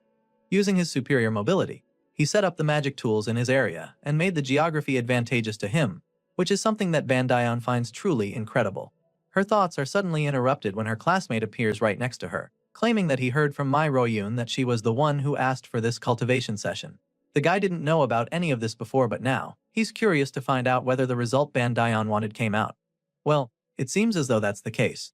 You see, now the second years won't be able to easily bother the freshmen any longer, because they've seen that there's a possibility for them to lose to the first-year students. Truly, the other seniors are pretty disappointed with the outcome of the education session. They're pissed that they didn't get to see the arrogant first year lose to Caliban, but they also know better than to mess with our boy anymore. Seeing all of this, Dion concludes that this is pretty much the result she wanted. After all, this is quite an interesting situation. Shortly after that conversation, the scene shifts and we're taken to the Red Hawk Club room. Here, we get to see Edmund Italic looking pretty frustrated. The guy slams his fist on the table upon hearing the news because it's not the outcome he was hoping for. He's furious at Caliban for not being able to beat the freshman, and he doesn't hide his rage. While he's losing his shit at the table, Hong Bayan, looking like she doesn't know he's there. The princess sits on the other side of the room with a newspaper in front of her face. Apparently, she's reading the article about the alchemist Altarisha, who developed new magic engineering technology of the future. While flipping through the pages, all she can think about is what went down during the education session. She realizes that the genius Blinker actually lost that match on purpose. He intentionally teased his senior for 15 minutes straight and didn't even fight properly for one moment. The fact that he could casually hold off all of Caliban's attacks for that long without getting hit makes the princess conclude that Uziel could have easily won that match if he actually wanted to. This is a little puzzling because the guy literally gave up as soon as the fight was over and after everything she witnessed at the arena. She's certain that the only reason Uziel forfeited the match is because a first year isn't supposed to beat a second year. It's probably a really big insult around here, and our guy probably didn't want to do it. With this in mind, it becomes a lot clearer to the princess that using force or having power isn't the only way to put someone in their place. The whole thing is still really mind-blowing to her, but the one thing she knows for sure is that Usiel is truly one unpredictable commoner. While she's pondering on all this, the Italek boy is fuming across the room. He eventually calms down a bit and then requests an update on what the second years are doing now. He instructed his followers to make sure that they educate Bake Usiel, and Caliban clearly failed. On top of that, none of them has done anything about the genius blinker since the duel. Nobody has beaten Bake Usiel since then, and so Edmund is absolutely livid when he hears this. Unfortunately, there's not much he can do because the narrative is starting to change. Unlike the rumors from before, word around the school now is that Bake Usiel actually greets seniors formally and treats them well. The guy giving the report reveals that he even went to scold the freshmen too, but admits that upon reaching there, Usiel spoke so well to him that he ended up buying the kid some snacks. Of course, it's very difficult for Edmund to hear all of this, and he's having a hard time processing it. While he's still trying to swallow this terrible report, another one of his subordinates appears with a message. He asks the lady what she wants, so she informs him that the Duke, his father, just sent notice, and she suggests that he head over to the phone to speak with his old man immediately. Without wasting any time, Edmund rushes to the phone to answer his father's call, and as you can imagine, he's pretty nervous about it. He has no idea what could bring his father to calm him first, because it's definitely usual. Anyway, he answers the phone, and the first thing his old man tells him is that he was just contacted by the Alchemy Castle. Edmund isn't sure what this means exactly, so he just stands there with confusion laced all over his face. The Duke then proceeds to explain, stating that the Altarisha School's alchemists have suspended her delivering the items to their land, and this is all due to the Italic Duchy's alleged refusal to cooperate. The Duke himself doesn't remember agreeing to anything like this, so he sternly asks his son if he knows anything about this. Well, Edmund firmly denies having anything to do with this, suggesting that he has no reason to say such a thing to the Altarisha School. It turns out that Edmund is in fact responsible, but he just doesn't know it. You see, this is all due to the disagreement he has with Usiel, the co-author of the random sequence convergence. Edmund's father explains that the co-author that reported him, and this just leaves the guy stunned because he doesn't even know who that is. Either way, he's in big trouble now, and so he tries to explain that he doesn't know anything about this. He claims that he never met with someone like that to begin with, but then while he's still trying to save his ass, a wave of realization hits him. Edmund suddenly remembers what Bake Usiel said to him after their last encounter, and in a split moment, he conceives a really cunning idea. A wicked smile appears on his face when he realizes that Usiel was the one who ratted him out, and he immediately starts trying to turn his father against the co-author. Edmund suggests that the suppliers have no right to refuse the Adalabit kingdom, reminding his father of how much influence they have on the alchemy castle. However, his father informs him that this is a technical revolution. What they're missing out on is technology that can create objects comparable to ancient relics of the past that were called artifacts. The Duke claims that even the Golden Alchemist is doing collaborative research with Altarisha, which leaves Edmund even more frustrated because the scale of this is way bigger than he imagined. It's a bad position for them because the Motherland will soon make a deal with the Alchemy Castle, but now, the Adalek name will be left out as a result of this disagreement. After explaining all of this to Edmund, the Duke decides to ask him once again if he is indeed related to this incident in any way. At this point, the arrogant kid is starting to panic because he's about to be the reason for his entire family's downfall. A while later, after that very intense conversation with his old man, Edmund decides to take the initiative. He confronts Hong Bayan, who seems shocked when he comes around. Apparently, the reason he approached her is because he wants her to set up a meeting between Bake Usiel and himself. He asks if she can do this, and at first, she's taken aback but quickly realizes why he probably wants to meet the freshman now. Luckily for him, she actually can set up a meeting for him, but she's not exactly thrilled to do it. The scene changes once again, and the story continues in the Hawal Plains, south of the continent. Here, we see Ziliel looking at the place and feeling that the land value is rising. She's quickly drawn out of her thoughts when one of her subordinates calls out to her. The blue-haired elf goes down on his knees begging for her to show mercy, but she just glares at him. Above his head, there's some kind of floating window with the number 3 on it. Apparently, this is his trait, which is the value of all creation. This trait shows all creations, including humans, animals, and objects, as a number. The least valuable being has the number 0, while the most valuable being 100. So, seeing this guy with a mere 3 above his head is not exactly impressive. As far as she's concerned, this is of similar value to a stone on the street. Anyway, she goes over to him and calmly asks him why he went bankrupt, reminding him how many times she warned him not to invest in useless business. In his mind, the business was definitely one to succeed, so he's pissed that she would even say such a thing. Unfortunately, she doesn't give a shit about him. She feels that he messed up everything and then orders that he be buried. The guy's eyes widen in horror, but before he knows what's happening, he's being dragged away. He begs for his life, but Ziliel doesn't listen, and after he's taken away, she comments on his boring people are these days, feeling that they have no guts. Once again, she's interrupted when a familiar voice calls out to her. She turns around in excitement because she recognizes this voice. It's her father, and the elf is just as happy to see her. Zeliel's thoughts are interrupted all of a sudden when she hears a familiar voice call out to her. So she quickly turns around to see who it is, and is stunned when what her guess is confirmed. Apparently, it's her father, and for some reason, there's some kind of question mark on top of his head. I guess this just suggests that the character's ranking and value are going to remain unknown for now. Anyway, this elf has a side smile on his face as he greets his lovely daughter, asking her if she's been doing okay. Of course, the red-haired girl is extremely excited to see her old man, so she rushes over to him and wraps her arms around his body in a flash. Clearly, she's missed him a lot, and she has no problem showing it. With her arms wrapped tightly around his torso, she asks him if his trip was good, and then proceeds to ask about the deal he went to make. She's so anxious to hear all about it, hoping that it went very well.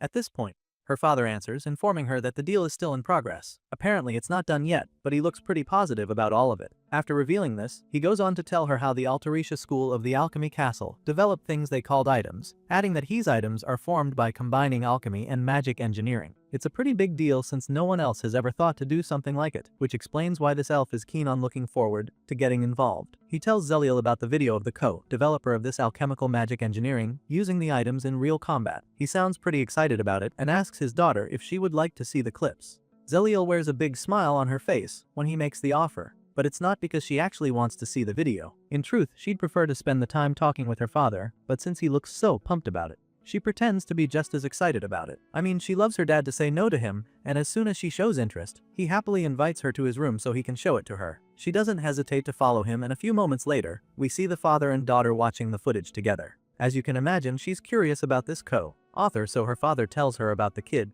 revealing that he's a first-year student at Stella, adding the part where he was able to fight a senior by using the items. Of course, Zeliel is blown away to learn that this co-author of alchemical magic engineering is still just a student, but what's even more shocking is the fact that he's a first year for that matter. This makes her really curious, and the whole time they're watching the footage, all she can do is wonder what kind of kid back Uciel is. Just as she's busy racking her brain, she sees something that draws her out of her thoughts again. On the screen, she can see everything going on pretty clearly, but for some reason, she can't see Uziel's value. There's a question mark instead, which she finds very strange because he's just a student and she should be able to see his stats. However, that's not the case because right now, and so she's starting to panic a little. Apparently, this has never happened before, so she has a hard time processing it. She's usually able to see anyone's value. From the Emperor of the Scalvan Empire to even the King of Adalabit, she has never had a problem seeing their stats. It's a pretty mind-boggling situation for her right now, and she's starting to freak out a bit. But then again, she knows that there are two cases when her skill, the value of all things, can't measure value. The first case is a giveaway, since she simply glances at her old man sitting next to her. Obviously, she can't see his value, but it's not just because he's her father. Apparently, her skill doesn't work when the target is someone the user loves. That's the first case where she can't see one's value, and the second, and only other situation where that happens, is when the target possesses an immeasurable, unknown value. Of course, the fact that Uciel is still just a freshman makes it extremely difficult for her to believe that it's the case. But she also knows for a fact that she doesn't love him, so this is pretty much the only explanation for what she's seeing right now. After racking her brain for a while, she finally decides to ask her father what the mysterious student's name is. Her old man reveals that his name is Bake Uciel, and tells her to remember the name because she might get to meet him someday. The man sounds so certain about this, but Zeliel probably doesn't understand what he means by this, so she just laughs it off. Seeing how convinced he is about her meeting the young man one day, she assures him that she won't forget the name. But then again, that's not exactly what she wants to be talking about right now, so she suggests that they play a round of soul chess before the old man has to leave again. Thankfully, he's just in the mood for a game, so he tells her to bring it on. But even though she's excited to play her father right now, she can't shake the strange feeling she's been having since finding out she can't read his rank. The fact that he has a value she can't measure is really bothering her, and for this reason, she's sure that she will definitely remember the name, Bake Uciel. While Zeliel is getting all worked up on one end, we catch up with our boy elsewhere. It appears that the nonchalant freshman is in the middle of provoking Edmund Italic again. He's quietly sipping his coffee, but the senior is just flaring at him ceaselessly. Eventually, he empties his cup and prepares to get moving. He tells the guy that he's about to leave, feeling that they have nothing else to talk about, but then the senior tells him to wait. The green-eyed guy is obviously not happy to be in this position, but he doesn't look like he has a choice. He begrudgingly apologizes to Uciel for what happened between them,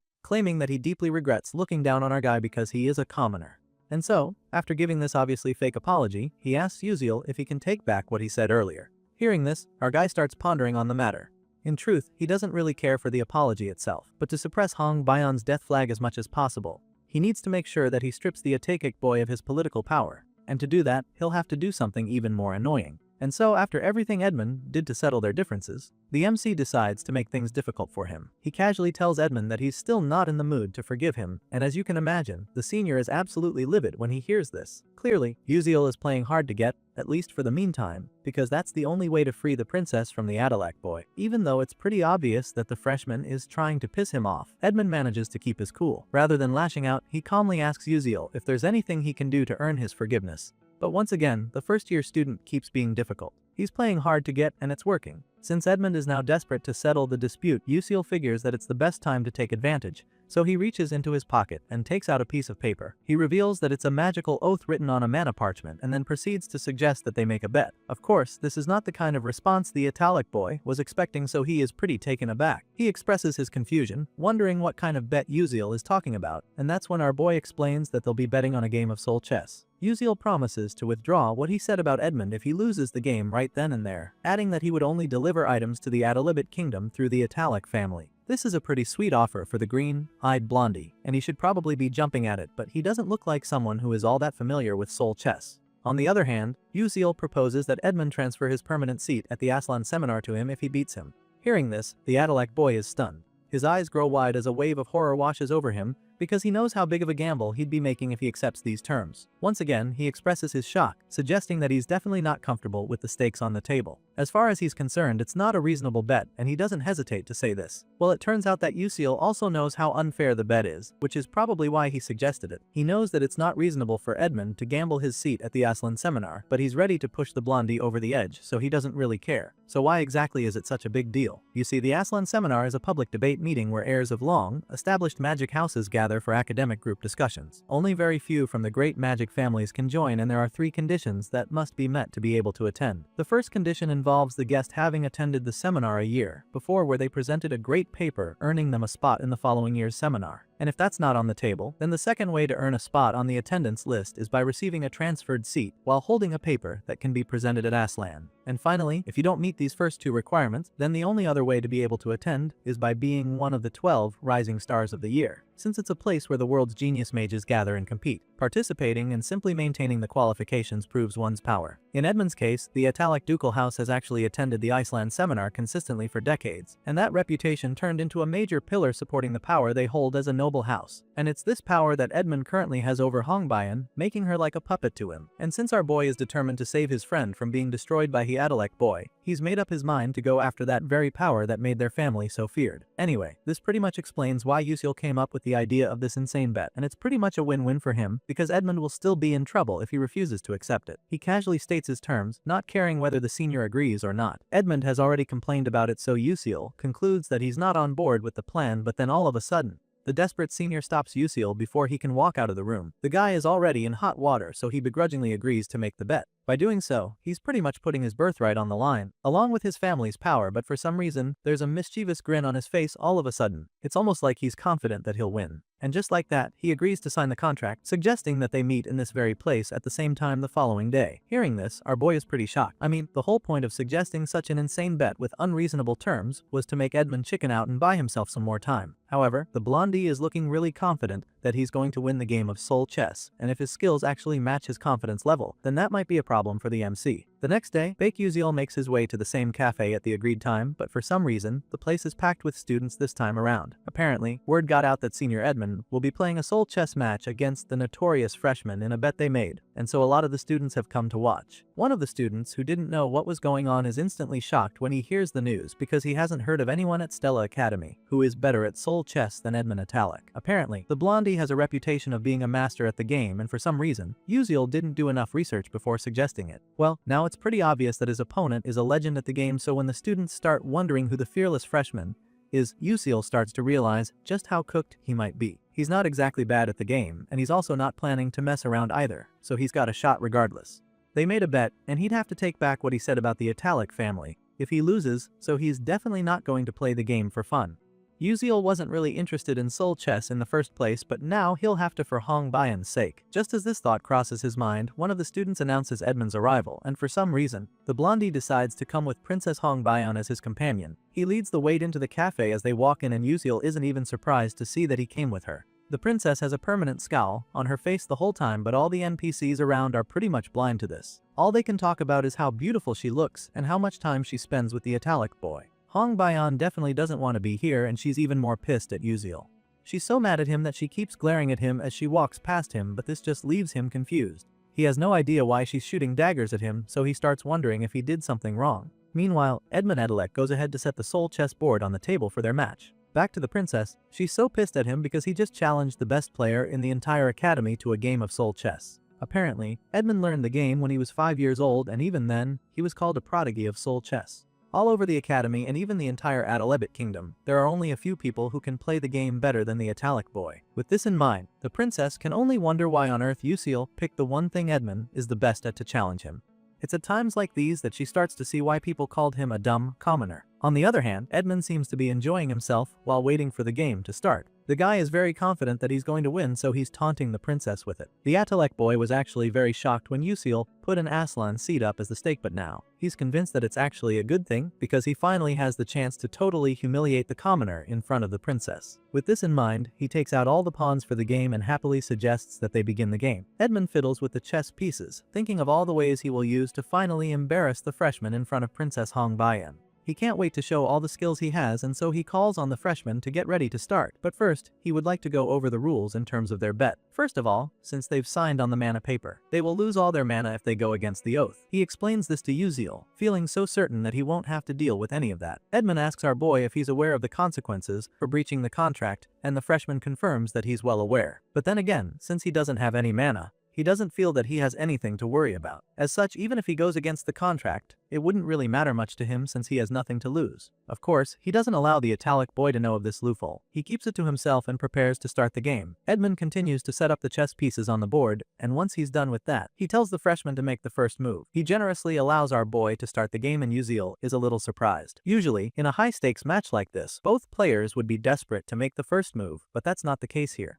It's such an important bet, and yet the blondie doesn't mind letting him play first, which confirms that the guy is completely looking down on him. Once he realizes that this is the situation, he decides to get serious. He wears his glasses, feeling that it's actually a good thing that Edmund underestimates him so much, because now he can unveil some of the tricks he's got under his sleeves. So, what exactly is Soul Chess all about and how is it played? Well, for starters, let's get into the rules of the game. Soul Chess uses an octagonal chessboard, with over 200 types of pieces amongst which the players can choose to set up 20. In this game, one piece can be moved per turn, just like in normal chess, but where it differs from the norm is in the fact that each chess piece and square on the board has its own abilities and attributes. Besides that, the player also has to combine these attributes to kill the opponent's king, which is how they win. It's actually a pretty complicated game, so much so that even Yuziel, who played Ather for 10 years, doesn't find it easy. He finds it boring too, which would explain why he's not extremely good at it. His mastery of the game is not yet on the level where it should be, and on top of that, his current opponent is a soul chess master amongst even the best in Stella Academy and the entire Aether at large. That makes things even worse for our boy, because now the odds are stacked against him. At the moment, Edmund already feels that it's a done deal. Sure, he was shocked when Yuziel bet on his spot at the Aslan seminar,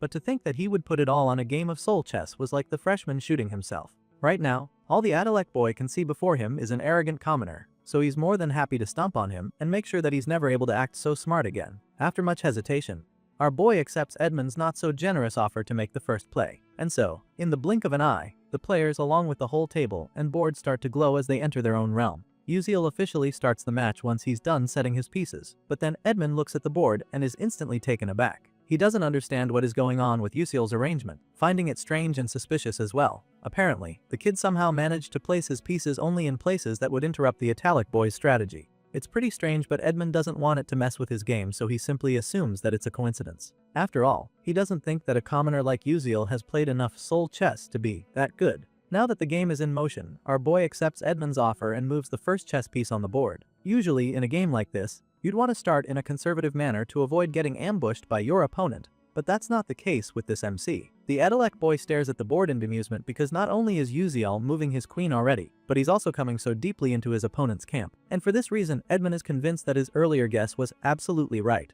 For Yuziel to start this high-stakes game with such a risky move, he is now certain that the freshman must be a loser. This boosts Edmund's confidence a lot, and he gets so excited that he literally shatters Yuziel's chess piece with his when he wants to take it out. With a crazy smile on his face, he removes the MC's queen, feeling that the boy must be an idiot to take her so deep into his camp. You see, this piece he just used to deliver the blow is known as the Speed Run Knight.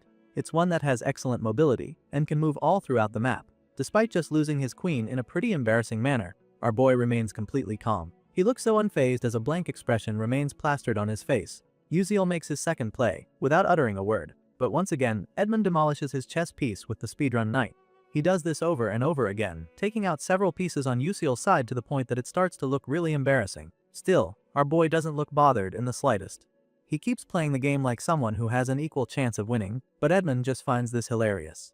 The senior can no longer hold back the laughter because it's just too much. He can't believe that someone would actually be this bad at soul chess, and it's so funny to him that he feels like he might soon go crazy. He hasn't even lost a single piece, and it's looking like a severely one-sided game now. The guy was already sure that he was going to win the match, but now, he can see what the game will probably be over before he even gets to use his next strategy. You see, the Adalek boy brought a flame pawn that he likes to use in one of his strategies for this game. The core of this strategy is the hard or operation of 3 speedrun knights. The first is to use the mobility of the speedrun knights to confuse the opponent. The second is to use the 5 blame pawns to safely conquer the field, turning it into something called the Burning Land. Burning Land is basically a string field that decreases the defensive power of the opponent who is weaker to flame types and increases his own attack power. If it goes that far, it would be an understatement to say that Baek Yuseal has no chance. Right now, Edmund has everything all planned out, and it's looking like he's finally going to humiliate our boy. I mean, that's what should have happened though, but it didn't. Just when it looks like the blondie is about to overwhelm our boy with a myriad of strategic attacks,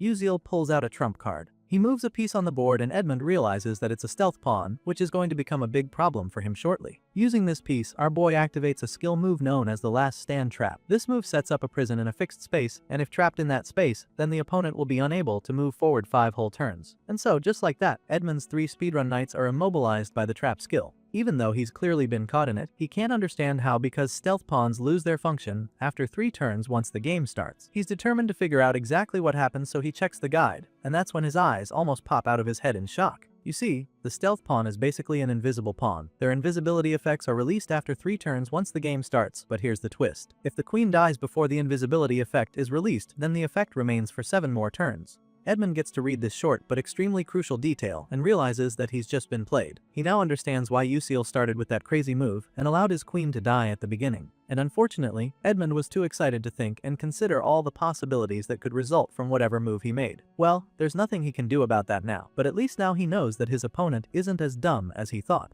Thinking about it makes him smile like a creep because he actually relishes the challenge. Besides, he's only losing 5 returns and he's already wiped out many of Yuseal's pawns. It won't make much of a difference as far as he's concerned, because besides already having the advantage, by the time Yuseal is done using those 5 turns, his own Burning Land attribute would have been completed. In this skill, when the field becomes a Burning Land, a couple things happen. For starters, all pieces excluding those with fire attributes will lose 30% defensive power. And then, all the pieces that do have fire attributes will gain a whopping 200% offensive power. This time around, Edmund keeps his excitement to himself, waiting to see the freshman's next move first. In his mind, by the time Yuseal completes his move, the Burning Field would give him back the advantage and completely finish the MC's chances of winning. Just then, when he thinks it's his time to shine, the commoner stretches his hand to reveal a second stealth pawn. Upon seeing this, Edmund's excitement completely disappears and all he feels is annoyance. He's convinced that Yuseal is a sky bastard for using the same truck twice, but refuses to give up hope because his turn is eventually going to end when he uses the second one. The Adalek boy assumes that Yuseal would just use the stealth pawn to take out one of his pieces, but that's not what he does. Another skill is activated all of a sudden.